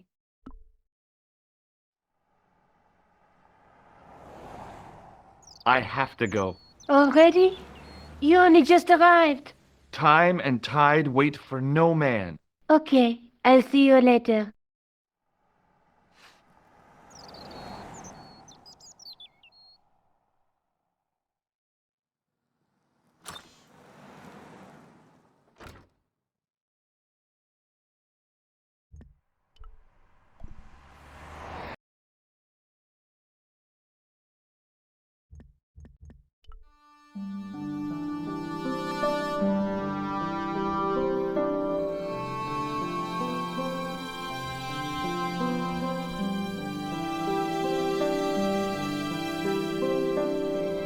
Hi, André. Hello, Georgie. What's with the long face? Haven't you heard? The tripod was stolen. No kidding. I just don't get it. So many other treasures, and the thieves choose the tripod. A modern-day alchemist, perhaps? Who knows? There's no shortage of crazies in Paris. Hey, I visited Nico's apartment. Yeah, she told me you came by. Ooh, quite a fine Georgie boy. I didn't expect anything quite so sexy. I hope you're referring to the manuscript. Oui, of course.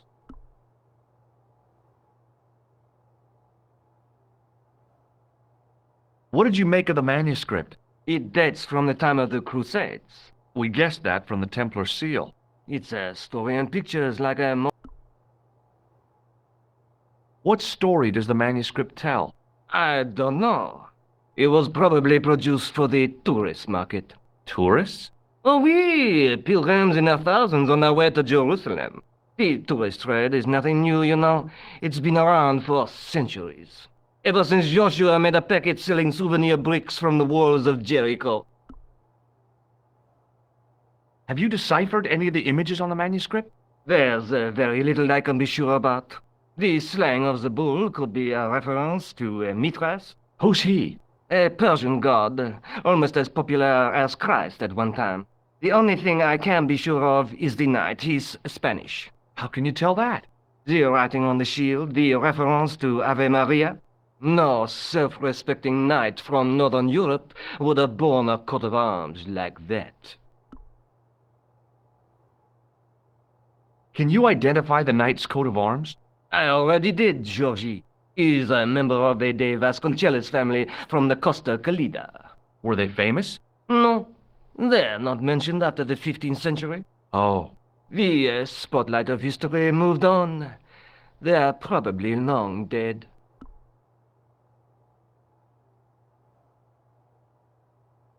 Do you think the manuscript could be the map to the Templar treasure? Frankly, no. That's too far-fetched. The manuscript is interesting enough and a rare find, but that's all. Wouldn't it be terrific if it was a map, though? The treasure of the Knights Templar.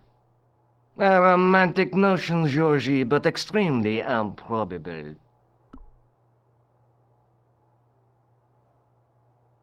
Thanks for your help, Andre. You're welcome.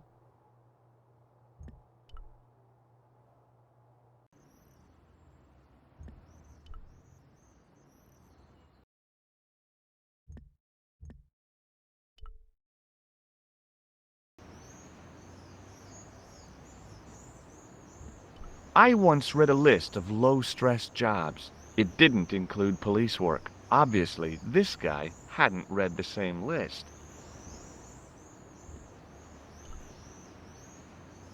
A typically Parisian sidewalk café. Last time I visited one of those, it blew up. I decided I was happy enough right where I was.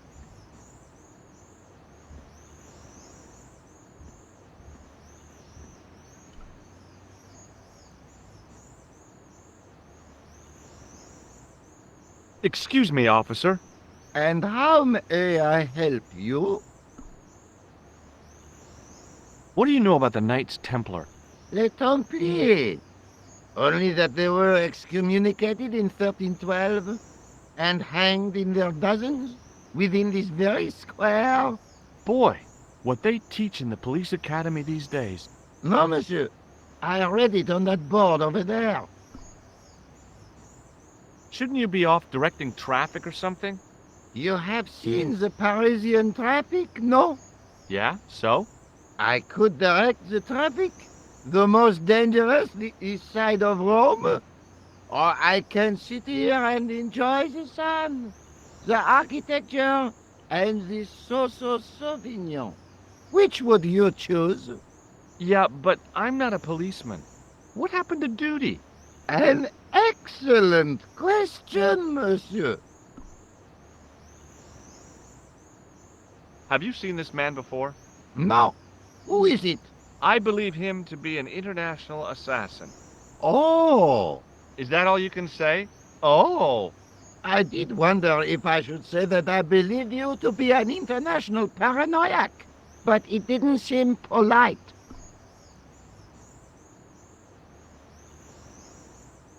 Does this matchbook mean anything to you? The pattern looks Middle Eastern. Beyond that, who knows? I'll see you around. Oui, monsieur. I'll be there. there was a small crowd of 5 sightseers. It's a weird thing, but you can take the most intelligent people in the world, put them in their vacation duds, and hey presto, they look like morons. Why is that? I had no desire to talk to the crowd.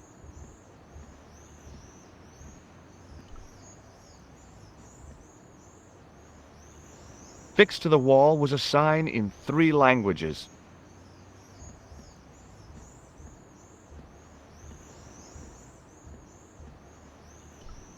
The juggler was good. Why he couldn't put that kind of application into getting a real job, I had no idea. Maybe he just liked dressing up like a horse's ass. Hey, you with the balls. Oui? What do you know about the Knights Templar? Les Templiers? Ah, the last Grandmaster, Jacques du Molay, was burnt on an island in the Seine in 1314. Wow, you're pretty well educated for a juggler. No, monsieur. I read it on that board over there. How did you learn to be a juggler? Juggler? What is this juggler? It's you. You juggle, that makes you a juggler. No, I am a jongleur. A jongler? What's that? Mon Dieu! A jongleur is an artist, a master of the contragravitic aeroballetic mysteries. In centuries past, the courts of the crowned heads of Europe had the jongleurs, witty, erudite men to whom the monarchs turned in their hours of need. Wait a minute, wait. Let me get this straight. Our enemies are at the borders, plague ravages the land, and the peasants are revolting. Thank God we've got Chuckles the Jongler to throw his balls around. I don't think so. That juggling doesn't look so difficult. Oh, it does not, does it not? Perhaps you feel you could do better, no? I'll give it a try. Be my guest. I had no idea what I was doing. But this guy was obviously an idiot, so how difficult could it be? A lot more difficult than I thought. That's how difficult. Still, it was my big chance to be derided by complete strangers.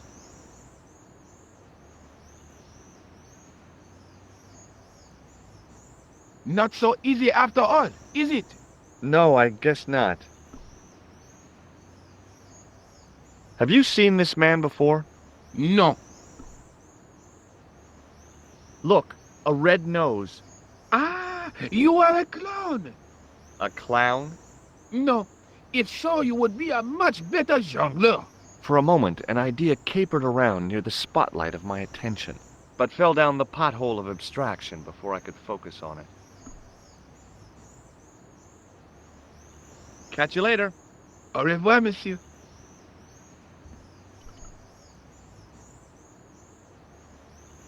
Hello again, officer. Hello again, monsieur. What do you think of the juggler?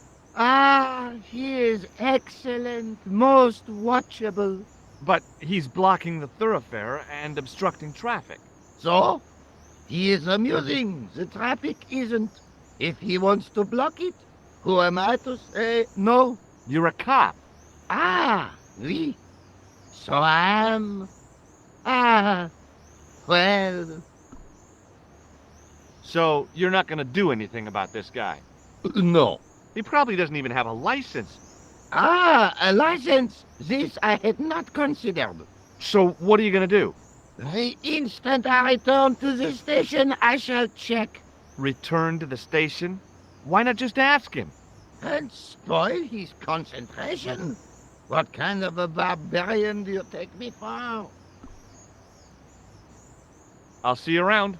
Oui, monsieur. I'll be there. In the middle of the square was a manhole. I wondered if there might be something relevant beneath street level.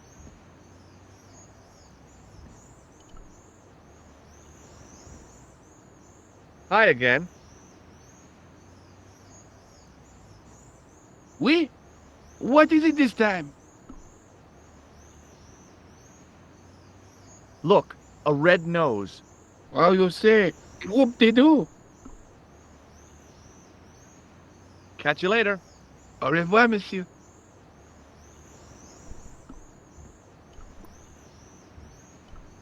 Hi again. Oui? What is it this time? Look, a red nose. Well, you say, whoop-de-doo.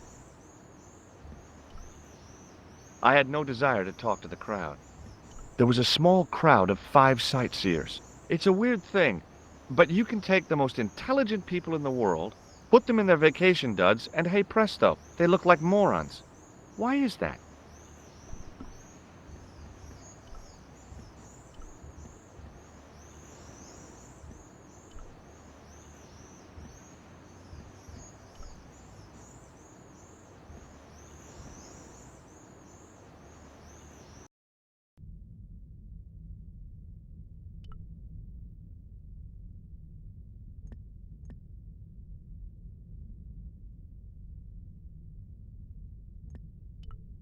A row of old pews, beautifully carved and glowing with polish. I thought of all the people who must have sat here over the decades. All those Parisian derrieres, firm buttocks of the young ladies, the flabby flesh of the old men. That wasn't a pleasing image, so I went back to the young ladies. Whoa! I didn't have time to sit around.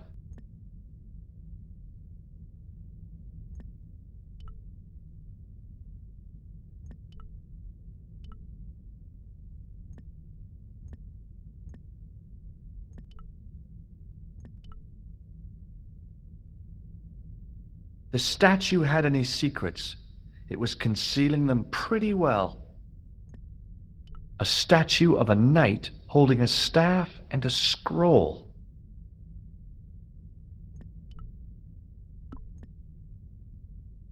I didn't recognize the biblical story in it. I was a Sunday school dropout. A huge stained glass window formed a magnificent centerpiece for its neighbors.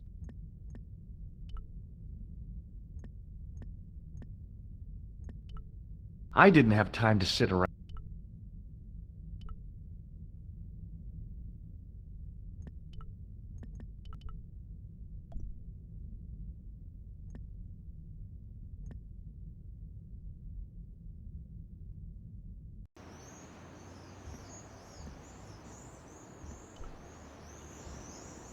In French, English, and German it read, "In 1312, Pope Clement V dissolved the Knightly Order of the Templars and excommunicated its members on charges of heresy. In the following 2 years, many of the knights were hanged on this site. Their Grand Master, Jacques de Molay, was burnt at the stake on an island in the Seine." An ornate fountain stood in one corner of the square. I'd have to come by here in the summer to see it working. The juggler was good. Why he couldn't put that kind of application into getting a real job, I had no idea. Maybe he just liked dressing up like a horse's ass.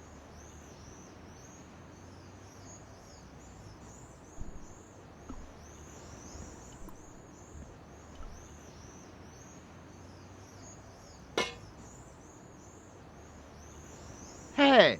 Hey, you! What do you think you are doing? Leave that comer alone! Now! Sorry, no harm intended. You stay away from that! In the middle of the square was a manhole.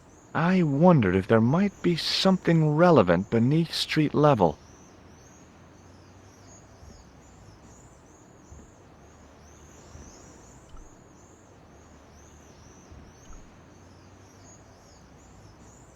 Hello again, officer. Hello again, monsieur. Does this red nose mean anything to you? Ah!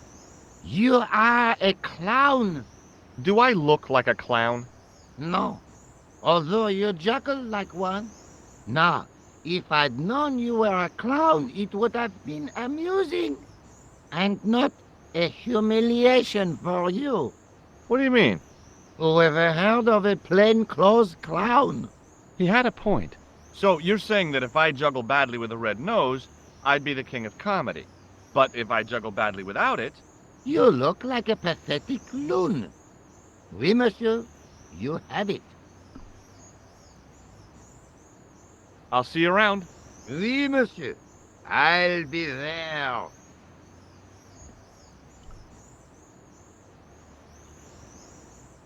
Hi again. Oui? What is it this time? I'd like to have another try at juggling, please. You have gone on a crash course, perhaps? No, I just had an insight into presentation. Huh? Allow me to demonstrate. The balls, please. If you insist on completing your humiliation, monsieur. Okay, now for my secret weapon.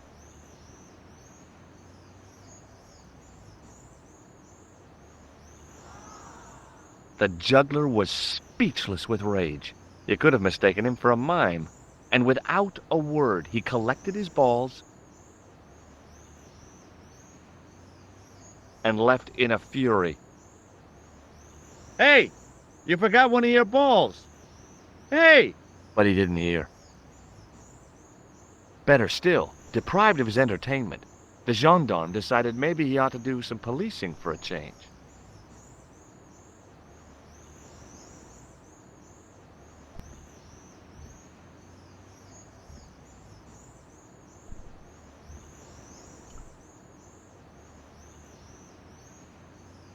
There was no need to take the wine glass.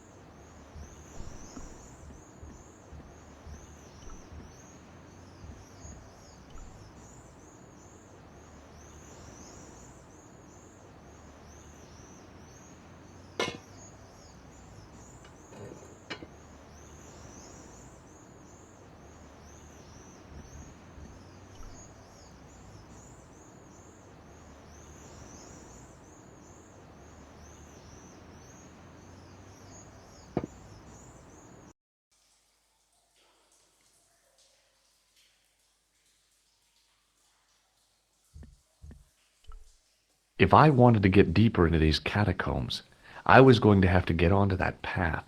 If the near edge hadn't crumbled away, I could have jumped it easily. Now, I wasn't so sure.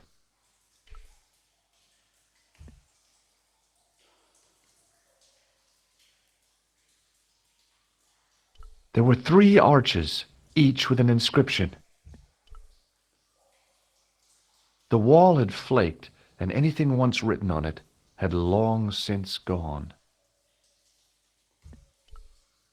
There were 3 arches, each with an inscription. The inscription was hard to read, but I made out Templier and something about innocence.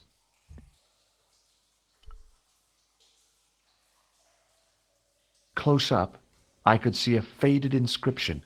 My medieval French isn't much, but the few words I understood seemed to say, "This is where the gallows used to stand." Maybe.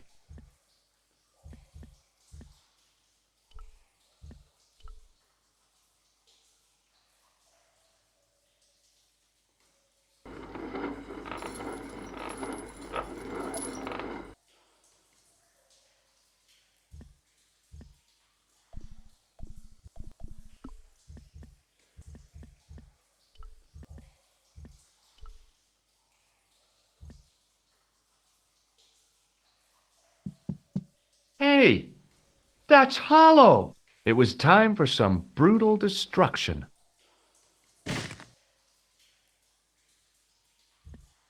I'd poked a hole in an historical site. If any archaeologists came by, they'd lynch me for this. Close up, I could see the plaster was thinner where I'd broken through, and behind it were some cogs and a lever. Here goes.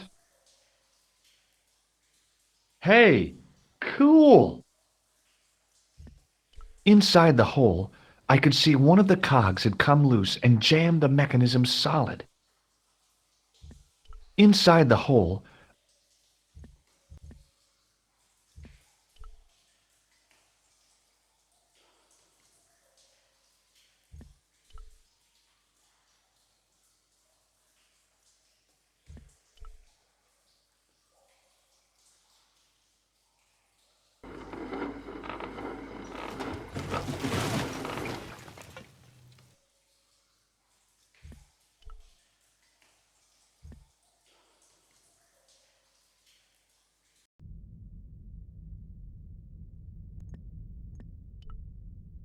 The door mechanism was trashed.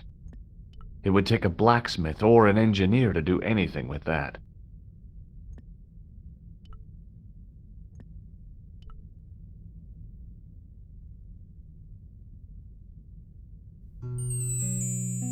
In the beginning was the end. An end wrought by our enemies began our darkness. In the end will be a beginning. An end to our enemies heralds our new day. Report. The military establishments are in flux. The end of the Cold War has left them with no clear goal and as obvious targets for budgetary cuts.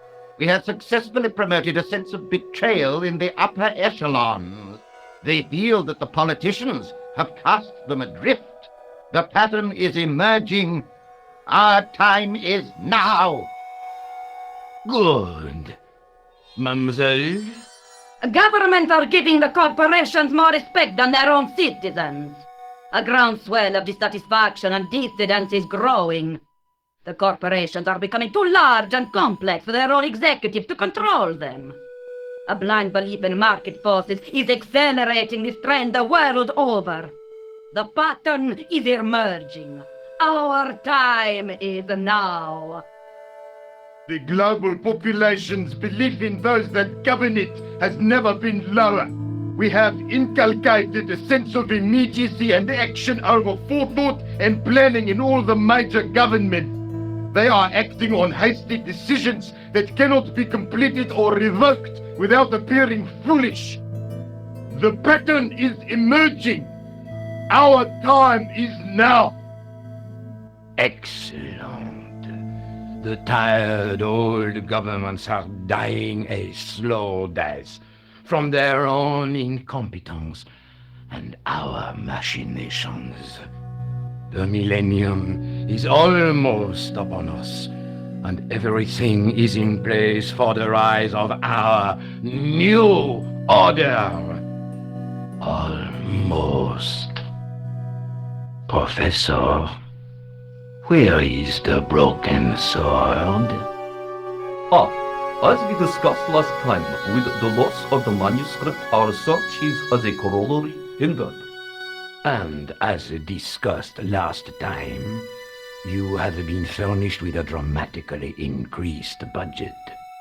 What have you been doing with our money, Professor? We are working on the principle that the Templars, that is to say, our predecessors, Hold on. These are the Templars? must have left a trail when they were hiding the clues to the sword of Baphomet's location. I have a small army of historians and archaeologists ferreting out that trail. I trust these historians and archaeologists are more trustworthy than your friend Pegram. Pegram was loyal. He tried to protect the Lochmarn gem when the Hashashin came near. And failed. And don't call that Syrian maniac the Hashashin. He's an assassin. Plain and simple. That's not what he believes. He actually thinks. Silence! Do I have to remind you that we have a sacred duty? A trust? When Philippe attempted to destroy the Order, we lost the sword and our power with it. Now we have the opportunity to reforge it. But time is short. We need results, not petty bickering, not excuses. Now, Professor Baphomet. Yes, of course. My apologies. We will find Baphomet and the sword, manuscript or no. We have already found another element actually within Paris. Excellent. What is it? Well, we're not exactly sure at present. Ha! But I have my best people working on it. You would do well not to criticize others, Eklund. At least I have not murdered one of our own. Of course. That guy was the bogus doctor in the hospital. Marquet was a liability. Eklund dealt with him on my orders. I beg your pardon, Grandmaster. I did not mean to. Have you any good news for us, Professor? We already know 3 of the elements.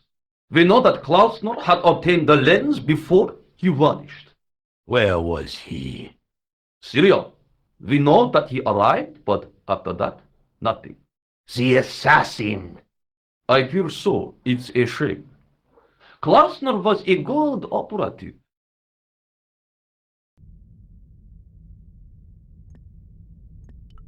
There was a crack in the wall. Through it, I could see a glimmer of natural light. This will be our last meeting in person until we locate the sword of Baphomet. I hope that I don't need to emphasize the importance of finding it. Without it, our endeavors come to nothing. With the sword reforged, we will have the power to sweep the stage of all opposition. The new millennium will belong to us. The next time that we meet, it will be to become the princes of this world!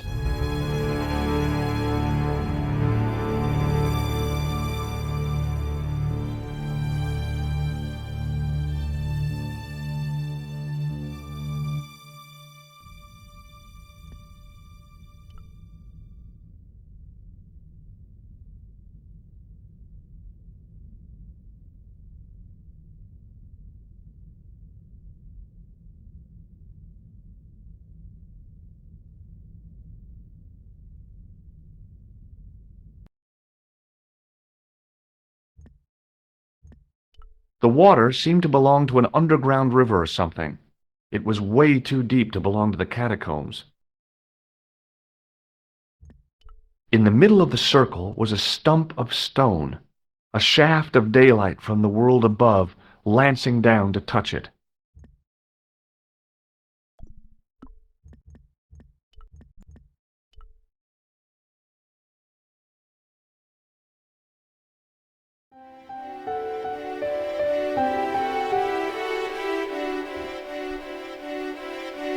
There was a large circle marked out on the floor with a stump in the middle.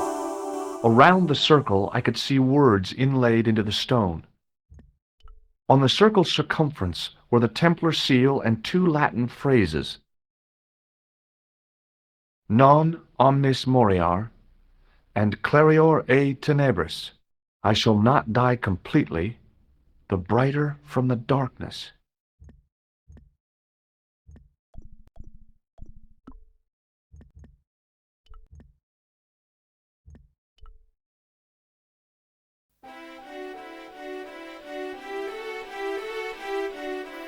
The light, falling from above, struck the gem and scattered in 5 neat rays, and each ray picked out a letter. Starting from the seal, I could read M-A-R-I-B, Marib. Now all I had to do was figure out what the heck that meant.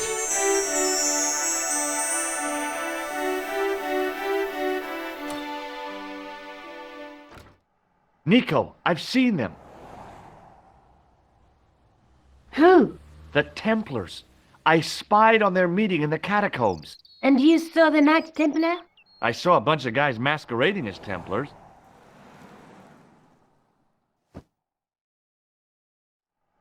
They're after something called the Sword of Baphomet. The bogus doctor was there, the guy who killed Marquet. The manuscript is the key, just as we thought.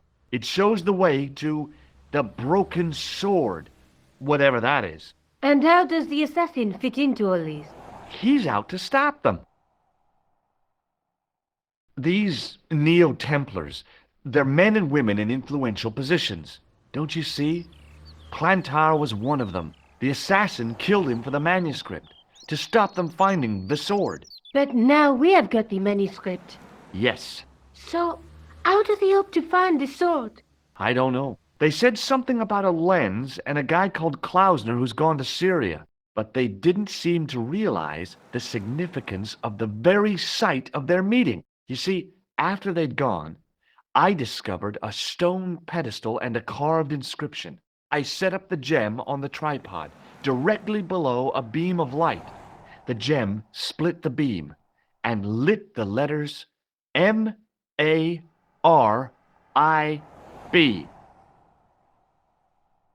Marib is a village in Syria. Then the Neo-Templars are ahead of us. Klausner beat me to it. You're not thinking of going there yourself, are you? Why not? These guys are crazy and dangerous. That reminds me, you should leave the gem here. Okay, what about the tripod? I'll send it back to Andre, anonymously.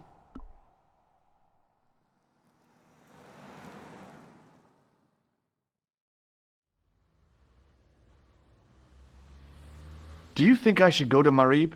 Syria is a long way, George.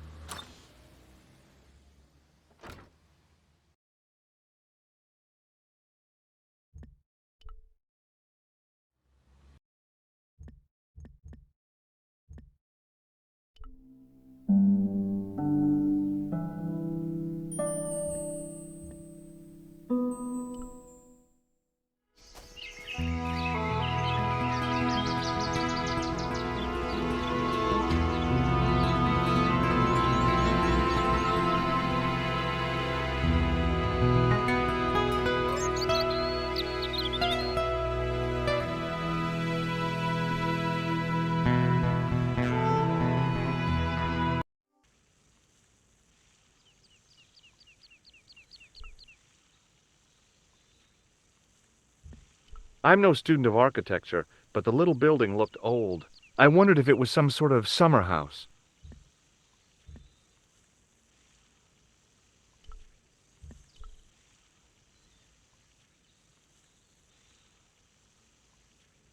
Hi, is this the De Vasconcelos house? Who wants to know? I could tell the old coot was going to be trouble. My name's George Stobbart. I was wondering whether... The house is not open to the public. This is the De Vasconcelos house. And what business is that of yours, senor? Look, all I want is to speak to the head of the household. There is no household. Only the Countess and myself. Tell me about the Countess de Vasconcelos. She doesn't receive guests. That's all you need to know. You don't even know what I have to talk to her about. She hasn't won the lottery, has she? No, she hasn't won the lottery. A more cunning man might have claimed that she had. Oh yeah? They might have, might they? And that more cunning man would have been kicked off the premises. The Countess doesn't do the lottery. Do you recognize this man? No. What do you know about the Templars? Who wants to know? Are you angling for a bribe or something? You have nothing that I want, senor, except the pleasure of your absence. The guy was obviously protecting the Countess against the whole world. But why? Okay. Well, I'll see you around. Adios.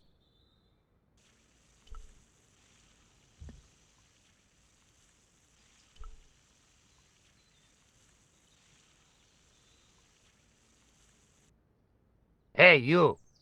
Yeah? What is it? You would not like it if people just wandered into your home, would you? Well, no, I guess not. Then show a little consideration. Okay. Sorry.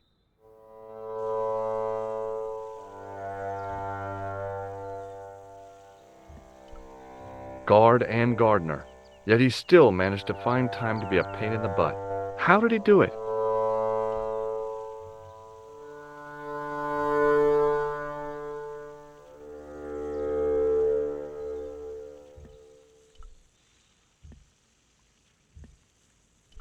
The hose ran from some sort of utility room all the way to the lawn.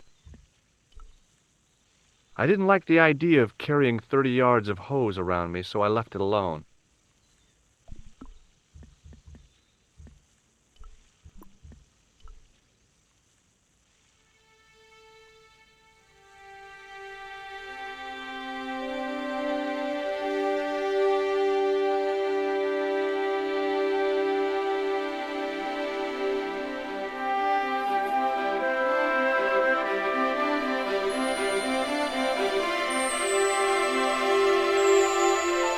My hose has stopped.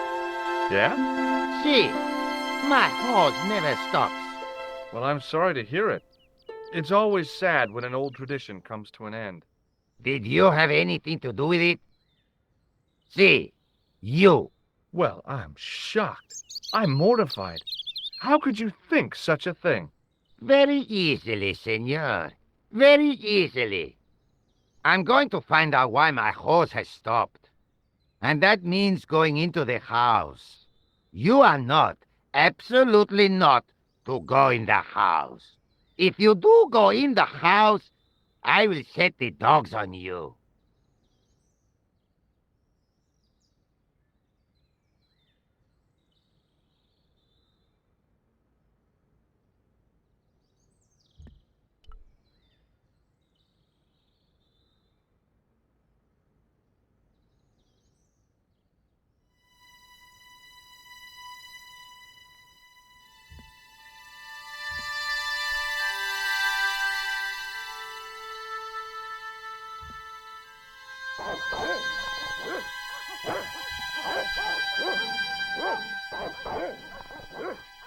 I hid behind the armor and waited for developments.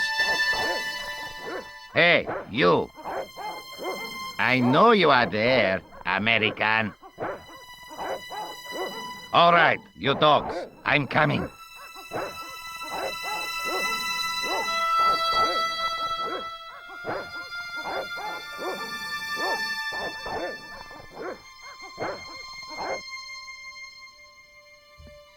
I love suits of armor. Who doesn't?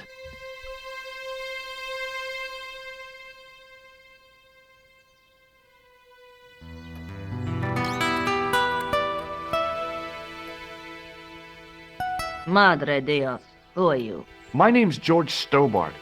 I'm sorry to burst in like this. You must leave at once. You're not wanted here. Please, if you'd just listen a minute. Very well. State your business, Senor Stobbart. There's been a series of murders, part of some conspiracy. Anyway, the trail led me here. Here? There is nothing for the outside world here. Over 600 years ago there was. What do you mean? This whole thing ties in somehow with the Knights Templar. The Knights Templar are dust. They had a secret that was so important, they went to a lot of trouble to hide it. I do not see what this has to do with my family. Your family had a strong connection with the Templars, right? I believe that they've planted some clues here. Why should I believe a complete stranger who barges into my home? Just let me have a look around. If I find nothing... You'll be spending the night at the police station. Very well.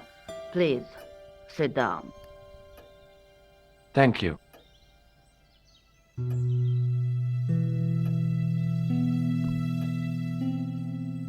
I know your family is involved with the Templars, but I don't know how. You should be asking how my family were involved, Senor Stobbart.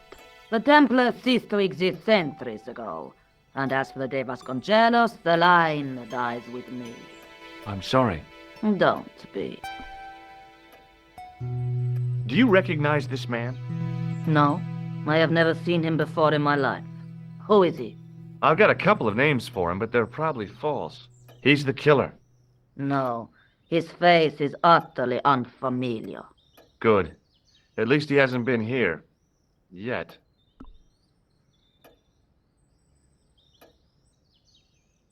Okay, whatever happened almost 700 years ago.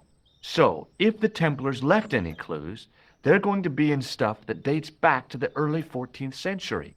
Obviously. So, What do you have around here that's early medieval? Early medieval. Let me think. Well, the house is relatively modern, a scant 3 centuries old. Or, of course, the chess set. That chess set is over 600 years old? It must be worth a fortune.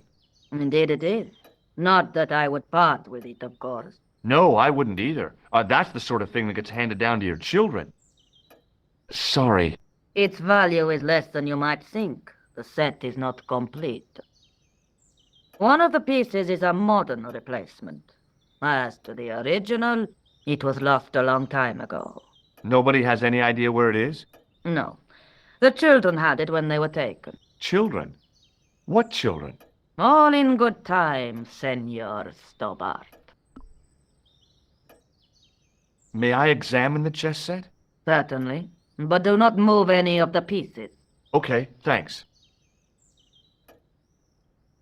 Close up, the modern piece stood out like a sore thumb. There was something else odd about the set. All of the original pieces had irregular bases.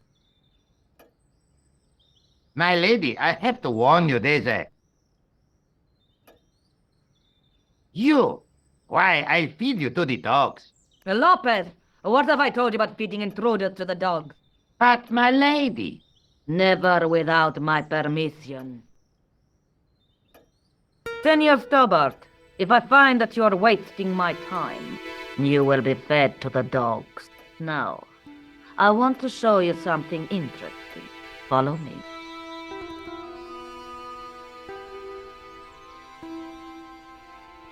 Lopez, unlock the door, por favor. This is the only remaining structure on the estate contemporary with the Templars. Nice. What is it, a summer house? A mausoleum, Senor Stobbart. Oh. Come with me. Hey, senor. Yeah? I do not know what you have told my lady to be shown these favors, but I do not trust you. You've got nothing to worry about. Aren't you coming in? No, the dead do not interest me. My garden is a living thing. I will be there.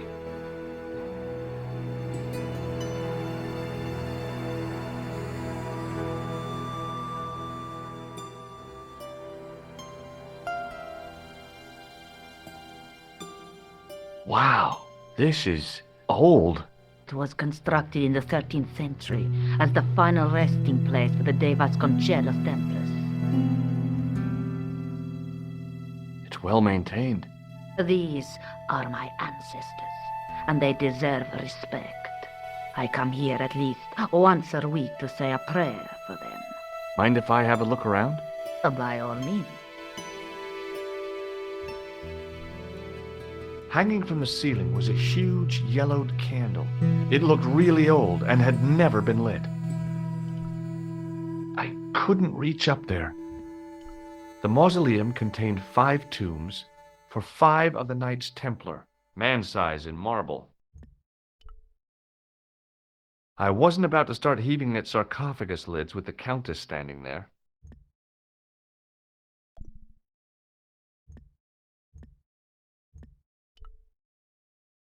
A big statuette of the Virgin Mary kept an eye on the place. It was too delicate to move. In front of the shrine was a lectern with a Bible on it.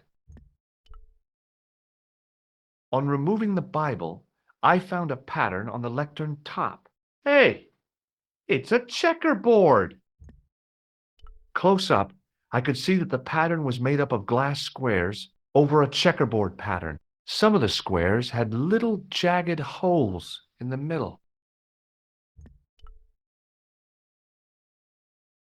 May I ask you something? You may ask. What's the story with the glass chessboard? Glass chessboard. Oh, the pattern on the lectern, purely decorative, I'm sure. There are pieces of glass missing from it. Oh, it has been like that since I was a girl. The gaps in the glass chessboard look awfully deliberate. No, it is ridiculous. What possible significance can it have? It's part of a chessboard, and the gaps are for... Senor Stobbart. You cannot mean... This place was built for the Templars. Your chess set is as old as the Templars. It's kind of suggestive, isn't it? Is the Virgin Mary really the right person to be sharing a mausoleum with 5 knights? You are showing your ignorance, Senor Stobbart. The Templars were dedicated to the Virgin Mary. That's a big candle. Where would you buy a thing like that from? You could not. It is an antique, unique to my knowledge. Just how old is it? It dates from the Middle Ages, when the Moors controlled Spain. The candle was to be lit as a signal to the estate workers if the Moors attacked. Who exactly are these people? My ancestors. These 5 men were all members of the Templars. 5 ancestors in the order. You must be very proud. Not 5, 6. Where's the 6th knight? He was lost to us. You lost an ancestor? It is a family matter. It can have no relevance. Well, it's connected with the curse of the De Vasconcelos, isn't it? Yes, it is. I hope you will honor my desire not to talk about it.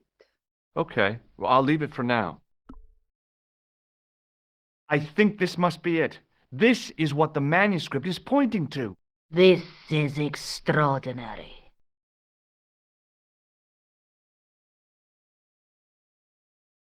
Am I to understand that the Templars left a puzzle here? And in all of this time we failed to realize that there was a puzzle? It was wonderful to watch the Countess change before my eyes. Right! Well, no time for wallowing in self-pity, eh, Senor Stobbart? This mystery has had a good long run, but it ends here and now. All those years of fatalism were falling away from her. Lopez! Lopez! Put that hold down and listen! Go to the house and get my chess set! Yes! The old chess set! Oh, damn the game! Now, hurry!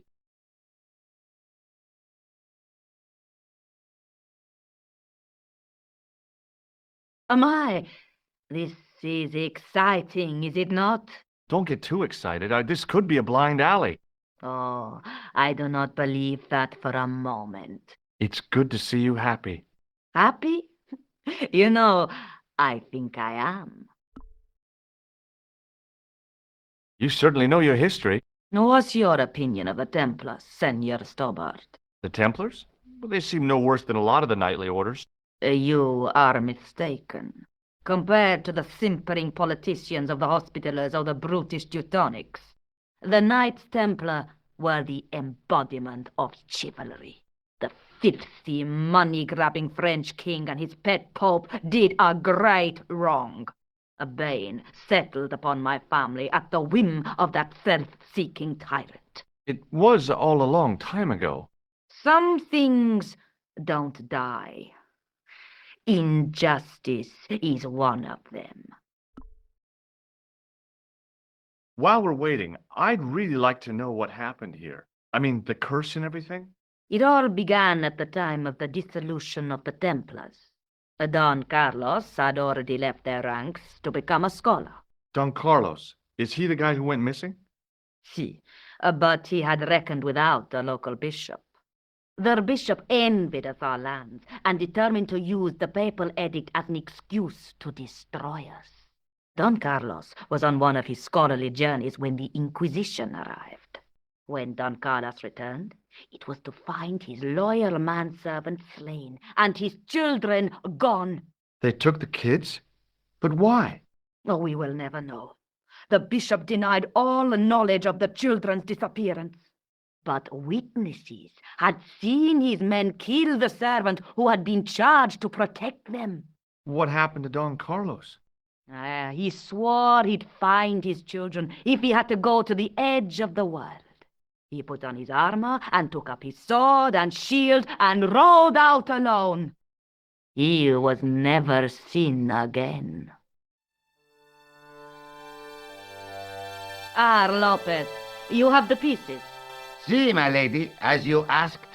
Por favor, Senor Stobbart, would you be so kind? My lady. Calm yourself, Lopez. I believe Senor Stobbart's motives are pure. Very well, my lady. My lady seems to trust you. But you don't. No, senor.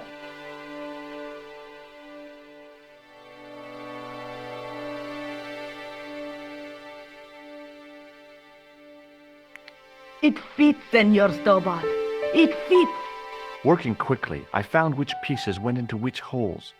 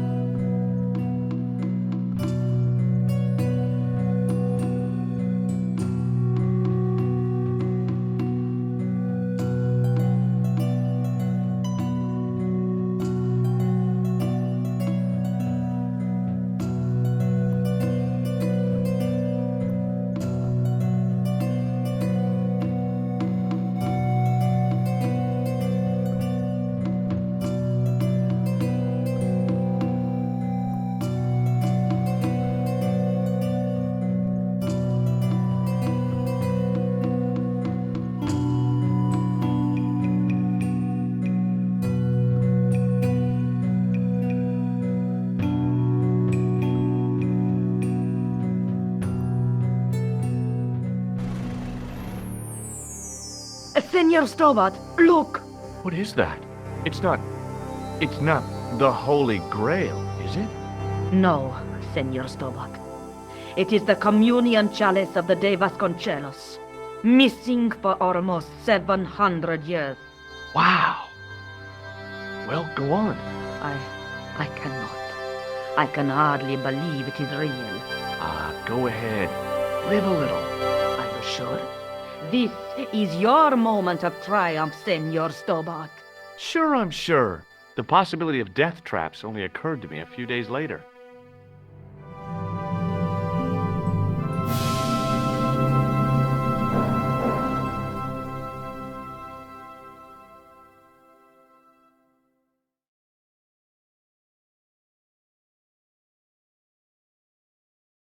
So the curse of the De Vasconcelos is lifted?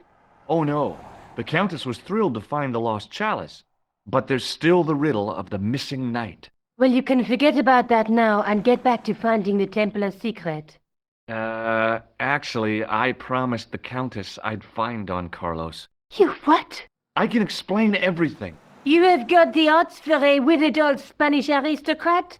The Countess entrusted me with the chalice and the quest for her ancestor's tomb. You're as crazy as she is. Haven't you got enough problems? Khan and the Templars? It's all part of the same thing. The chalice is important, I'm sure. The manuscript pointed us to the knight, and I have to find him. What then? I don't know.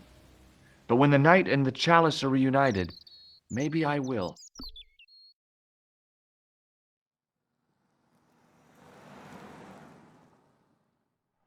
This is the chalice I discovered in Spain. I still can't figure out why the Countess gave it to you. After losing it for all those years, she simply gave it away to a total stranger? She's one prawn short of a paella. The Countess is a fine lady. You shouldn't compare her with seafood. I wouldn't be surprised if there's something going on between you and that Countess. Are you serious? She's old enough to be my grandmother. Do you think I should go to Marib? 3 years a long way, George.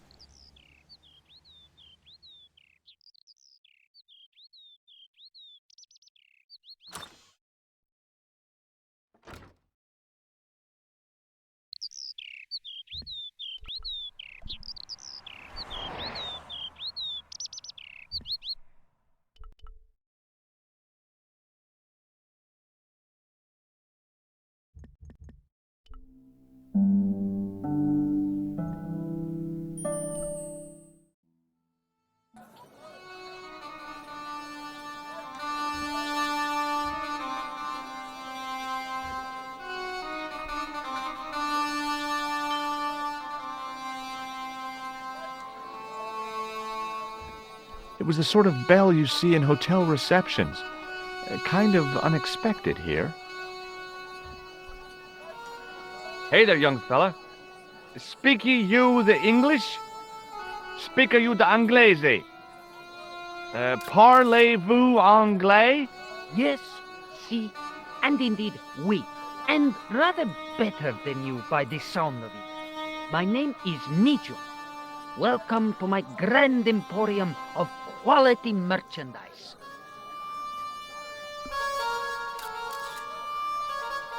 So, this is your stand? Oh, yes, sir. Though stand does not begin to do it justice.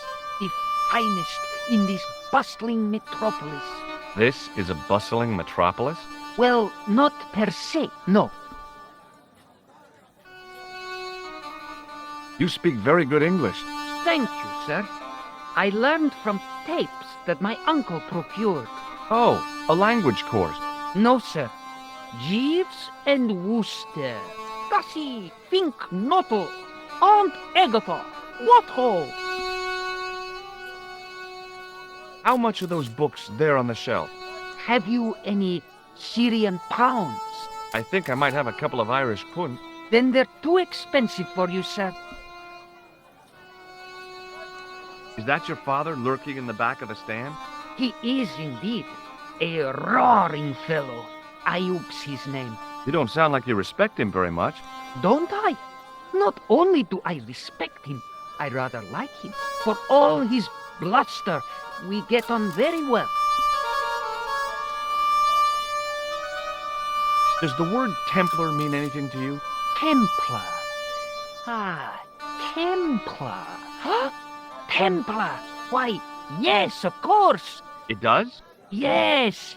A splendid series of books by Mr. Leslie Chatteris, featuring the roguish Mr. Simon Templar.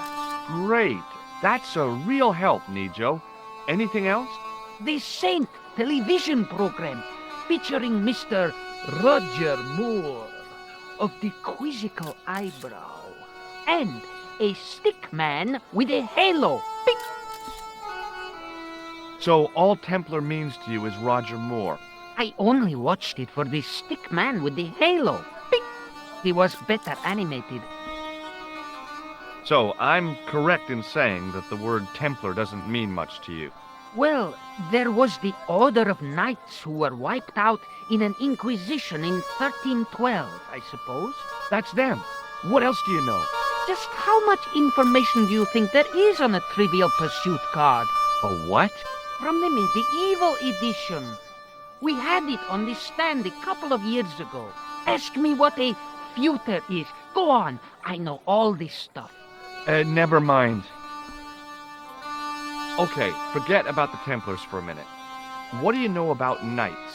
Like the Crusaders, they came to the East on an insane and pointless mission. They sacrificed thousands of lives, including their own, for insensate pride. How anyone can find them romantic confounds me. Have you seen this man before? No, sir, I'm glad to say. Cold eyes. A comedian. No surprise there. What do you make of this? Well, beyond the obvious, very little. That pattern seems very familiar, though. What do you think of this, eh? Oh, sir, what a splendid plaything. One day, when I am rich, I am going to build a world-renowned collection of brightly colored balls. Are you serious? In deadly earnest. People will come from far and wide to see my Yes? collection. The Rockefellers and the Gettys can keep their hoards of so-called fine art. But answer me this. What good is a Picasso, I ask you, if you cannot bounce it off a wall? You may have a point. What do you think of this? Excellent workmanship. 12th or 13th century. I wish I had things like that for sale. So long, Nijo. Poodle pip, sir. An old executive toy and a cheap plaster statuette. There didn't seem much helpful around here. There were some great bargains on the shelf, providing you ran a junk museum. The rifle looked dangerous to the user.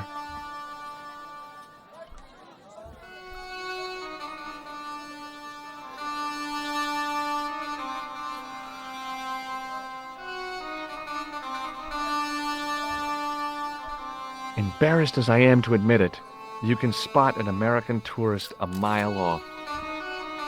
Hi, I was wondering whether you could help me. Why, sure, son. Always got time for a fellow American. The name's Henderson. Dwayne Henderson. Pleased to meet you, Mr. Henderson. Hell, boy. I'm not in the office. Call me Dwayne. Oh, okay. Dwayne? My name's George Stobbart.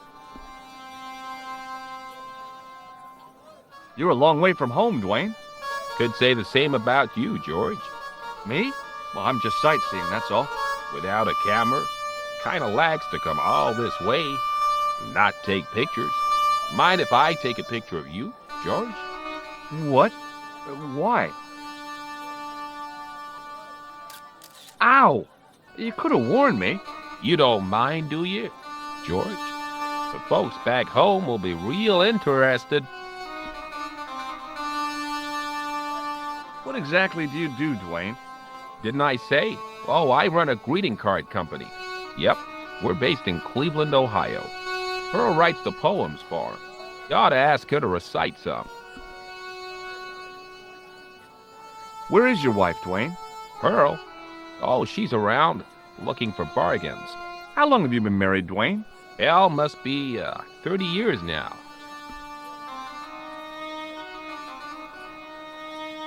Have you talked to Nijo? Nijo? He's the youngster on that junk stand, right? Yeah, we've met him. He's a smart kid.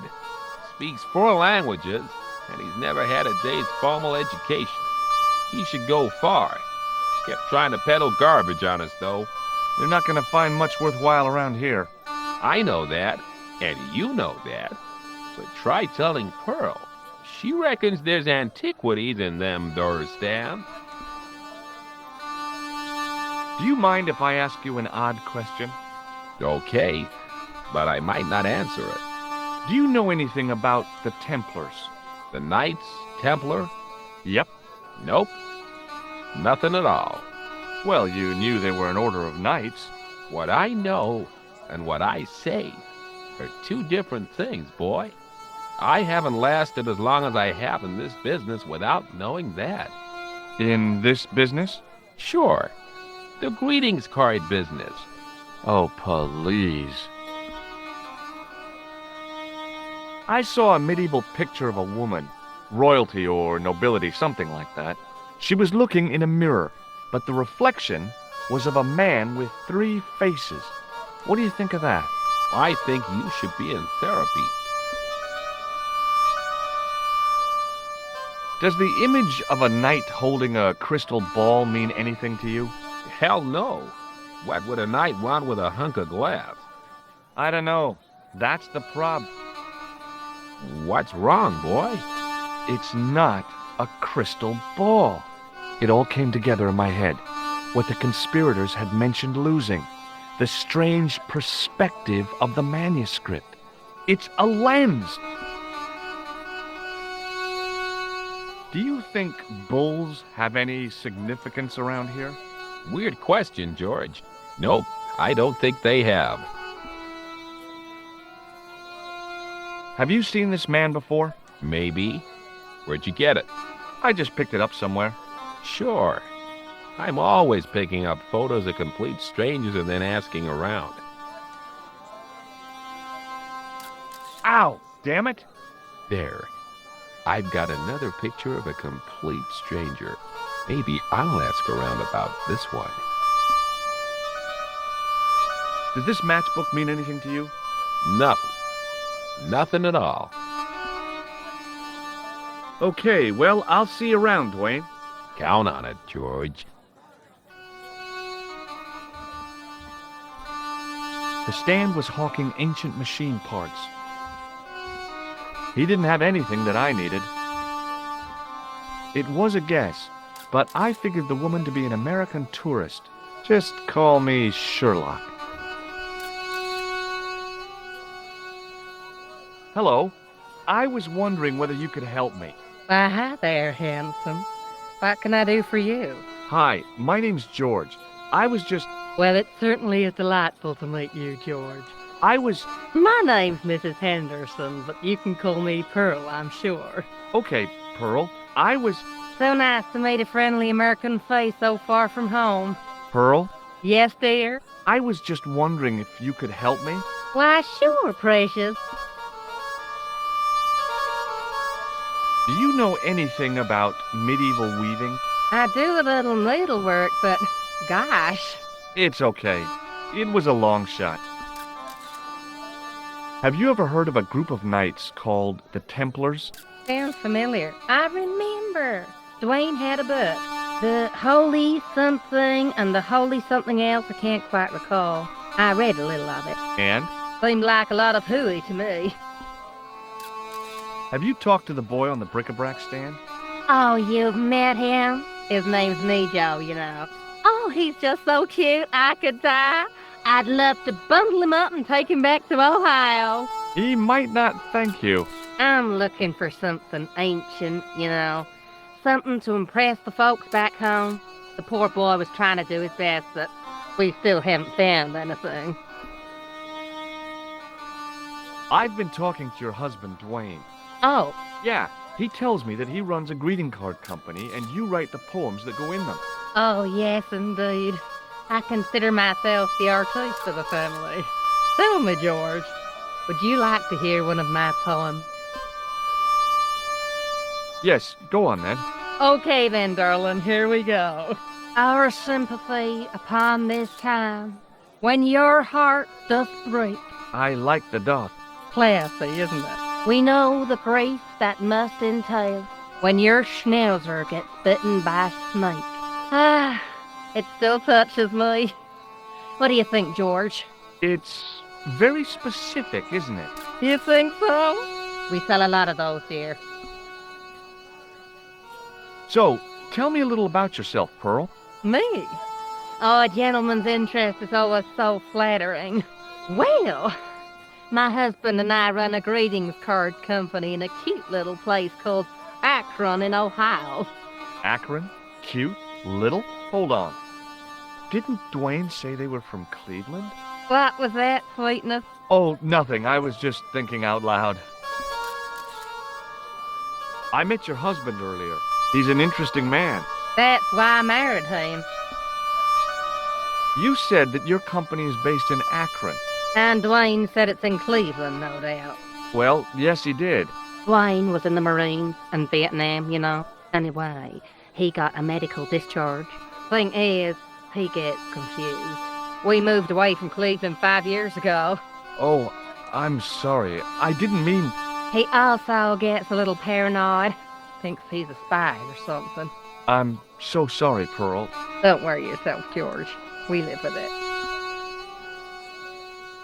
Have you seen this man before? No. A friend of yours? No, not really. I've got to go now, Pearl. It's been a pleasure, George. Don't be a stranger.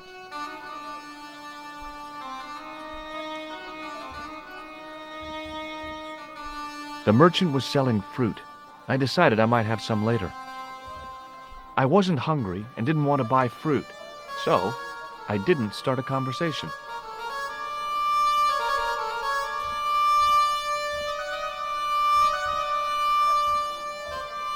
The stand had kebabs dangling from the canopy. As a marketing device, it lacked something. Close up, I could see flies love kebabs. It was a kebab stand, and an ugly one at that. In the still air, the smell hung around like bad smells do. The stallholder's face wasn't a great ad for running a kebab stand. Hi, what's your name, sir? Hello, you buy kebab. Most good. What do you make of this? Buy kebab. Most good. Well, goodbye. Have a nice day. Most good.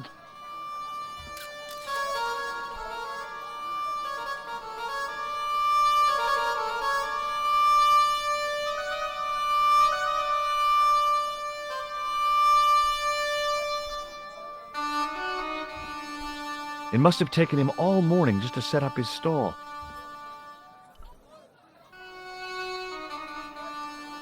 I had nothing to buy a carpet with, and didn't want to lug one around anyway.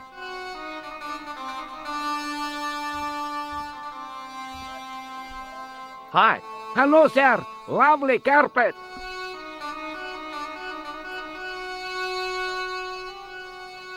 Does this matchbook mean anything to you? Ah! Give to me! Give to me! A la mut.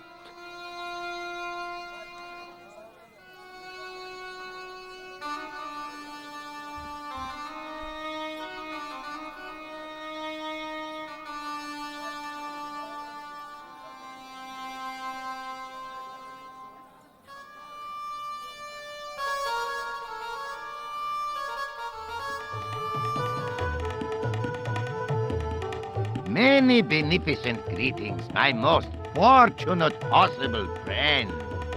Huh? Do I know you, mister? No. No. And again I say, no. But, my friend, do you not see our mutual good fortune in this meeting? How frank do you want me to be? You are a traveler, yes? Boy, you must be the world's greatest detective. No. I am told that is Sherlock Holmes of the big forehead and slipper full of shag. I, as contrast, am world's greatest luxury taxi driver. I can see where this is going. I am Ultar, taxi driver and luxury guide per excellent, yes. This I had to hear. Where does your heart desire to go? Simply mention the name to your obedient servant and we shall fly there, swift as the eagle. Oh, well, I don't really want to leave Marib yet, but I'm sure that if I do, you'll be the first to know. Is good. You know where you want to go, you come to Ultar. Thanks. See you around, Ultar. Be having a pleasant day, full of shining experiences and happiness, my friend. The outside of the ornate spittoon was beautiful. The inside wasn't.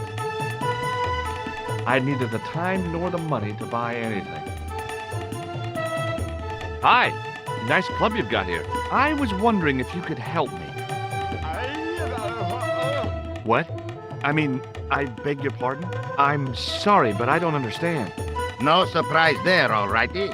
He says sorry, but he not speak English. But he didn't say anything. He not have tongue. No tongue? What happened?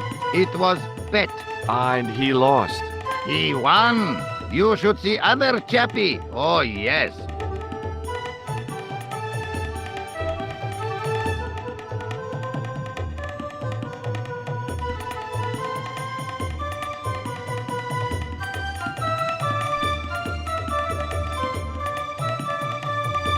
Damn, the door's locked.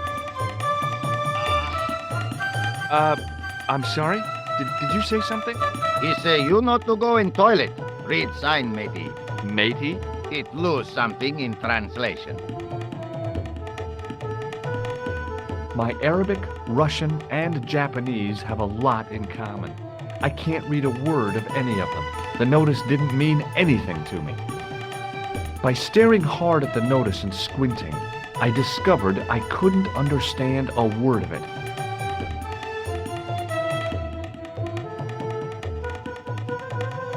Hello again, Ultar. Great hellos, munificent foreigner, and possible future client. Well, you never know. Would you mind talking to me? Is most agreeable. This is how Ultar learned such splendid English, yes? Yes. What do you know about the kebab seller?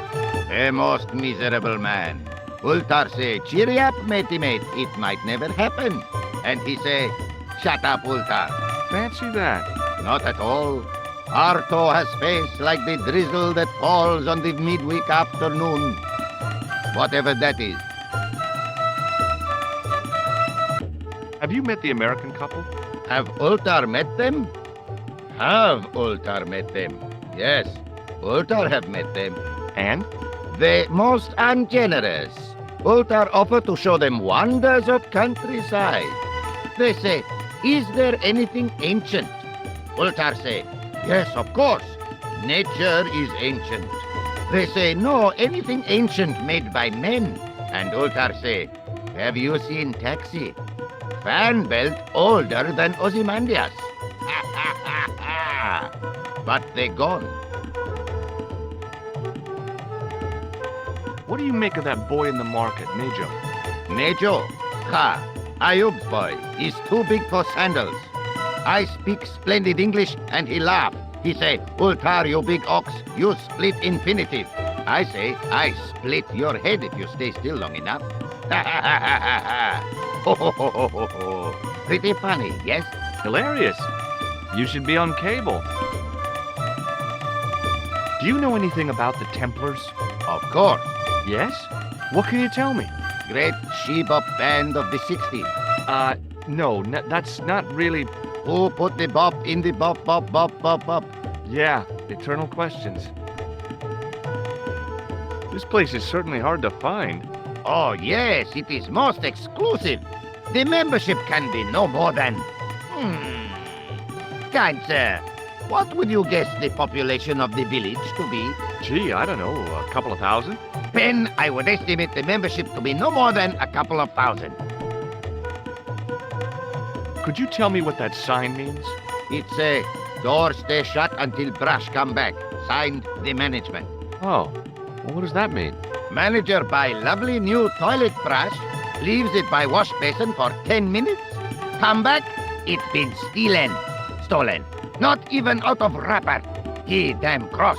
Lock up toilet and say, nobody use fine pristine toilet until brush given back. We say, what we do till then, eh? He say, cross legs and use superior willpower. And that's what you've been doing? No, Ultar use bucket. Have you seen this man before? Oh, most certainly. Was here only yesterday. Here? Yesterday? My God, he's close. Yes, he was asking lot of questions, just like you. What did he ask about? He asked about American called Stobby. Stobbart? Yes, Stobbart. You know him. The killer knew my name. What else did he ask about? He asked about German man called Klobner. I tried to remember the name of the man the conspiracy had lost in Syria. Was his name Klausner? Sure, that is what Ultar said. Klausner. I told this man in the picture, Klausner wanted to go up to Bull's Head. Hold on, he wanted to go where? Bull's Head. Big hill, 10 miles out of town. Maybe 60. When was that? Oh, maybe a week ago. What can you tell me about this Bull's Head Hill? It's most magnificent. Lovely views. Worth visiting. Yes, by indeedity. How do I get there? No. Let me guess. You need fine luxury guide to take you there in air-conditioned taxi. Woe is me. Where can I find such a guide? And Ultar is most luxurious guide for most literally some way, in any direction. Gee willikers, lucky old me. Are you desirous of my pleasant and luxuriant service? All right, let's go. First, I regret the formalities. A trip to the Bull's Head. 50 Yankee dollars, please. $50? I don't have $50. Oh, most unhappy event. Ultar then sorry, but he cannot take you on ride of lifetime. Hold on, Ultar. Is there nothing I could barter with you? Word that it was so, beloved friend. But my taxi needs gas, and its muffler needs the muffler doctor. Trading for these things is not possible. My heart weeps for the injustice, but it's box or zip for unfortunate American. About Bull's Head Hill. Are you desirous of seeing this most splendid place? Well, maybe. A terrific bargain. Oh, 50, huh? Well, Oh, the delight. See you around, Ultar. Fare you most splendid, good sir.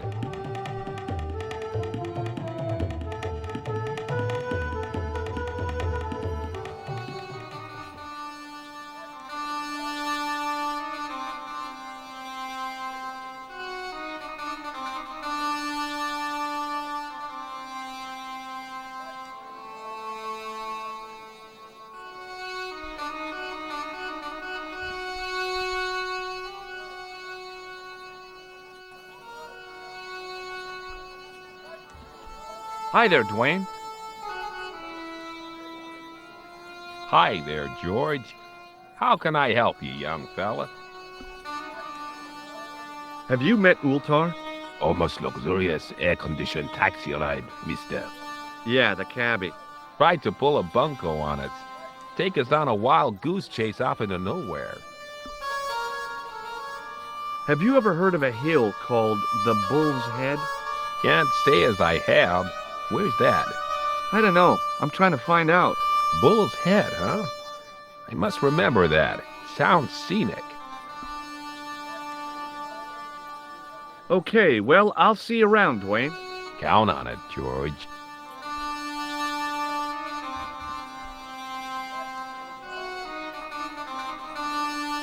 Hello again, Pearl. Why, hello, George. It's such a pleasure to see you again. Have you met the taxi man, Ultar? Heavens, yes. What a big man. Very muscular. But you didn't go for a ride. Why, George, you're absolutely the most... Oh, you mean a taxi ride? No, Dwayne wasn't interested, so it didn't happen. Have you ever heard of a hill called the Bull's Head? No. No, I haven't. Is it nearby? I'm not sure. Sounds awful romantic. The Bull's Head Hill. I've got to go now, Pearl. It's been a pleasure, George. Don't be a stranger.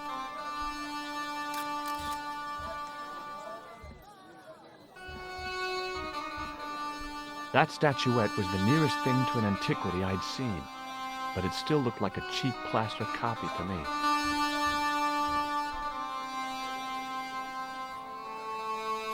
Hi, Nico.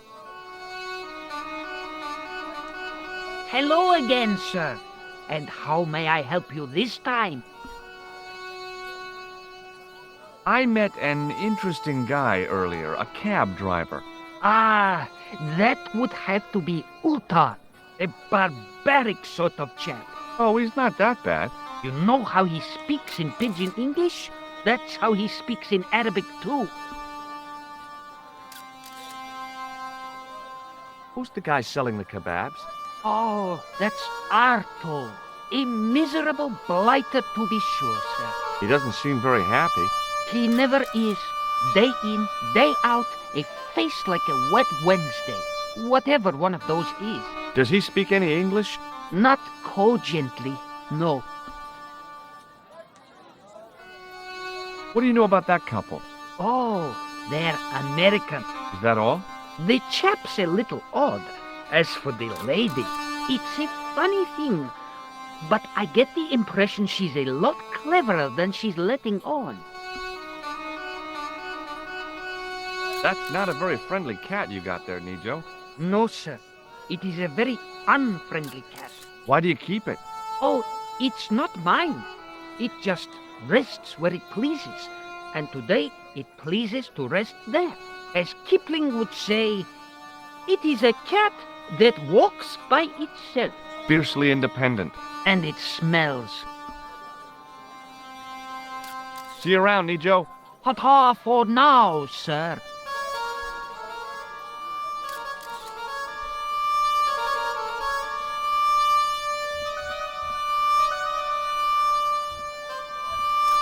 The stand had kebabs dangling from the canopy. As a marketing device, it lacked something. Close up, I could see flies love kebabs. It was a kebab stand, and an ugly one at that. In the still air, the smell hung around like bad smells do. Suddenly, I realized the horrific truth. The guy was basting the kebabs with a toilet brush. It may never have seen the inside of a toilet bowl, but it was still hardly appetizing.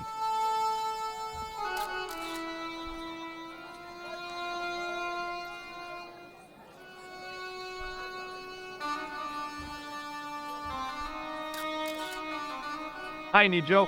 Hello again, sir. And how may I help you this time? Look, this is going to sound a bit strange, but I need Arto's brush. What? The brush he bastes the kebabs with? Yes.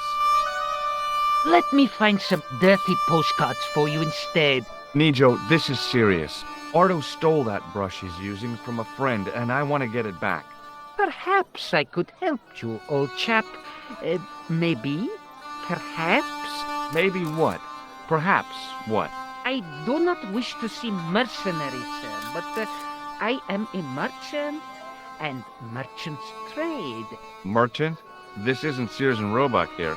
Well, if you're going to be disagreeable... No, you're right. What would you like? I seem to recall that you have something that might alleviate my boredom. A globe of delight, a Rubicon spheroid of heavenly pleasure. You mean the ball, don't you?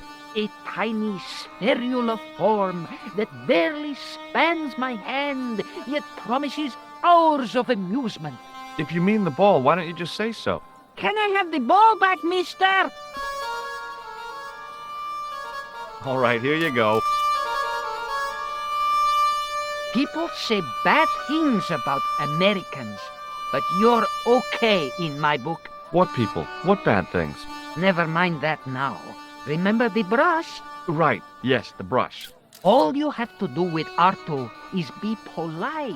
It lightens his day, makes it all worthwhile for him again. How can I be polite to the guy when I can't speak a word of Syrian? Arabic. That's what I meant. Simply memorize this phrase. Il ach il kalb. Il ach il kalb. Close enough. Now, go over to Arto and deliver those honeyed words even unto his delicate ear. He won't be able to do enough for you. Really? Really. What exactly does il akul kalb mean? A polite but subtly complimentary greeting. He won't be able to do enough for you. So long, Nico. Poodle pip, sir.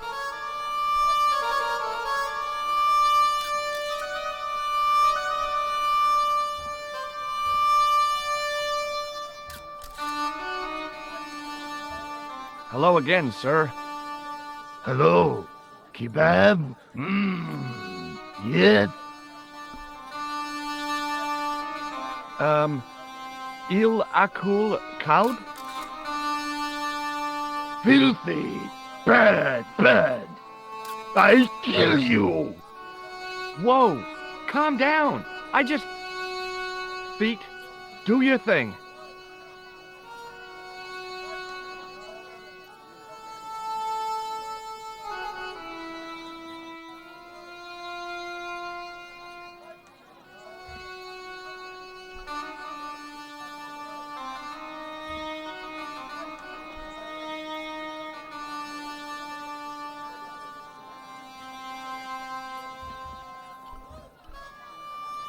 Hi, Nico. What the heck did you tell me to tell him? Patience, sir. Patience? Patience? I've been chased by a homicidal kebab seller, and you expect me to be patient? But consider, sir, while you were running from the irate Arto wasn't using the brush. Hold on. Are you telling me that I've been used as a diversionary tactic? Your brush, sir. I can't believe that you put me on that kebab seller's death list for a toilet brush. The ends justify the means, sir. Yeah, but I noticed it wasn't your butt that was on the line, though. They also serve who only stand and wait, sir. Oh, spare me. Oh, it's okay. Nothing.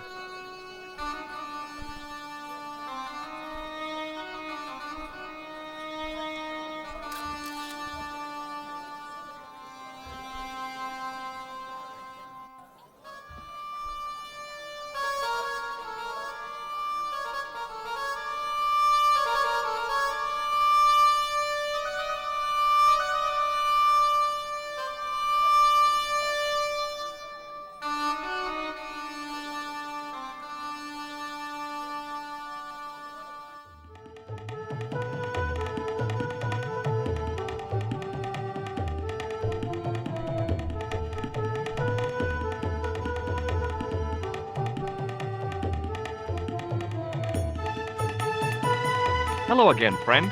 There wasn't much point in trying to launch an in-depth conversation when I couldn't speak Arabic and he couldn't speak. Period. Well, I did know a few words of Arabic, but doubted the wisdom of using them. Here's your brush, sir. It wasn't easy getting it back.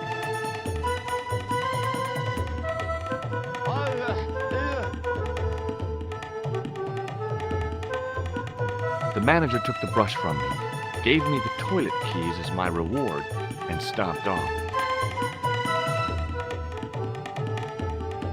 What was all that about? Manager, he say, bah, look at state of this. Need much cleaning and detergent before go around my, you bend. Said all that? Body language account for much, you know. Oh, yes, indeedy.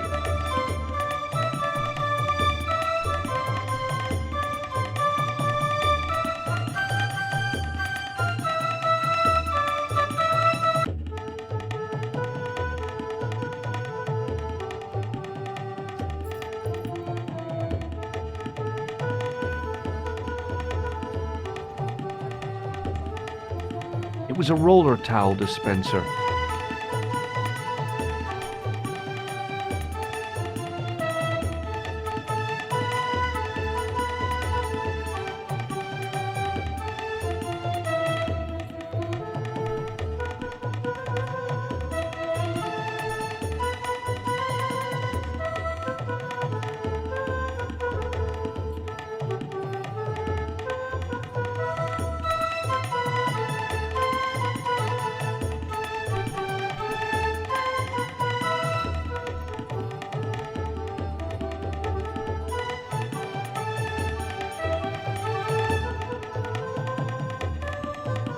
The sink was clean, but there didn't seem to be a plug. It was a roller towel dispenser.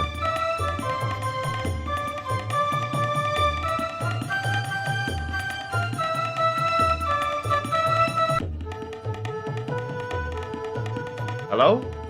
Anybody in there? No answer, so I gave it a push.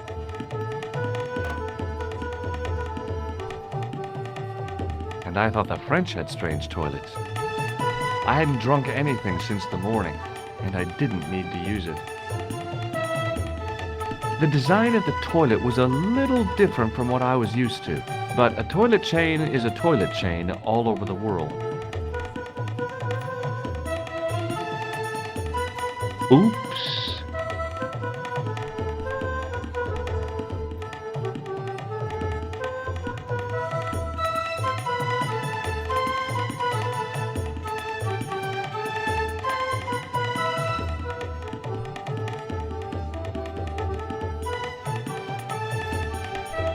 There didn't seem much point in closing the dispenser. Even closed, it would be obviously empty.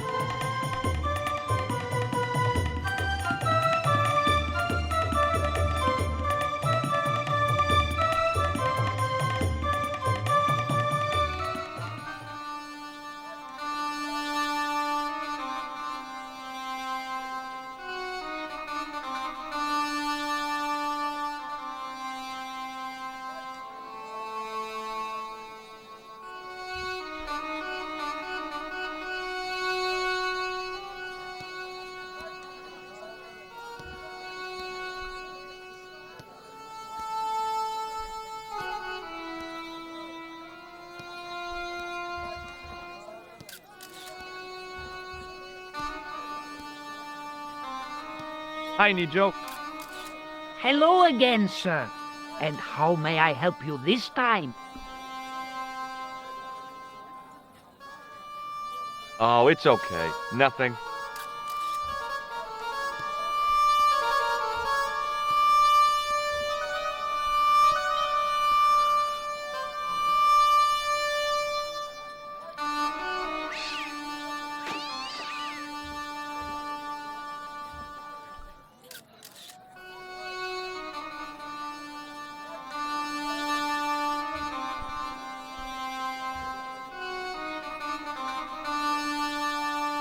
Hello again, Pearl. Why, hello, George. It's such a pleasure to see you again. Have you had anything from the kebab stand? Hey, heavens, no, with my digestion.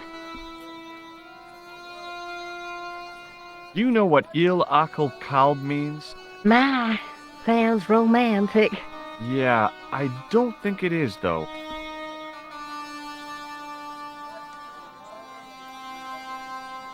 Are you interested in antiquities?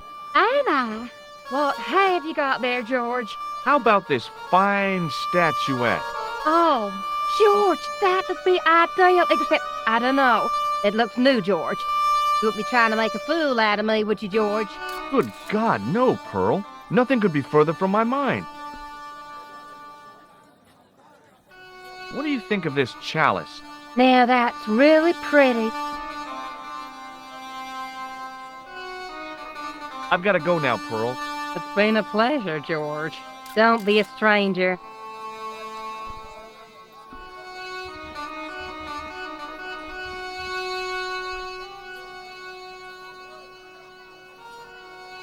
The plaster seemed to soak up the grease paint until it began to look like stone.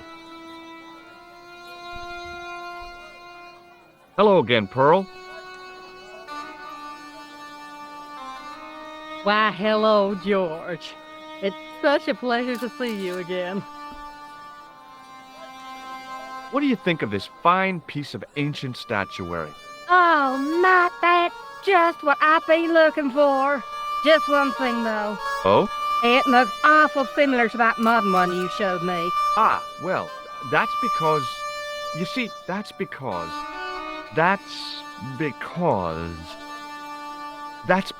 the first one I showed you was a modern copy of this one.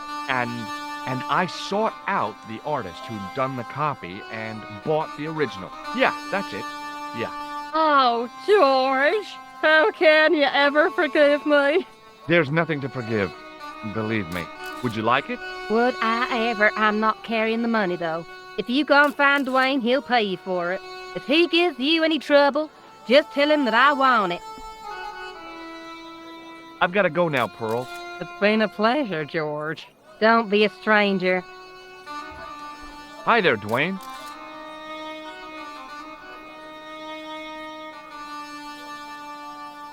Hi there, George. How can I help you, young fella? Have you had any dealings with the kebab seller? Absolutely not. Pearl's already had one attack of Montezuma's revenge. Do you know what Il Akal Kalb means? That's what you said to the kebab seller? No. I don't speak Arabic.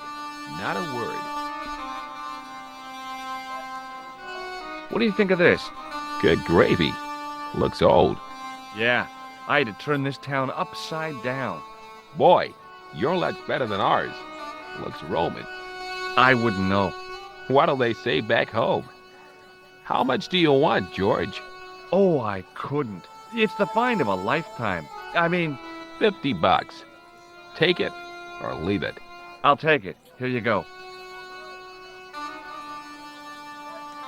And here you go.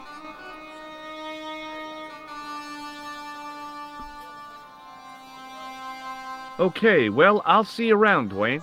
Count on it, George.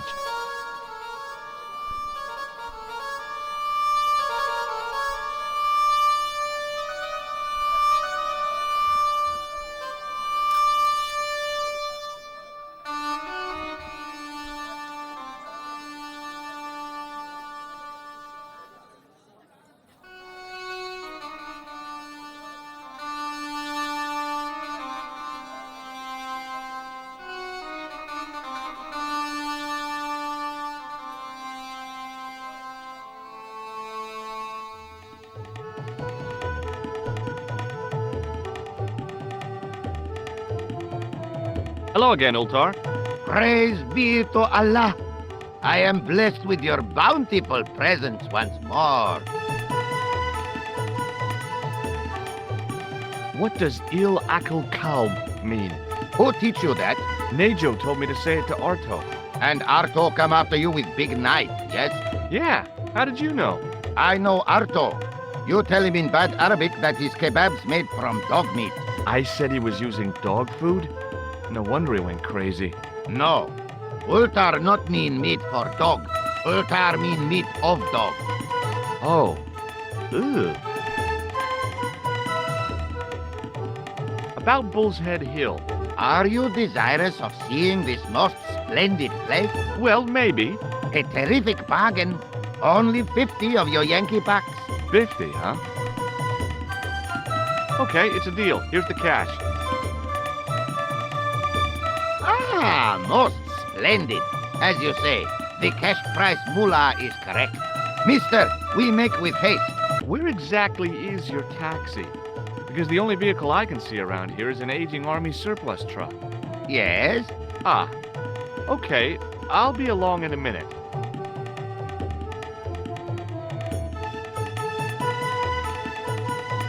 It didn't seem right to take off with the toilet keys, so I left them on the bar.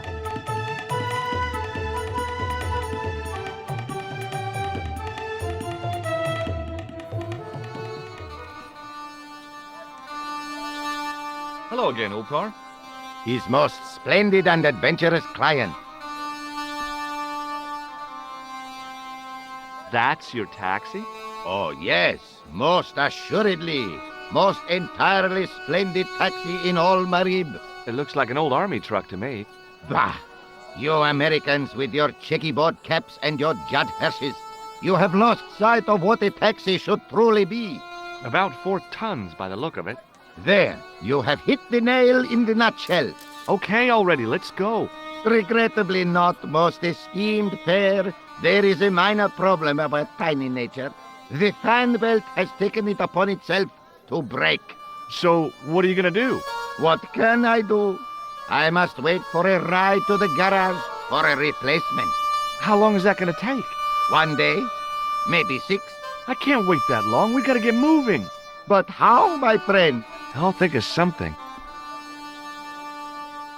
Is this any use to you?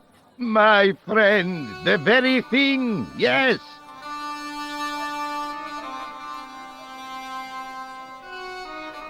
Ultar took the towel from me, cut it in 2 lengthways, and gave me half back. With his half, he did the kind of fan belt replacement that's normally done with stockings. Now, if I knot the ends together, so... Serviceable, yes?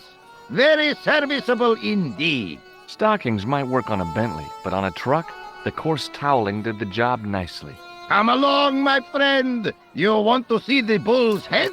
Yes?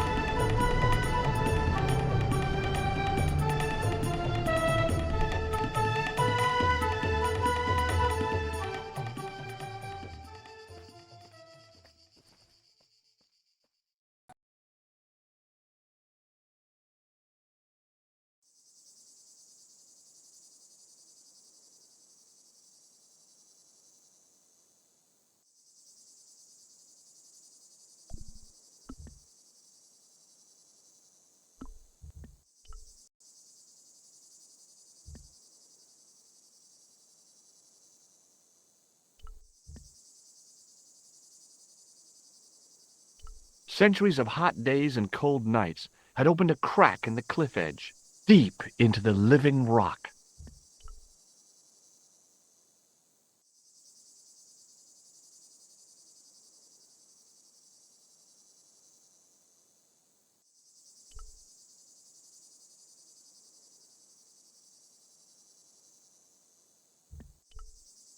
A young tree grew at the edge of the drop.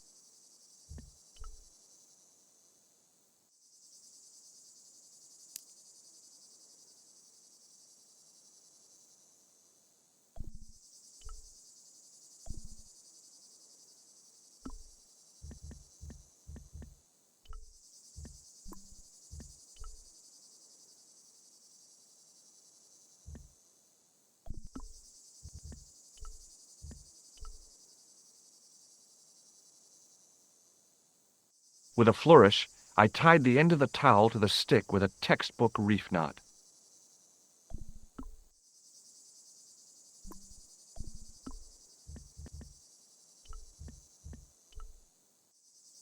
I could see that crack would make a good anchor point.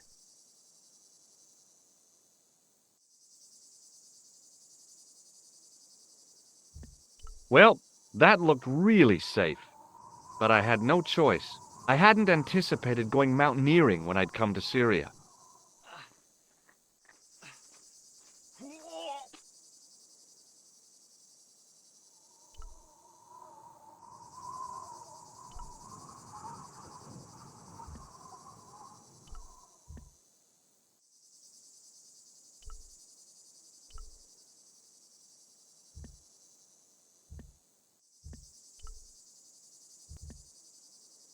Close up, the niche looked somehow artificial.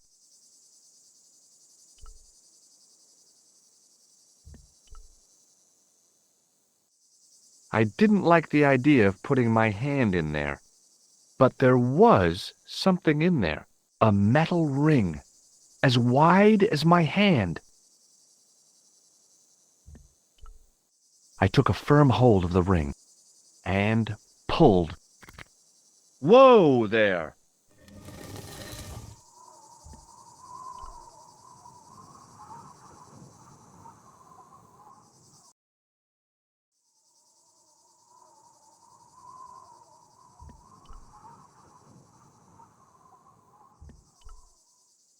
Without explosives or a pickaxe, there wasn't a whole bundle I could do to the brickwork.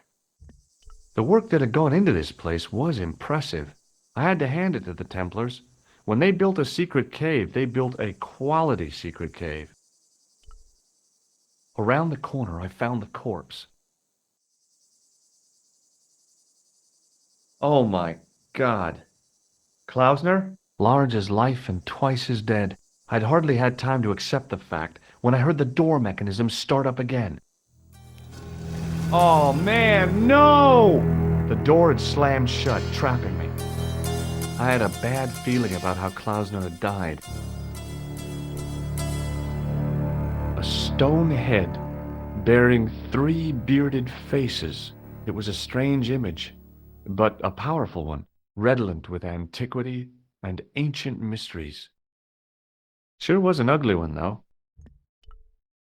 I couldn't think of anything to do with the statue, apart from scaring small children with it.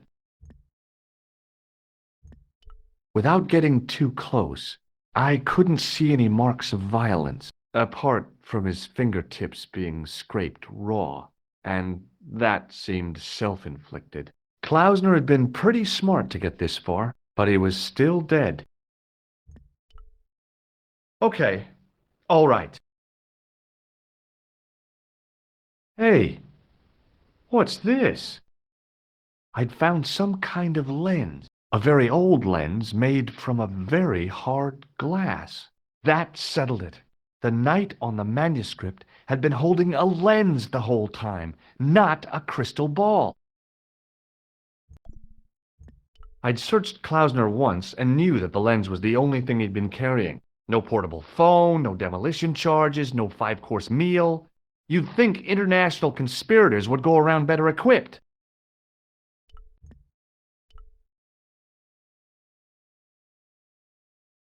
Up on the wall was an inscription, partially eroded by the ages. Something, in accidenta cita est in ora mundi. The Latin was clear enough, but what did it mean? The mouth's opening. It must be Ultar. My God, if he comes in, we'll both be trapped. Ultar! Don't come in! It's a trap! Stay where you are! You! Hello, Mr. Stobbart. We meet in the most unusual places. Please, do not make any sudden moves. I have no desire to maim you. Did you say maim? I did. Dead men tell no tales, as you say. And I want to hear everything that you have to tell. And what if I don't want to talk? Then I shall, most regrettably, have to kill you. Rest assured, however, that I am an excellent shot you would not suffer. Oh, that's good. Believe me, I'm really assured. It is rather dark in here. I think we should conduct our business outside. Why should I make myself an easier target? If I fire at you, Mr. Stobbart, I shall hit you even in here. But, unfortunately, my marksmanship will suffer. It could be the difference between hitting you in the leg or the groin. Boy, it sure is hot in here. No sudden moves, Mr. Stobbart.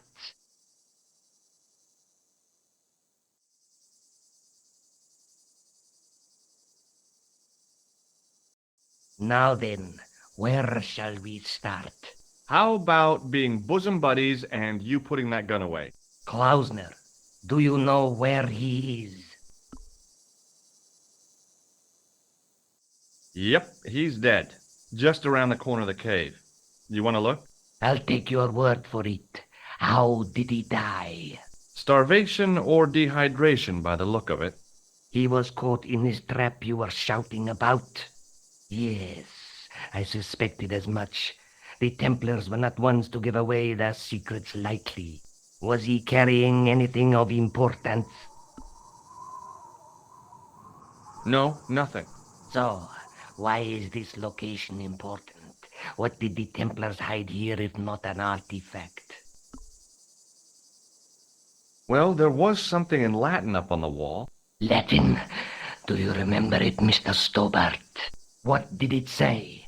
In accidenta cita est, in ora mundi. Ah, the words of Caesar. Yes, that makes sense. Well, I know that roughly it means to the west, to the edge of the world. But what the heck is that about? It tells me where the sword of Baphomet lies. Mr. Stobbart, I am sure that you are just what you appear to be. A gifted amateur.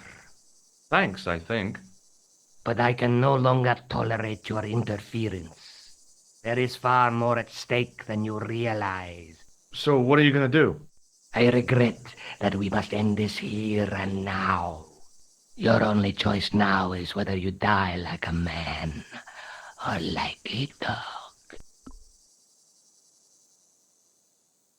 Okay, you're the boss. I'll take my medicine.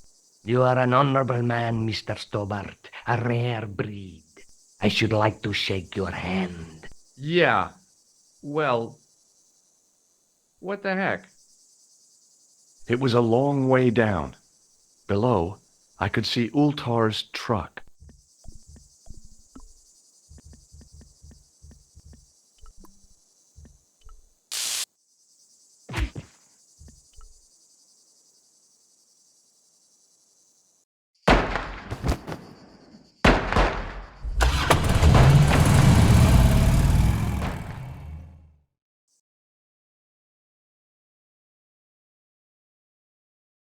Luckily, the canopy on Ultar's truck broke my fall. Thank goodness for that. The worst part of the experience was Ultar's driving. What about the lens? Is it still in one piece? Oh, yeah. Well, it's good to see you again, George. Really? Well, I have to say, I'd have enjoyed Syria a lot more if you'd been there. I wouldn't have been much help. Anyway, you did just fine on your own. Let's take another look at the manuscript.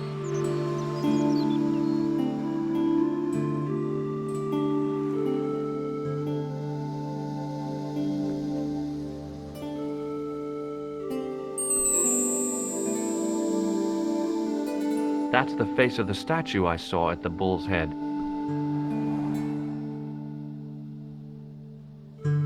The Knight Scroll bears a phrase in Latin. Through my teachings, you will be enlightened. And that's not a crystal ball. It's the lens I found in Marib.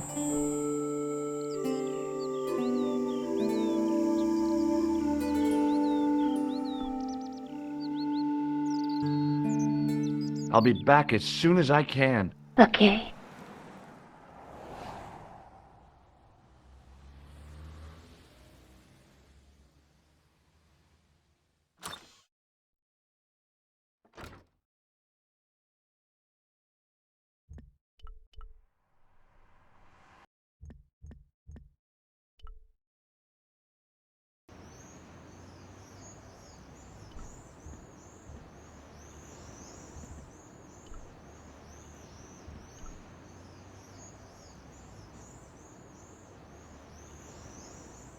You're back. Oui, I have returned. Hello again. Hello again, monsieur. Well, I wasn't expecting to see you back here again. No? Well, it is a strange thing, but I am here on duty. On duty? But you're just sitting there drinking wine. No, I am not just drinking wine. I am undercover. I must be missing something. You're in uniform. Precisely, monsieur. My cover is that of an indolent, wine-guzzling police officer. You've got me convinced. Merci. But in reality, my every muscle is poised, every nerve honed. I am drawn tight, ready to pounce. Dang! Who or what were you planning to pizzang on? You must have heard, monsieur, of the terror that is gripping Paris. You mean the killings? Oh, at last, someone's taken action. People die every day. No, I am on the trail of Sieur Jacques. Who? Sieur Jacques, the terror of the subterranean city. He pops up here, he pops up there. The cops, they seek him everywhere. Is he so hush or beneath the neck? That damned elusive Sieur Jacques. Bravo, that's very good. Merci. I was up half the night writing that. Who is this Sieur Jacques character anyway? Ah, if we but knew that, we could have him in custody in an hour. But he is cunning. To despoil the sewers of our fair city, he has committed many deceptions. He has pretended to be a police officer and deluded a poor war veteran. Uh-oh. He has pretended to be a jongleur. Wow, is that the time? And an American tourist. What nationality are you, monsieur? Canadian. Well, gotta go now. See ya. Well, it's not everyone who can say they started an urban myth.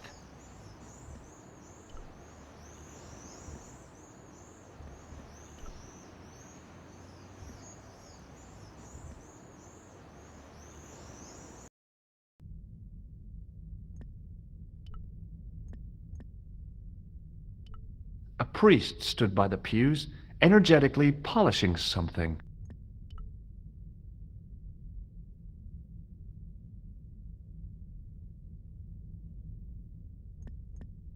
Excuse me, Father. Pardon? Do you mind if I ask you a few questions? Not at all, monsieur. It will be my pleasure to help you. How long have you worked here? Hardly work, monsieur. This is a calling. I have been helping Father Flambert for nearly 6 months now. I guess you don't know much about the history of this church, then. Just a little. You've got quite a shine on that candlestick. Ah, oui. Anything less than best would be an insult to the Almighty. I guess so. I never thought of it like that. What do you know about the Knights Templar? You have come to the right place, if that is your interest. Many of them were executed in the square outside. It was a disgrace to France. Well, the Pope was right behind it, though. Clement V was a man of mammon, not of God. That's kind of forthright for a priest, isn't it? You think so? It is hard to be sure what happened. It is so long ago. You must be proud to have such an incredible collection of stained glass. Pride is a sin, monsieur, but it is hard not to marvel when the light shines through them. It is a fine example of the artisan's genius. What do you make of this chalice? It certainly looks very old. About as old as this church, I think. There seems to be an engraving on it. Yeah? What does it say? I do not know. It is very tarnished. With your permission, I could try polishing it. I promise I will be very careful. That'd be very good of you. This shouldn't take very long. Feel free to look around. Okay, thanks.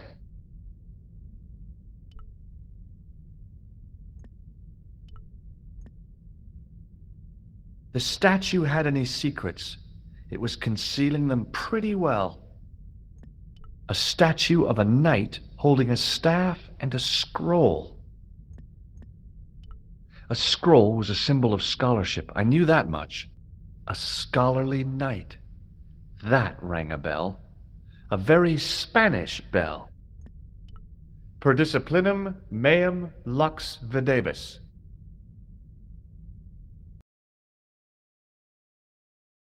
A bit of a stained glass window. Wow!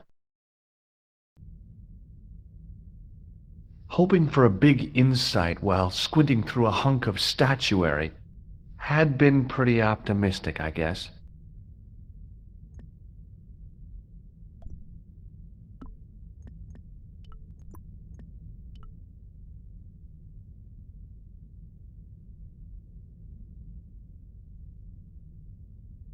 The lens fitted into the end of the scroll like a hand into a glove. Hey!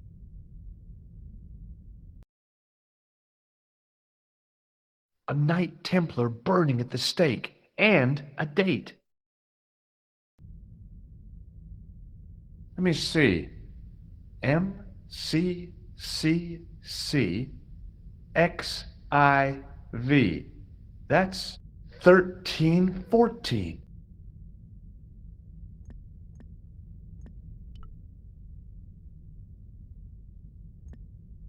Hello again, Father. Hey, thanks. It is my pleasure, monsieur. What was the writing on the chalice? It was not writing, my mistake. It was a coat of arms. The remarkable thing is that it seems very familiar. Yeah? Oui, I think I have seen it on that wall tomb in the far corner. That winged horse is quite distinctive. Did you know that the center window conceals an image of a man burning at the stake? The burning man? What, you knew? That there was a hidden image? No. But the church has a reputation for being haunted. Many times, people have claimed to have seen the burning man in the window. But when others they look, there is nothing. Perhaps the light has to be just so for the figure to appear. Yeah, or maybe you need a special lens. Catch you later. Au revoir, monsieur.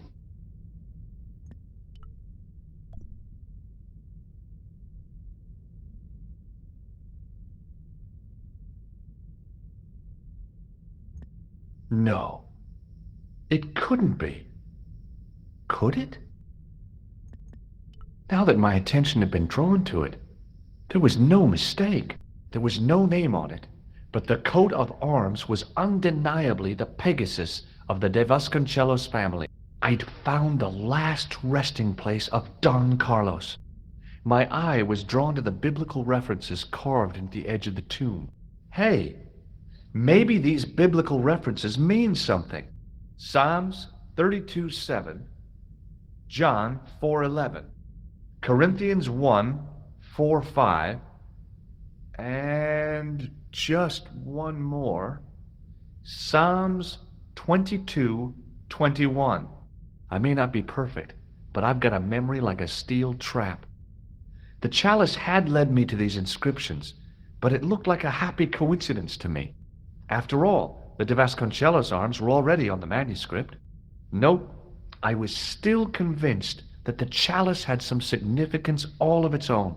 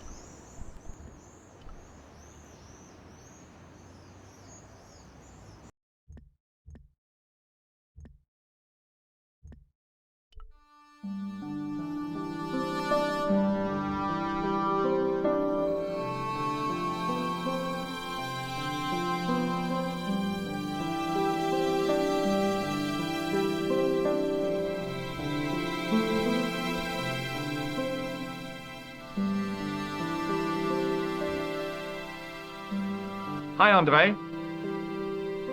Hello, Georgie. Where have you been? Nico said you were away. I just returned from Syria. Syria? On the trail of the Templars? It's a long story, but I found the bull's head. It was referred to on the manuscript, remember? Yes, what is it?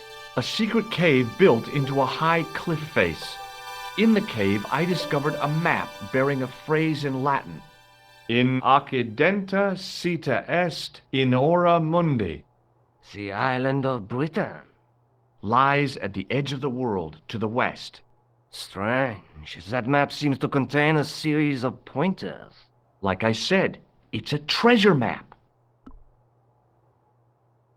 While I was in Syria, I discovered a strange pagan statue. It was like a head with 3 bearded faces. Horrible. That sounds as if it could be Baphomet, the idol described by the Templars. The poor Knights of Christ had an idol that looked like that? Allegedly. The description of the idol came from the evidence extracted by the Inquisition. Mind you, not one statue or idol was ever found on Templar property. Until now, that is. Just last month, a statue of Baphomet was unearthed right here in Paris. Where? At the Institut Hermétique de Naval. The statue is beneath the foundations. It was discovered by some workmen while renovating the building. Can you tell me any more about the statue of Baphomet? It's a fearful image, even now, a bearded head. The base of the statue is carved with Templar symbols. One of the workmen noticed a curious stain at the base. He claimed it looked like blood. Blood? That's right. Thanks for your help, Andre. You're welcome.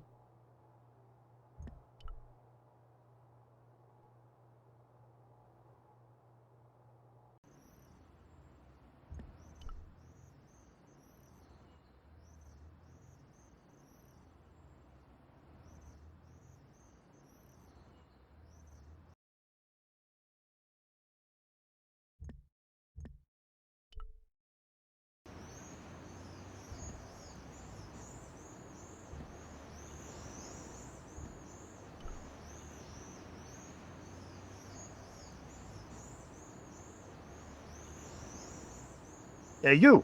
Get away from my dumpster. Excuse me, could you help me? What is it? I've got a few questions. What does the word Templar suggest to you? Templar? Nothing. Nothing. You're doing a fine job. Merci. I have my professional pride. I don't think I've ever seen a Gauloise smoke so stylishly. It's a natural talent. I'm being sarcastic. I'm being indifferent. You're very good at that as well. Merci. Vive l'indifférence. So, what are you doing here? I am having my break. Yeah, I mean when you finish your break. When I finish my break? An interesting concept, monsieur. You'll probably need to think about it. I could have another cigarette while I consider.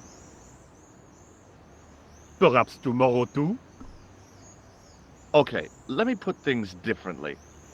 What were you hired to do here?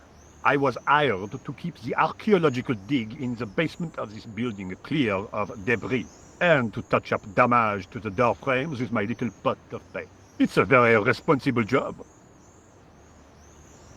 Unfortunately, I'm not a very responsible person. So what do you know about the excavation? I know they won't let me in to do my job. I would complain to my union, but là... You couldn't be bothered to join.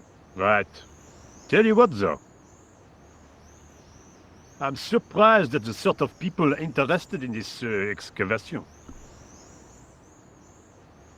What's unusual about the visitors to the excavation? None of them look like archaeologists to me. Do you know what an archaeologist looks like? Three-piece suits, crocodile-eyed attaché cases, Rolex oyster. But no archaeologist dresses like that. Quite right, monsieur, quite right. So, who are they? Who cares as long as they pay me?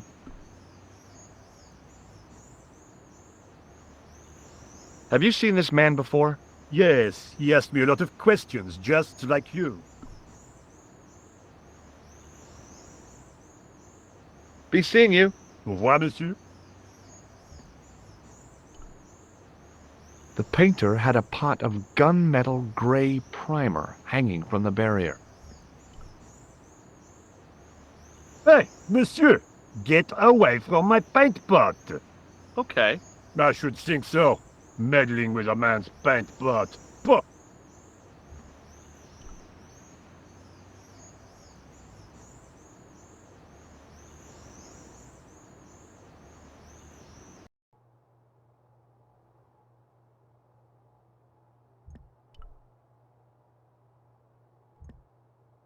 There was a closed door with toilet scratched into the cheap veneer.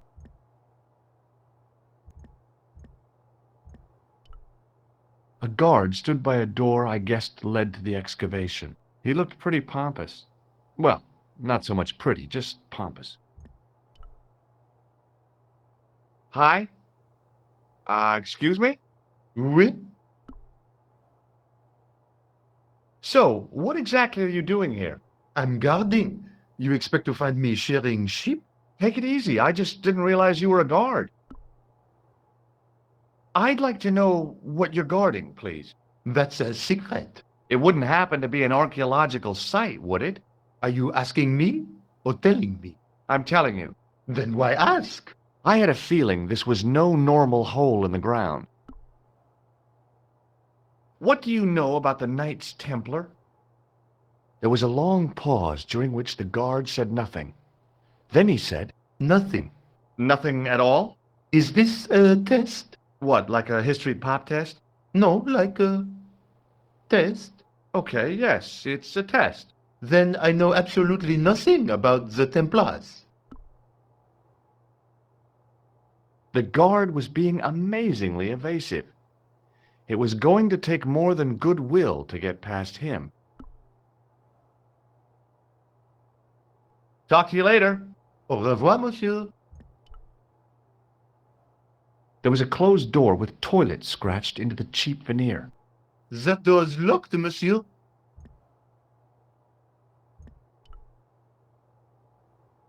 Hi again. What is it? Trying to get into a locked washroom. I had the strongest feeling of déjà vu. I'd like to use the washroom, but the door's locked. Oh, that's no problem. You can have the key. Thanks.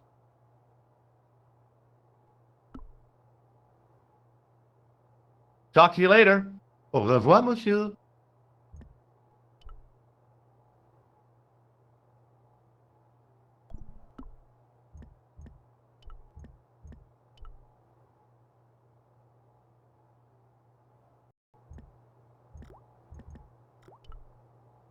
A hand dryer was mounted on the wall.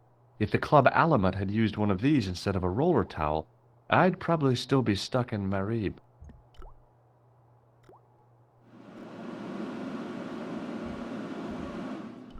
I wasn't that interested in what might go into a restroom's garbage to investigate. Being in a charming comfort station like this made me think fondly of the toilet in Syria. That place was kept in pretty good order. At least, it had been until I vandalized it. Still, it was all for a good cause. I didn't want any coal.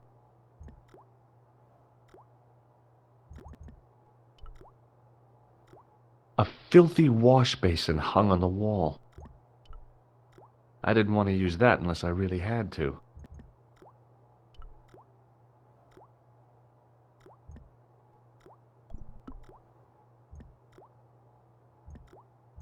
It was the bar of soap I'd stolen from the washroom of the excavation site.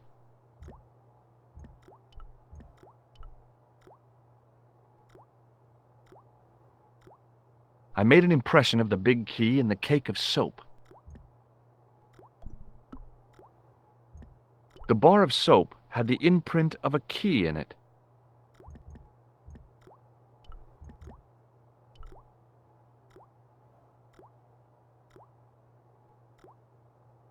I carefully sprinkled the plaster into the soap mold I'd made of the key.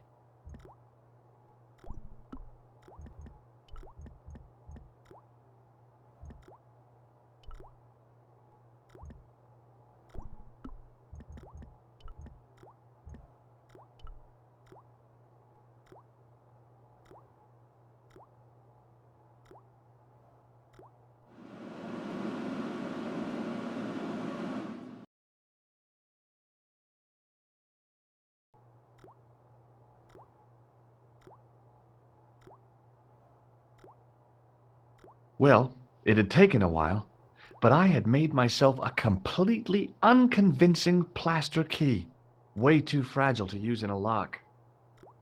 I'd have to substitute it for the real one. Trouble was, it looked like plaster and not metal. Then again, that plaster statue in Syria hadn't looked like stone until I'd been a bit artful with it. Maybe I could improve the key as well.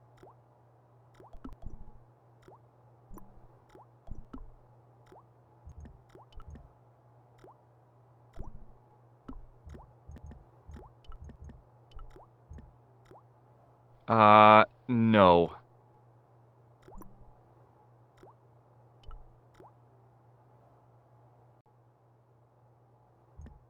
A dumpster with some debris in it.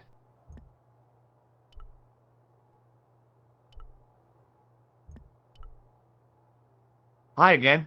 What is it? Hey, smart. Why don't I just tell him that I'm trying to break into the excavation? Here's the keys. Thanks. Merci, monsieur. Talk to you later. Au revoir, monsieur.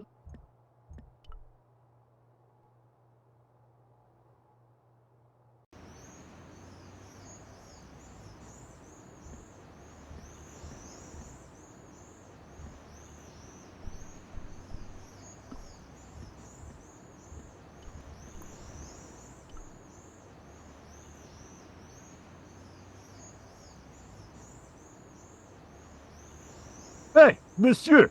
Get away from my paint pot! Okay. I should think so. Meddling with a man's paint pot. Puh.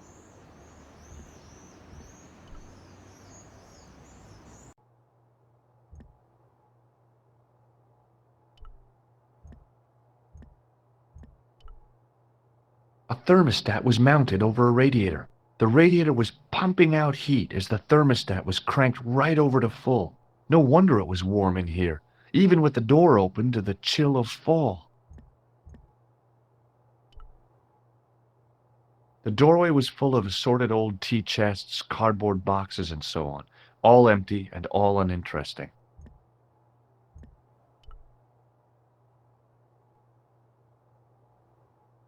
Do you mind if I use the phone? Be my guest. I'm paid to guard this door. The phone can look after itself. Collard! Hi, Nico. It's me. I'm at the excavation site. Hi, George. What's happening? I'm at the excavation, but they won't let me in. The We need to know what's in there. Don't worry. I've got a scheme. I'm going to need your help, though. Okay, what do you want me to do? I want you to keep somebody on the phone for a while. Who? A painter. I need to get at his pot. Oh, okay. Stay on the line. I'll go and get him.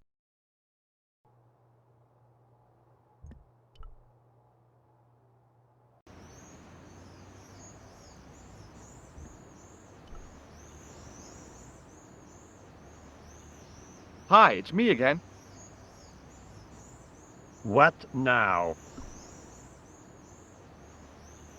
You've got a phone call. For me? Are you certain? It's a woman. She sounded hot. What woman? She must be mistaken, monsieur. Well, she asked for that hunk of a man with the nicotine fingers and his ass hanging out of his pants. Certainly sounds like me. Stand back. It wouldn't do to keep the lady from her hunk.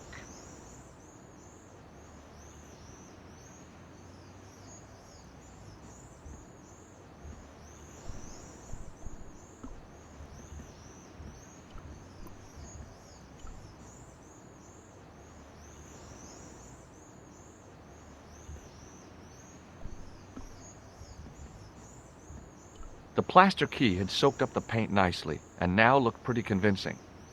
Still felt like plaster, though.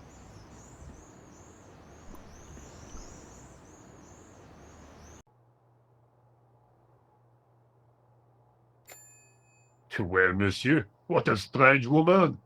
She was all over me, and then suddenly, nothing but abuse. Really?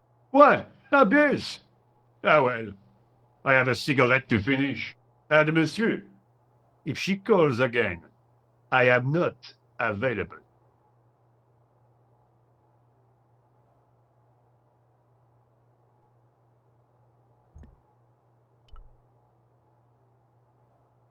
Hi again. What is it? I need to use the toilet again. Again? Already? I have this problem. How technical do you want me to get? Never mind. Here's the key.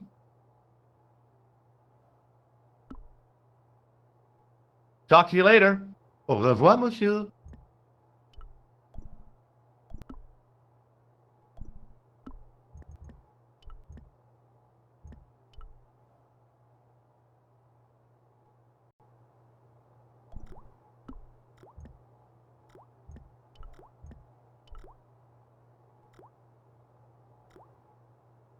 Quickly and without fuss, I swapped the fake key for the real thing.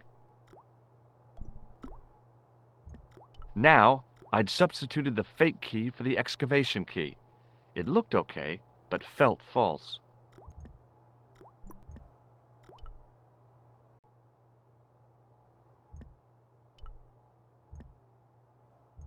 Hi again. What is it? It sure is hot in here. I have to have the door open to allow the workmen access, so why not? I turn the heat up. You could wrap up warm. I have my gloves if it gets cold, but why bother when it's warm anyway? Talk to you later. Au revoir, monsieur. I turned the heating off.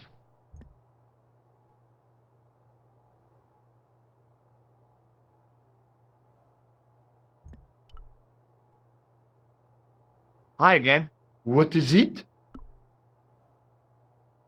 I held my breath and hoped that he wouldn't notice the substitution. Here's the keys. Thanks. Merci, monsieur.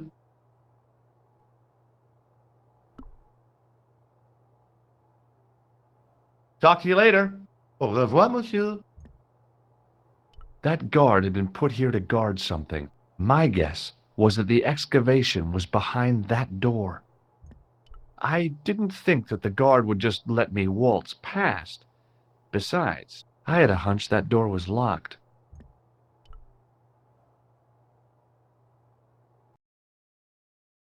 Hi, Nico. It's me again.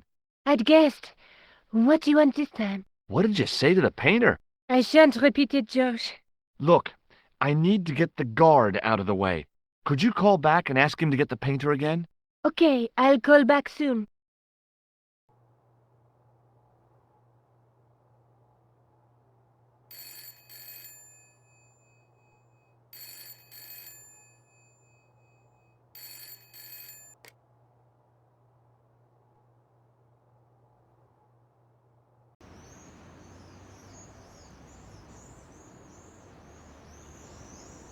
This looked like a good place to watch things develop. Hey, you! It's the phone. Yeah? Who is it? How should I know? What am I, your social secretary? It's not a chick, is it? Yes, it's a woman. Are you going to answer it? Does she have a warm, sensual voice like molten chocolate? Yes, yes, she has a really sexy voice. Now get a move on. I'm not talking to her. I can see that. You're wasting time talking to me. No, you don't understand. I refuse to talk to her. You refuse. You refuse. I'm wasting valuable time. Don't make me laugh. Your time valuable? You just stand around all day. I have a highly responsible job. Ha! Don't me, you elephantine oaf. My job is important. Impossible. They would have hired somebody competent in that case. Meaning what? Instead of which they hired a dismal rent-a-cop like you. All epaulette and no brains. Why, you... This looked set to carry on for some time. It was too good an opportunity to miss.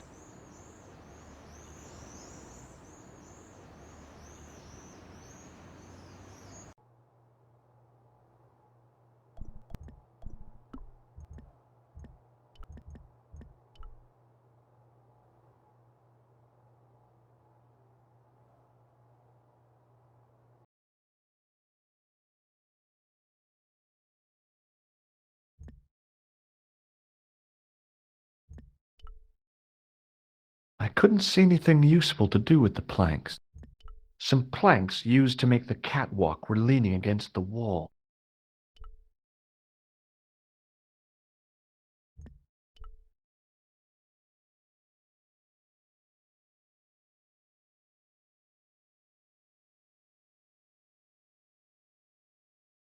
Now there's a familiar face. There was no doubt about it. It was the same sort of idol I'd seen in Syria, Baphomet. The Templars had certainly been through here.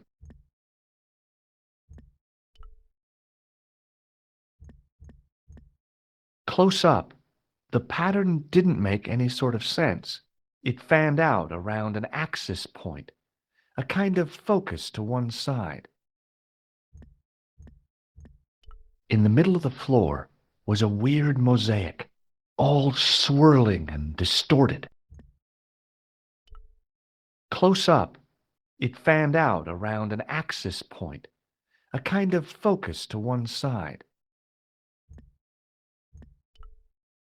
There was no doubt about it. It was the same sort of idol I'd seen in Syria, Baphomet. The Templars had certainly been through here.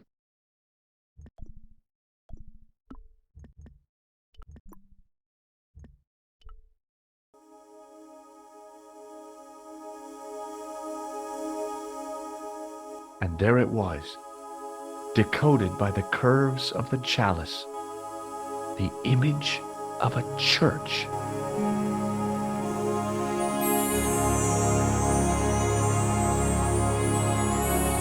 I found out what the chalice was for. You've solved the puzzle? Yeah, there was a distorted picture at the Baphomet site. When I viewed it in the polished surface of the chalice, it changed. What did it show? A picture of a church with a square tower.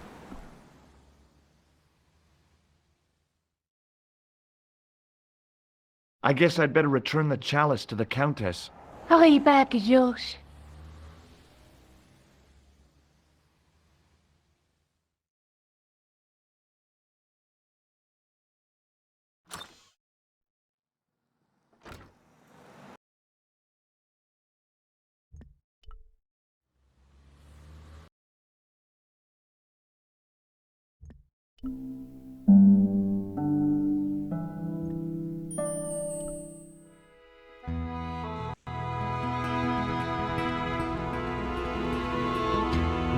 I'd been planning to return the chalice anyway, but I hadn't expected the trail to bring me here. The Villa de Vasconcelos was as picturesque as ever. The weather was still clear, and Lopez was still watering the damn lawn. I was beginning to suspect that he was surgically attached to that hose.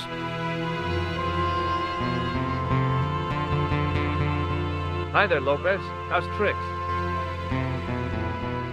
Senor Stobbart, how pleasant to see you. You are well.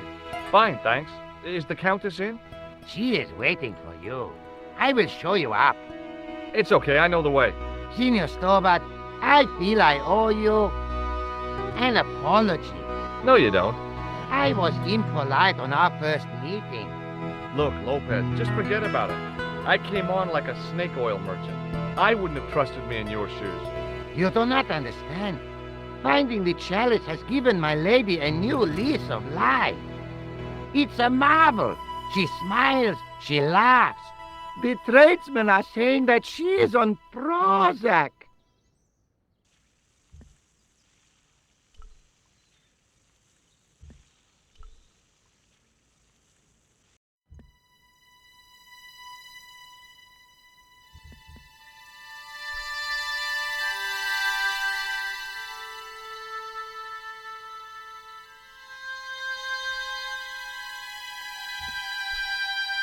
It was just a little utility room with no exit, unless you counted the window, and I didn't.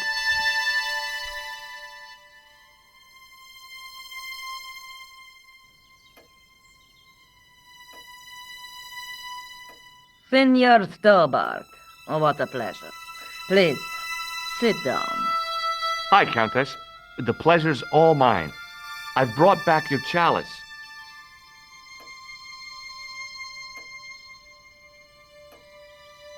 Why? You've had it cleaned. Yeah, I met an obliging priest with a soft claw. Have you resolved the Templar mystery? No, not yet. I don't even know what it is I'm after. There are many stories of the Knights secreting great wealth away. Whatever. All I know is I don't want the bad guys to get it. Ah, to be young and live in a world of moral absolutes. There's something else that I discovered carved on Don Carlos's tomb. Biblical references. What are the references, Senor Stobbart? Psalms 32:7, Corinthians. I am not a good enough scholar to know the Bible, chapter and verse. I meant, what are the quotations? You know, I forgot to ask the priest. I discovered something amazing with that chalice. In Paris, I found a church where they recognized the coat of arms. I found the tomb of Don Carlos de Vasconcelos. You are sure? There can be no mistake? The coat of arms on the chalice matches the one on the tomb. Incredible. You have my most profound thanks. I must go there as soon as possible. Yeah? Well, I'd be happy to show you the city.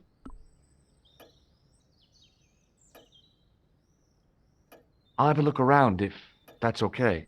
My home is your home. I shall remain here.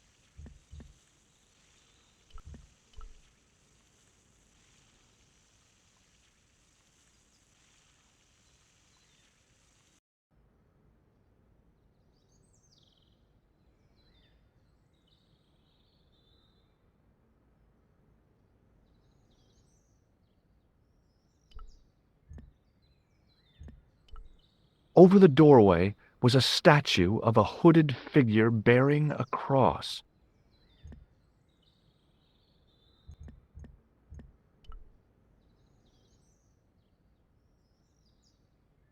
I wasn't about to go clambering on rooftops if I didn't have to. The statue on the top of the building looked like the one in the Parisian church. He seemed to be looking out to sea. For what?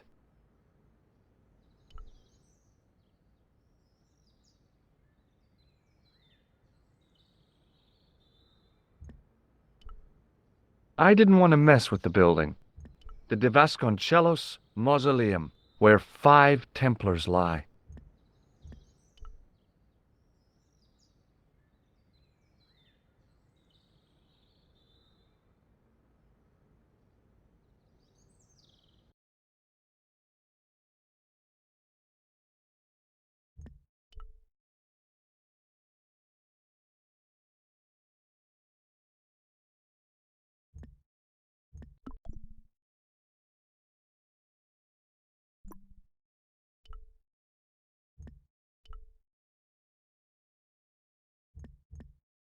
Now that it had given up its secret, the glass squares in the lectern were just decorative again.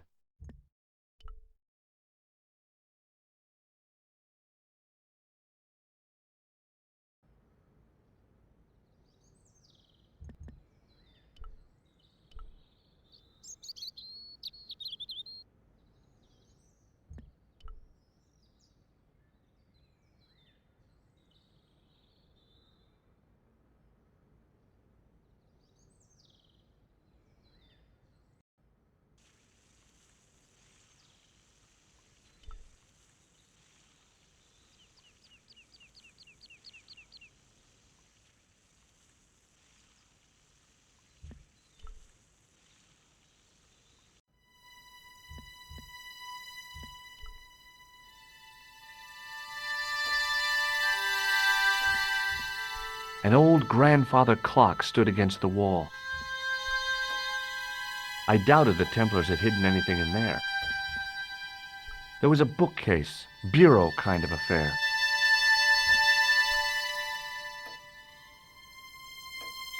Now what the hell was I going to do with a hog's head? There was a boar's head over the fire. It didn't look very happy. Must be hard to look happy when you're wearing a chimney breast.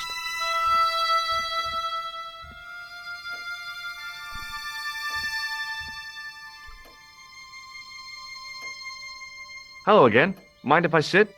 Please, be my guest.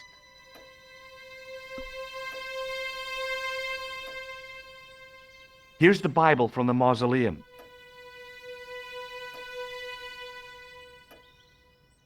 Very well. Let us begin. The first reference. Psalms 32:7. Thou art my hiding place. Thou shalt preserve me from trouble. Thou shalt compass me about with songs of deliverance. My hiding place. Don't get your hopes up too high. This might just be leading us to where we found the chalice. You are right, of course. The next. Okay, John 4:11. John 4:11. Here. The well is deep. The next. Quickly. Okay. Corinthians 4:5. Here it is. Will bring to light the hidden things. Any more? Just one. Psalms again. 22:21. Save me from the lion's mouth, for thou hast heard me from the horns of the unicorns. The last is confusing. Lions, unicorns, what does it mean? I can't guess. Salient points seem to be a hiding place and a deep well. In no sense is the mausoleum a well, Senor Stobbart. Is there a well in the grounds? I do not know. I suppose that there must have been once upon a time. Lopez is the man to ask about anything pertaining to the estate.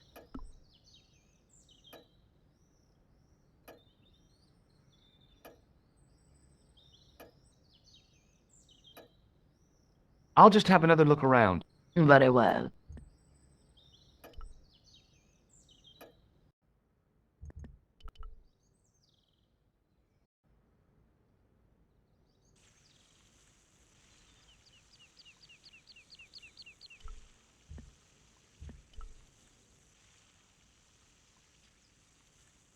Hi, Lopez. Got a minute? Certainly, senor. How can I help you? So the Countess feels that the curse is lifted. I would not put it so strongly. Your discovery of the chalice was proof that the Templars never abandoned the De Vasconcelos. It counts for a great deal with my lady. What's the story behind the chalice vanishing? When the Inquisition raided, in the absence of Don Carlos, it was believed that they had taken it. Naturally, they denied the charge, as they denied taking the children. And naturally, nobody believed them. But they were telling the truth. The chalice was hidden from them. You don't suppose they were telling the truth about the children as well, do you? Madre de Dios! I had not thought of that. But then what happened to them? I don't know.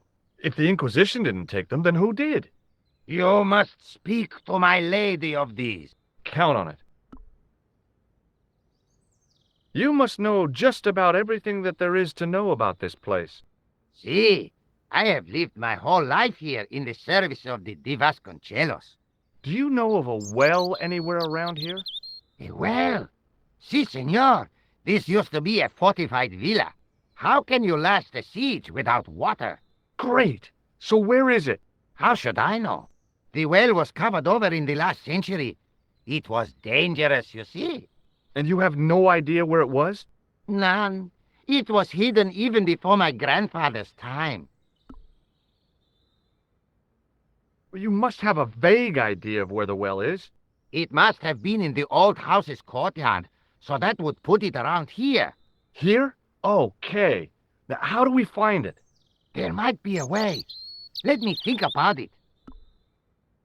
Any ideas yet? Not as yet, Senor Stobbart. I shall give it more thought. Catch you later, Lopez. Adios, Senor Stobbart.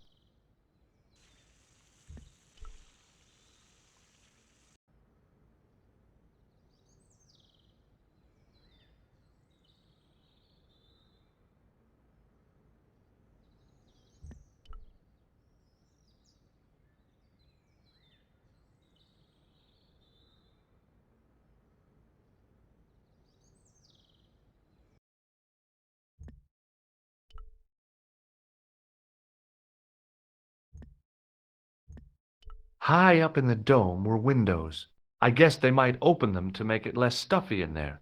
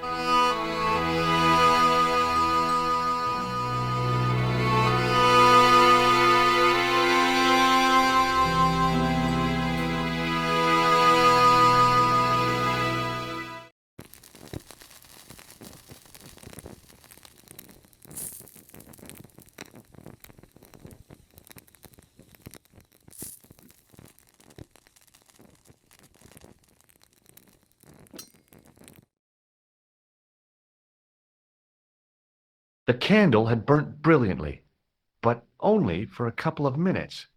Some kind of special formulation, I guess. And had yielded up this. A complex shape expertly cut in stone. I figured it was some kind of key.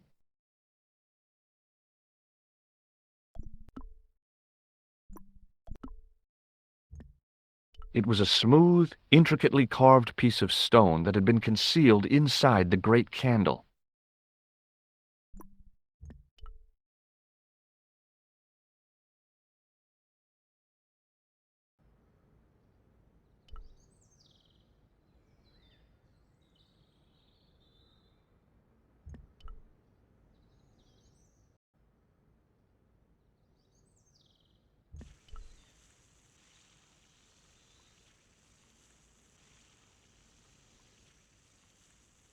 Hi, Lopez. Got a minute? Certainly, senor. How can I help you? Do you know what this is? No, senor. Is it some kind of key? Yeah, I think it probably is. Where did you get it? It was hidden inside the big candle in the mausoleum. And you burnt it? I wondered what the light was I saw through the window. My lady will be furious. The candle was centuries old. Ah. Any ideas yet? We are looking for a source of water, see? Yes? For generations, the Spanish country folk have had a secret way of locating water, even if it is meters beneath the ground. Ah, you're not talking about water dousing, are you? Eh? You know, you get a stick and walk around until the stick twitches and dig there. Oh, you've heard of it. Yeah, I think most of the planet has. Okay, let's get a stick. Uno momento. It must be a special stick. A Y of hazel. Right. Do you have any hazel trees? See, here. That is hazel.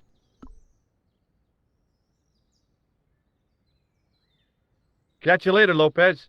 Adios, Senor Stobbart. I went over to find a suitable stick. I don't believe it. There wasn't a single usable Y-shaped branch on the whole damn thing. So that was what a hazel tree looks like.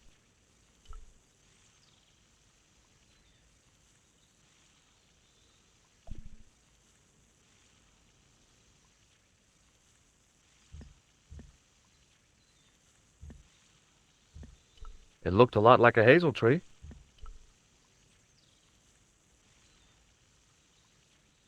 I went over to find a suitable stick. Aha!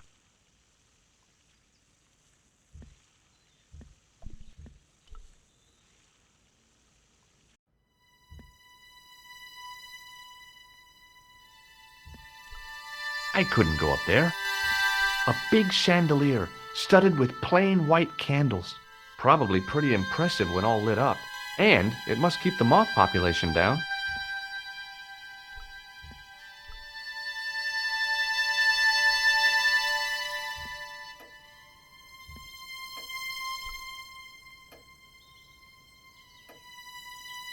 Hello again. Mind if I sit? Please, be my guest. What do you make of this? It looks like some sort of key. Where did you get it from? It was buried inside the great candle in the mausoleum. Inside it? What have you done to it? I, lit it. But it is irreplaceable. Listen, the candle was to be lit in case of Moorish attack, right?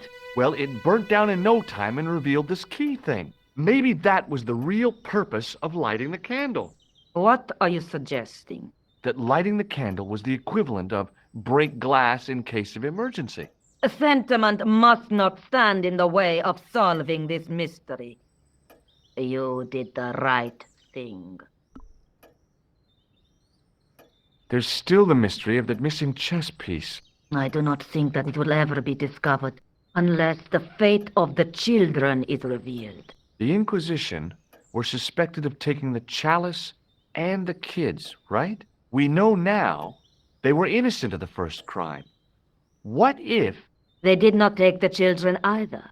Then what happened to them? The Inquisition admitted to killing Don Carlos's manservant. Now, this guy had been told to protect the kids at all costs, right? That is correct. I think he hid them and the chalice when he got wind that the Inquisition was coming. With him dead, and Don Carlos driven mad with grief, there was nobody left who knew the secret. You know what this means, don't you? I fear so. The children are still here somewhere. If this is so, then it is small wonder that the de Vasconcelos are cursed. I'll have a look around if that's okay. My home is your home. I shall remain here.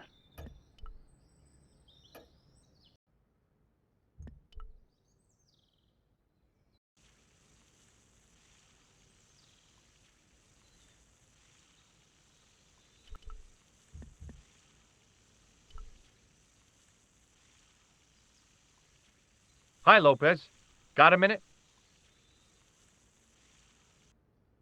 Certainly, senor. How can I help you? Well, I got my divining rod. Now what? Simplicity itself, senor.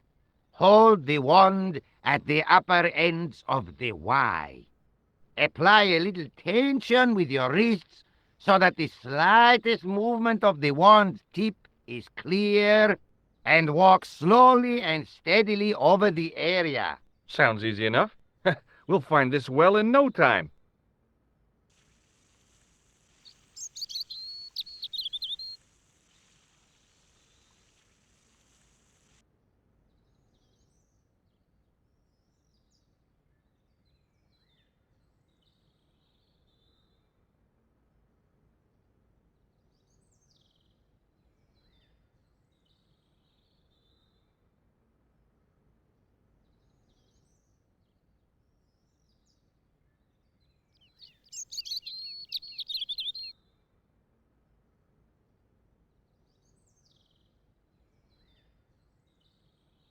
Senor Stobbart, you've found something. This is it. This is where we find the secret of the Templars. Hidden here for hundreds of years. Lost from the sight of man until now. The mystery is revealed. It's a tin can. I've been walking up and down with a twig in my hands, looking for a tin can. It had water in it. That's what the dowsing stick must have detected. I'd have to check with an archaeologist, but I don't think the Templars left that. In truth, Senor Stobbart, the loan was laid many, many years ago. This can could date back to the Napoleonic Wars. Get rid of it and I'll try it again. Lopez threw the can away. It seemed to fall an awfully long way.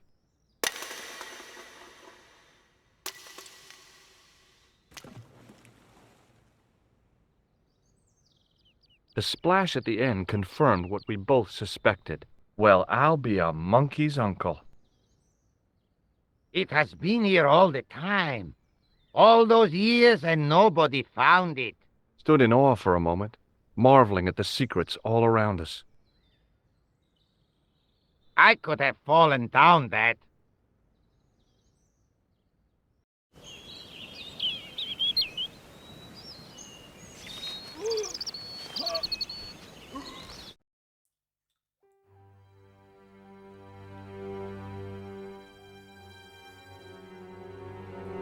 The well had been lost for decades at least. The air was cool after the noon sun, but that's not what gave me goosebumps. I have a really, really bad feeling about this.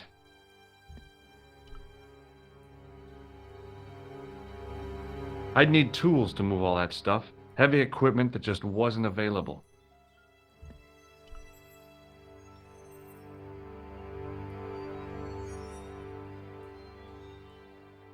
A great stone lion's head with a gaping maw full of fangs. As far as I knew, nobody had cast eyes upon it for centuries as it stood, waiting in the cool shadows. The words of the psalm kept running through my head, "Save me from the lion's mouth." From a distance, the lion's head had been impressive. Close up, it was frightening. Hey, one of the fangs is a separate piece.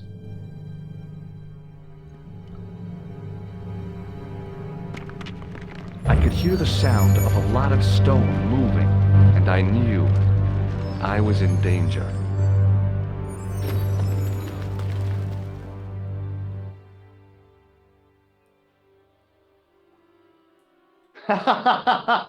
Oh, very funny, you psychos. Senor Stobbart! Senor Stobbart! Are you all right? It's okay, Lopez, I'm fine. Que susto me has dado! You gave me a scare! Nice try, Templars.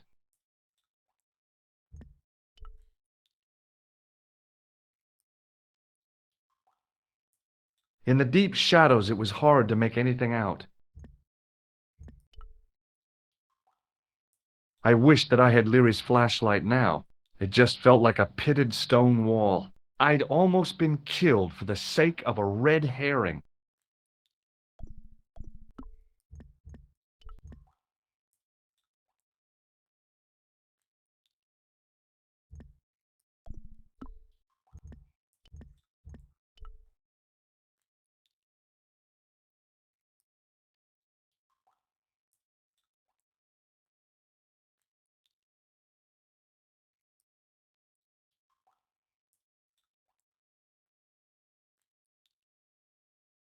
There, in the middle of the door, I could see some kind of socket. It looked like this wasn't quite the dead end it had seemed.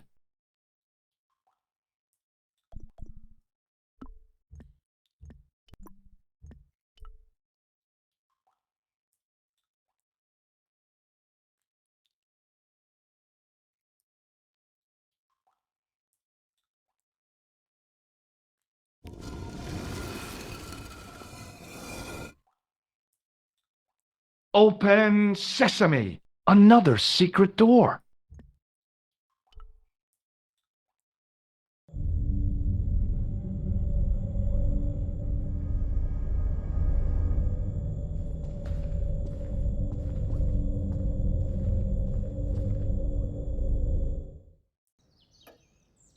Before I left, though, there was one last thing to do.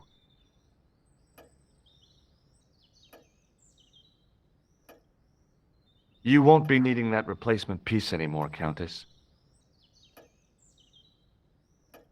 I found it with the children. You'll probably want to be alone for a while. I'll be out in the garden with Lopez.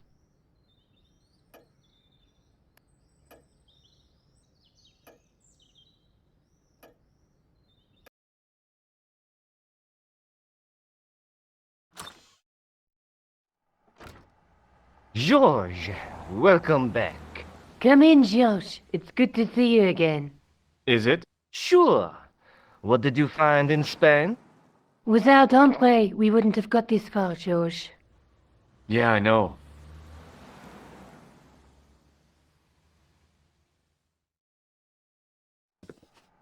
The clues led to an underground chamber at the bottom of a well. The Templars had left a tapestry showing a chessboard. The white pieces were vastly outnumbered. There was a stream running across the board, and a Templar knight on a horse. Does it mean anything to you, Andre? No, nothing. Maybe we should tell Andre what else you found, George. There's a map and a Latin inscription to the west at the edge of the world. George found that in a cave in Syria. Yeah, where the assassin almost killed me. Then we've got the burning of Jacques de Molay and the date, 1314. From the window of the church in Montfaucon Square, one of the few places where nobody tried to kill me. Then we have the image of a church that George found at the excavation. I don't recall anyone trying to kill you there either, George. And finally we have the tapestry in Spain. Did I mention I almost got killed there? Not yet, but I'm sure you're about to. It was only my cat-like reflexes that saved me from certain death. Cat-like reflexes, eh? And while I was risking life and limb, where were you, Andre? Getting your glasses fogged up over an Etruscan vase? That's enough, boys. Can we get back to saving the world? Of course. My apologies. He started it. Well, the Latin phrase are the words of Julius Caesar. He was describing the island of Britain. Are you sure? The map didn't look much like Britain. How come Caesar described Britain as being at the edge of the world? To the Romans, the Mediterranean was the center of the universe. Britain was a remote, unfriendly place, inhabited by blue-painted savages. It hasn't changed much. They've stopped painting themselves blue. Except when they go to a football match. They used an extract from a plant called woad, Icetis tinctoria. The Scots were using it until fairly recently in the wars with the English. Fairly recently? I don't recall the Scots being at war with the English. How recently are you talking about? I believe William Wallace's men used it in the 13th century.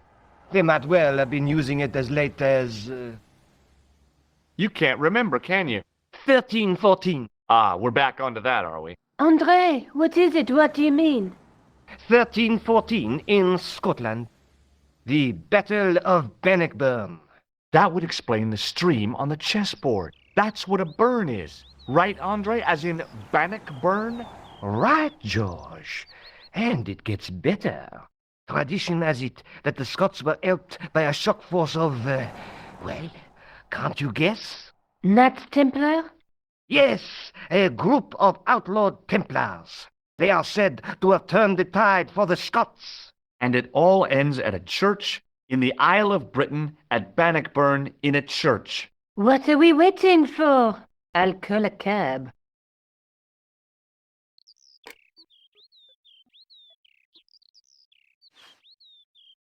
I can't go.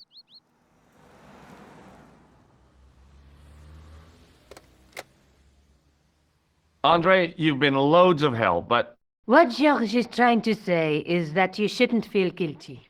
I was? We understand you've got commitments. Oh, listen, we have to hurry. Let's go, George.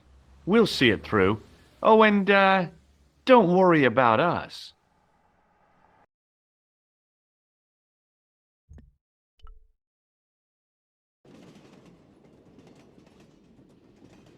Oh, it must be dawn. Oh, I guess so. And we must be nearly there. Somewhere, out there in the dark, is Scotland. We've come a long way together to get here.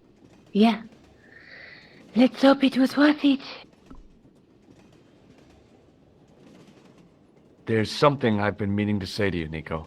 Is this the right time and place, George? There might not be another time. I don't want to waste this chance. You don't need to say anything. I wouldn't want to be anywhere else. But here, with you. Now. You're exhausted. Why don't you get some sleep? Sleep? At a time like this? Excited, huh? Would you like something to help you sleep, dearie? I've got some tablets in my bag. Oh, no. Thank you. Thanks all the same, ma'am.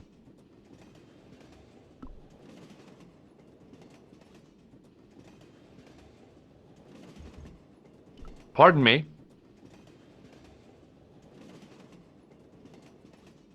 Yes, my dear.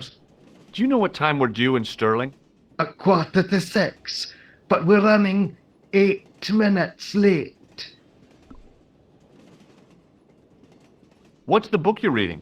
Oh, it's something I picked up at the station.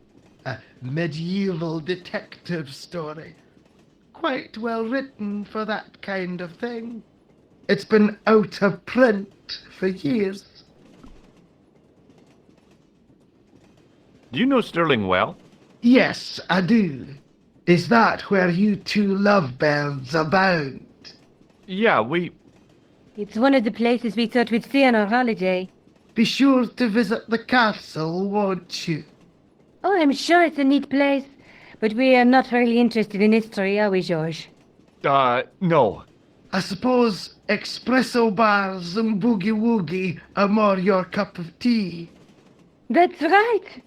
There's nothing George enjoys more than a good boogie. Is there a church called St. Ninian's at Stirling? Yes, there is. And I know why you're going there. You do? Of course I do. It's obvious you're in love. You're eloping, and they say romance is dead. What's the title of the book? The Crooked Crusader Caper by Molly Pegram.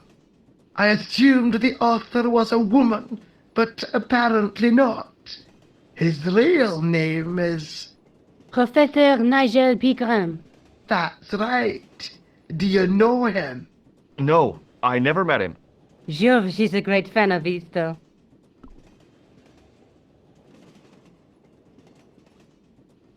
Have you ever seen this man before? An interesting-looking fellow.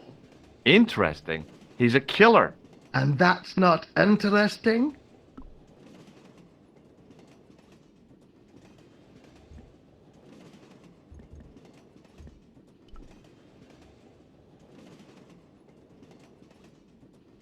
Where are you going, George?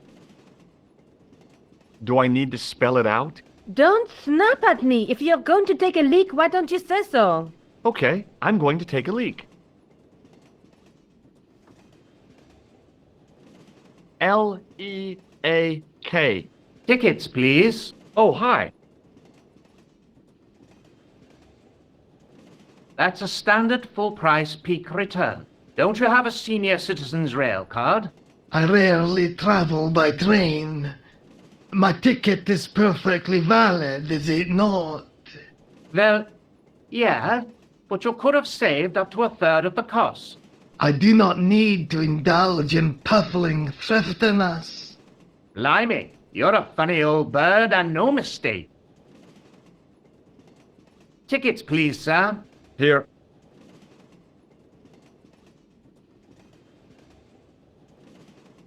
Off to Stirling, eh? Yes, we are. Well, I hope you won't be disappointed. It's a miserable place this time of year. Still, there's plenty of pubs and a lovely view from the castle. Thank you. I don't want to worry you, but there was something familiar about that guy. Are you sure? You're tired. Perhaps you're mistaken. Maybe. But I didn't like the look in his eyes when he spoke to you. Can't you sit still, George? I need to go to the John. While you're there, check out the buffet car, George. Unthinkable though it is, I am hungry enough to eat English food. Okay.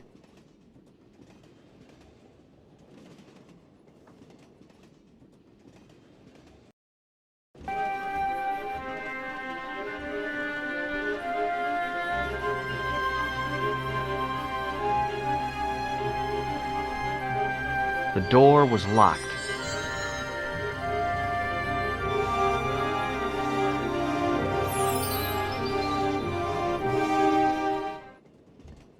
All I could see of the man's face was a massive purple bruise around his eye. It was a strange contrast with his flaming red hair, which stuck out in stiff, greasy tufts.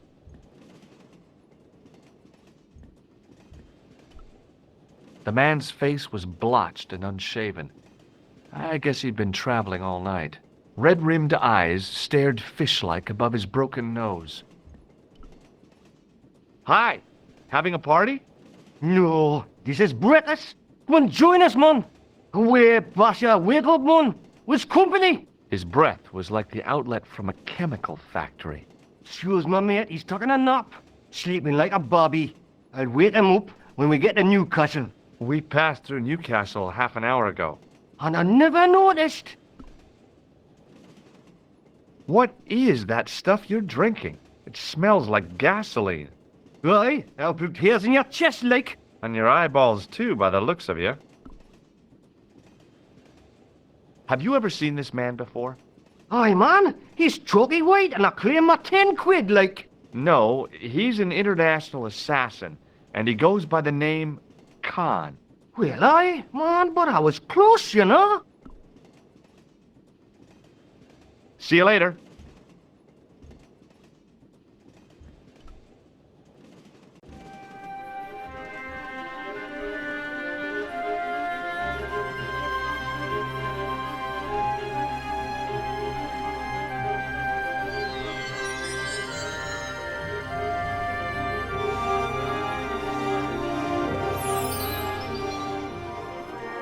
Oh, no.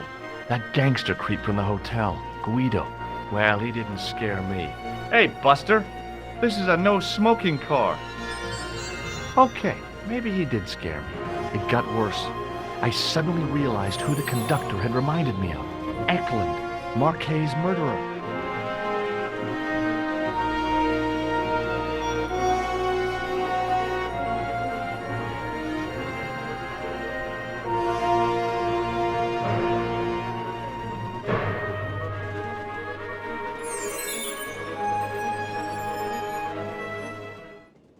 I should have known better than to leave Nico and the old lady alone. Suddenly, the sword of Baphomet took second place to finding the girl I loved.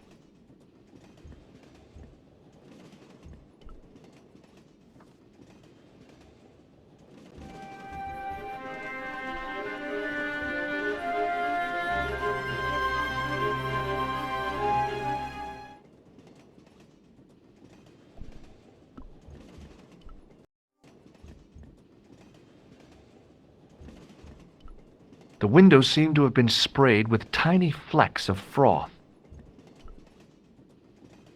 Didn't open that window, pal. Why not? It's freezing out there. Hey, buddy.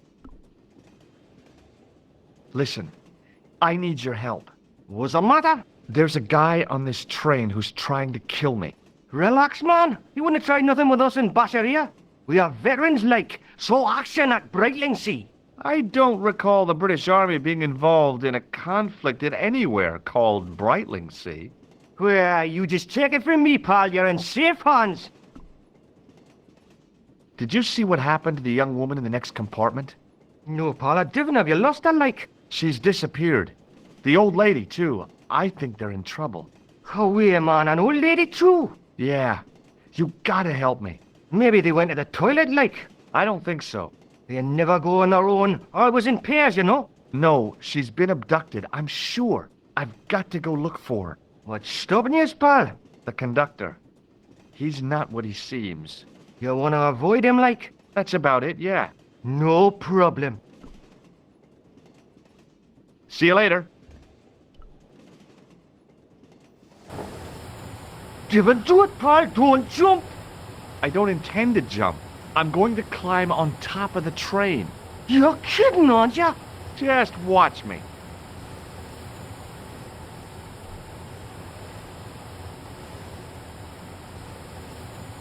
Hold on there, pal. I'll give you a hand, like.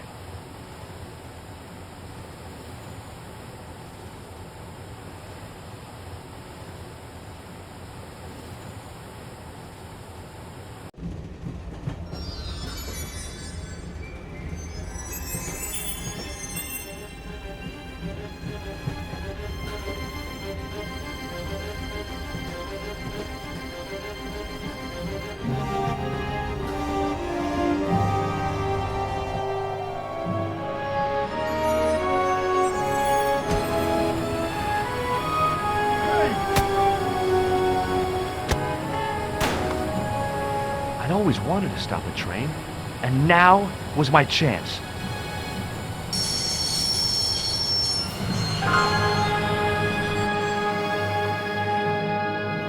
You saved our lives, but why? You are always on the same side, Stobbart. Different causes, but a common enemy. The Knights Templar? Don't call them that. The real Templars were a noble foe. These barbarians have no right to that name. These men are no better than dogs. What are the Neo-Templars after? What is the Sword of Baphomet? Not what you think, my friend. It is a weapon, yes, but one which our enemies will find difficult to wield. A double-edged sword. A power older than Dimolay, older than Solomon. We'll stop them. You and me together. And Nico. No, George. My journey ends soon at the Garden of Paradise. You're talking in riddles. Can't you tell me straight what they're after?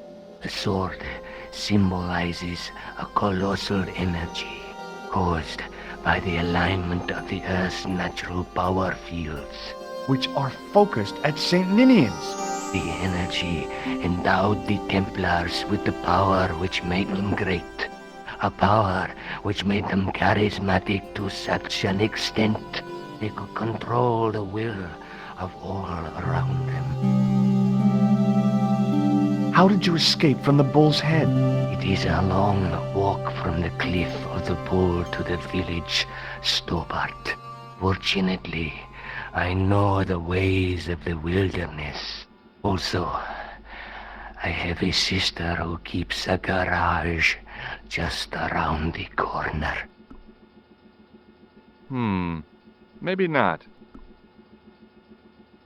May Allah guide you to our enemies. Thanks. One last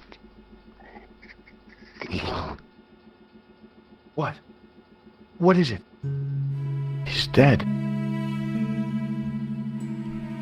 The guy was a professional killer. The last thing he deserved was sympathy. I had to admit it, though.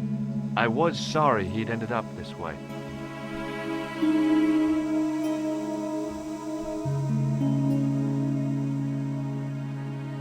Where do you think you're going? Don't worry, I hadn't forgotten about you. Untie me this instant, George Stobbart.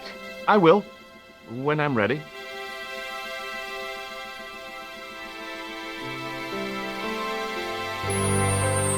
That's not fair, George. No. You took advantage while my hands were tied. When Eklund pointed that gun at me, I thought I was gonna die. I thought of all the things I'd never get to do, and kissing you was at the top of my list. George, Uh-huh.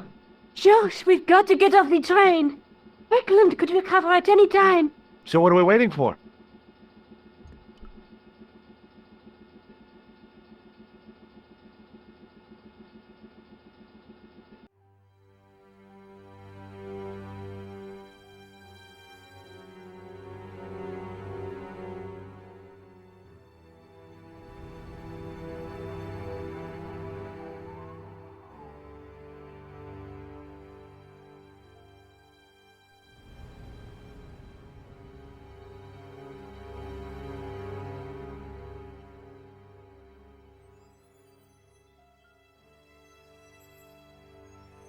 I'd feel happier if we had a gun or something.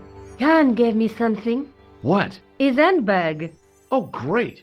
If we run into any killers, we can give them a good buffeting. Didn't he have any weapons? You don't know the half of it. This bag's full of C4. Wow. Why didn't you say so? Boy, we'll show them now. What's C4? Plastic, George. We're going to shop our way to victory? 2 kilos of plastic explosive. The detonator's broken now. No problem. We'll buy a box of matches somewhere. It doesn't work that way. It takes a small explosion to start the big explosion. Well, that's not much use then. What does that sign say? Apparently, during the English Civil War in the mid-17th century, this place was used as an arms dump. Yeah? What happened? Look at the state of this place, George. You work it out. Oh, stray spark? You got it. The tower was the only thing to survive the blast. I hope the explosion didn't destroy the Sword of Baphomet. Do you? I rather hope it did.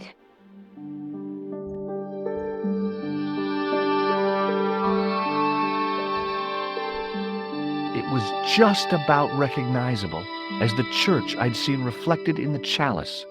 Templars, Roundheads, and Cavaliers. This place has seen a lot of history.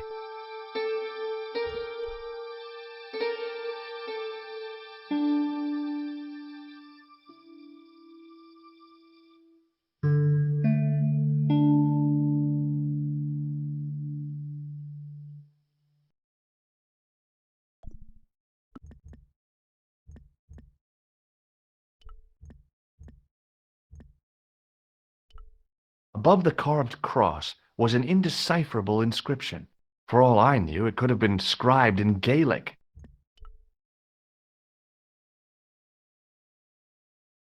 I tried pushing the panel, but wasn't surprised when it failed to move. The stone face of the demon grinned with a horribly lifelike expression. It was so realistic, I could imagine the sculptor carving it from a live model.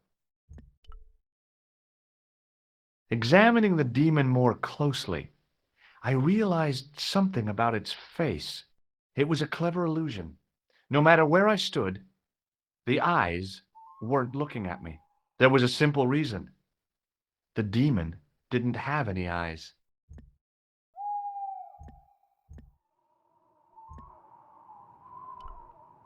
It was a simple cog arrangement with a handle to turn the larger wheel. The wheel had a serrated edge which meshed with the turning cog. Marks on the spindle behind the wheel suggested it once had a rope attached to it.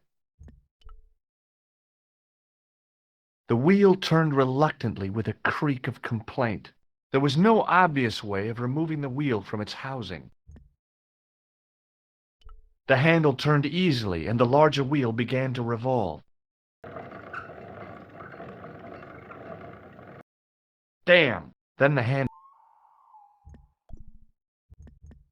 Nico? Uh-huh. What are you doing? Committing this inscription to memory. Can you read it? No. What's the point of studying the inscription if you can't read it? Because it could be important. A clue to whatever we're looking for, who knows? I might find someone installing to translate it. We don't have time to go looking for a linguist. No? At least I am doing something positive. What language is that inscription written in? You're the languages student, you tell me. It looks like ancient Norse. Maybe. Perhaps it's in code. I don't think so. Norse code.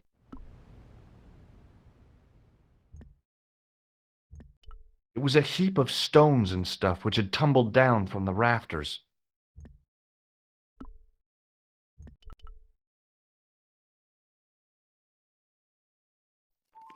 I scrabbled around in the rubble and found an old clay pipe with a broken stem.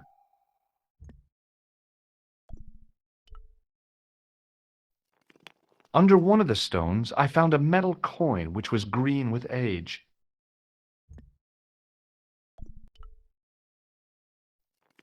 It was caked with soil, but what I'd found was a small cog and spindle. With mounting excitement, I felt something between my fingers. It was short, hard, and black, something I hadn't expected to find here. It was a plastic pen top. I didn't find anything.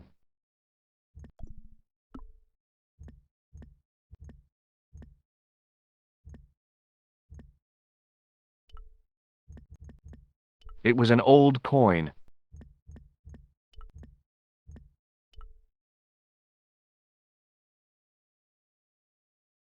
The cog slipped neatly into the eye socket.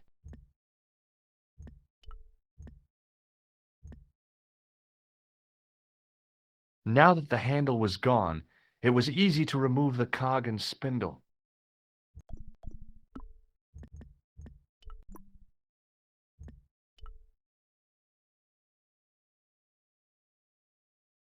With a rasp of metal on stone, I eased the second eye into place.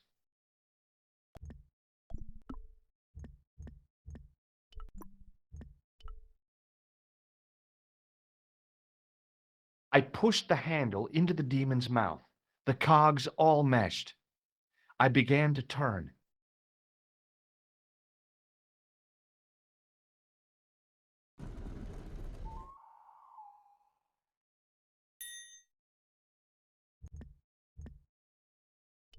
The demon's face was complete, and the effect chilled me to the bone. The medieval world must have been a fearsome place to inspire nightmares like this.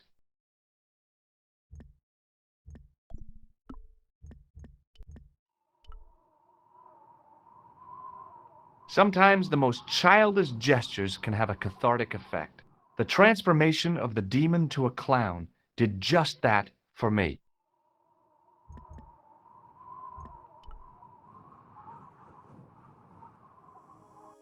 As soon as I saw the flickering torches, I realized the bogus Templars had beaten us to the sword. But where were they now?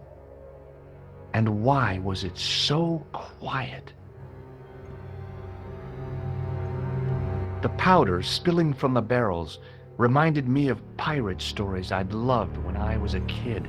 It was gunpowder. It was definitely gunpowder, but it had solidified over the centuries it had lain here undisturbed. Nico? Uh-huh. It looks like the Templars got here first. We might not be too late. There's still a chance. I wish I had your optimism. So do I, George. Sometimes you're so negative.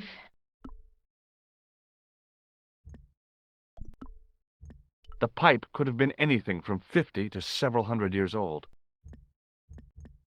It was a black plastic pen top.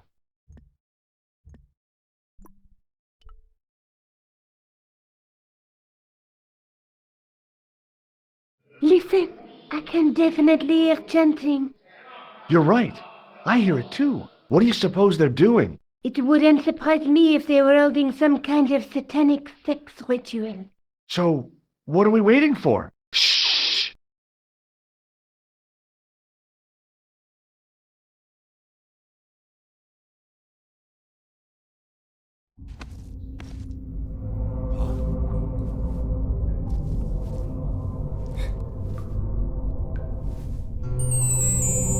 Will you look at that? Baphomet. Lovino was right. This place was ancient even to the Templars. This whole place? This is Baphomet? Finally, the truth. The Templars had never worshipped this graven image, no more than they'd worship a rainbow. But, like a rainbow, they regarded it as a symbol of a covenant with God, who'd revealed this place to them.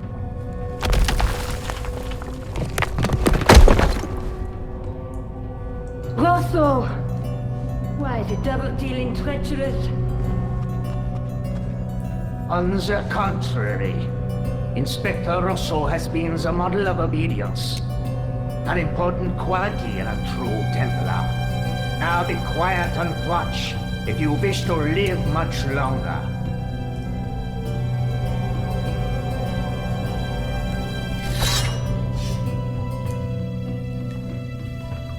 Brothers and sisters, we are gathered here to witness the reforging of the sword that was broken. Here before God's sentinel, Baphomet.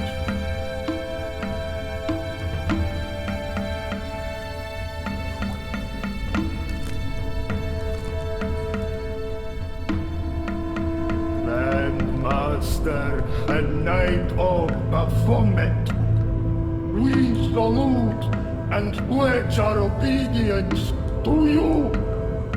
I salute you, gatekeeper of the temple.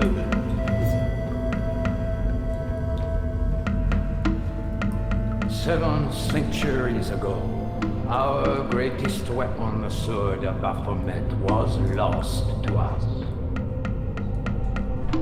Now we prepare to reforge it, to wield against new enemies. As the tired millennium dies, and this world looks for new leaders, we shall not fail. We shall lead the people to a new order, wherein all borders will dissolve. All will be united under the red cross of the Templars.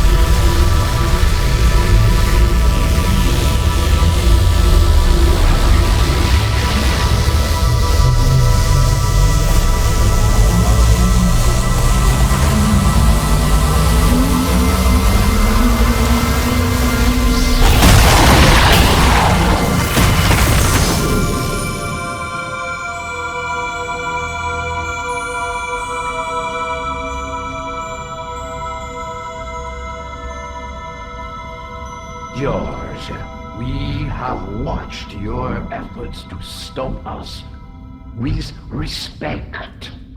But surely you realize that you have been misled by our enemies. Both of us want a better world. Fortunately, no harm has been done.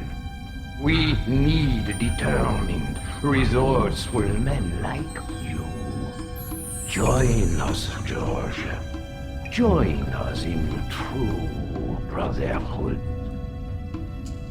Yeah, true Wait. Brothers? What about Marquet? What about Pegram and Klausner?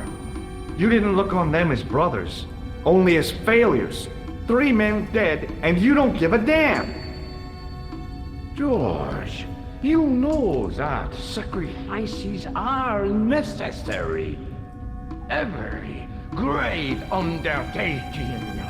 Join you? I'll see you in hell first. Oh, George, I had great hopes for you. C'est la guerre est going to kill him.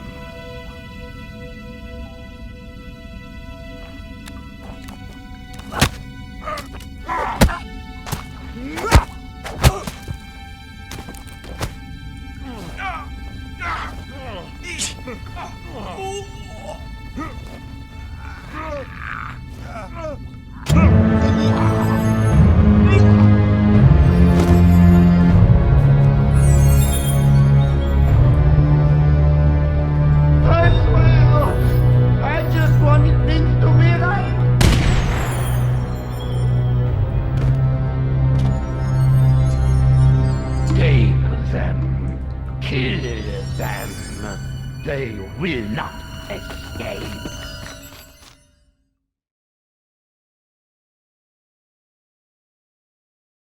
Well, well. If it isn't the great detective and his beautiful assistant, it's going to be a pleasure killing the pair of you. George, what are we going to do?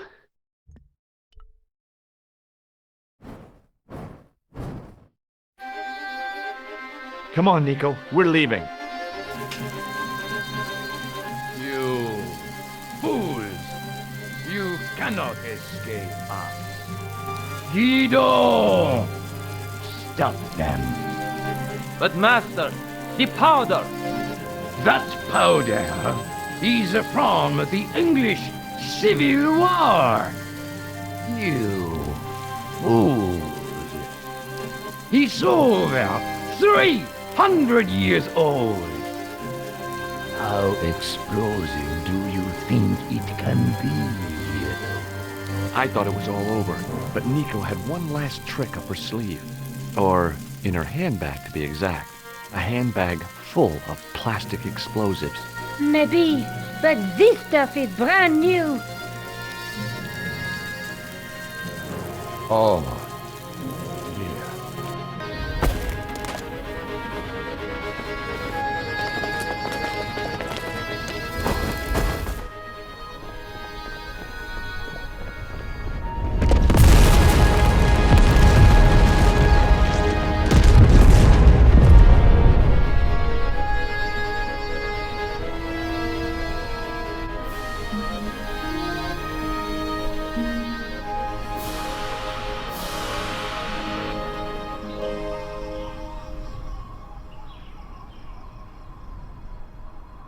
You know, you'll never be able to write your story now.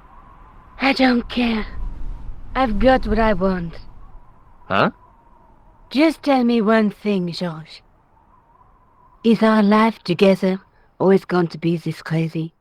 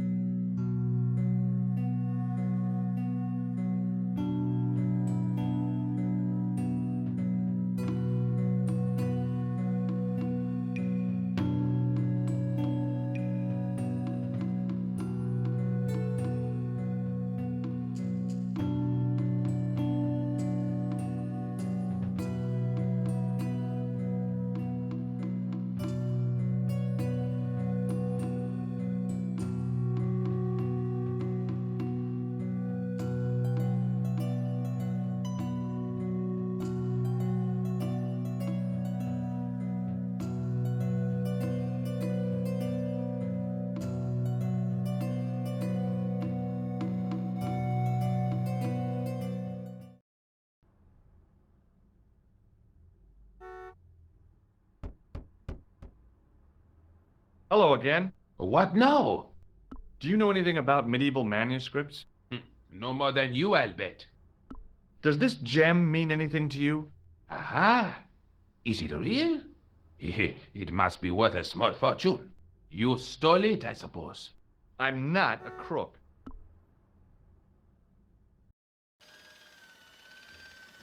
Excuse me. Yes, sir?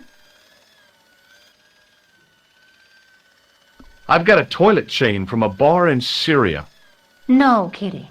A toilet chain? From Syria? You sad man.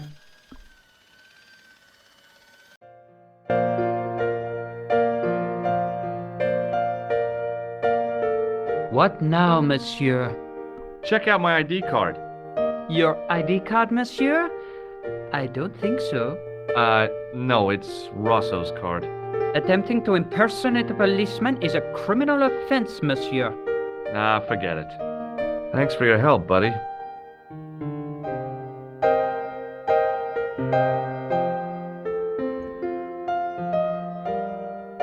Hi, ma'am.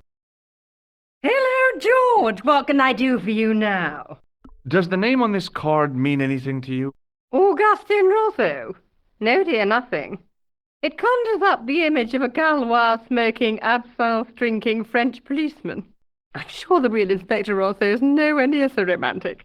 I think you'd be surprised.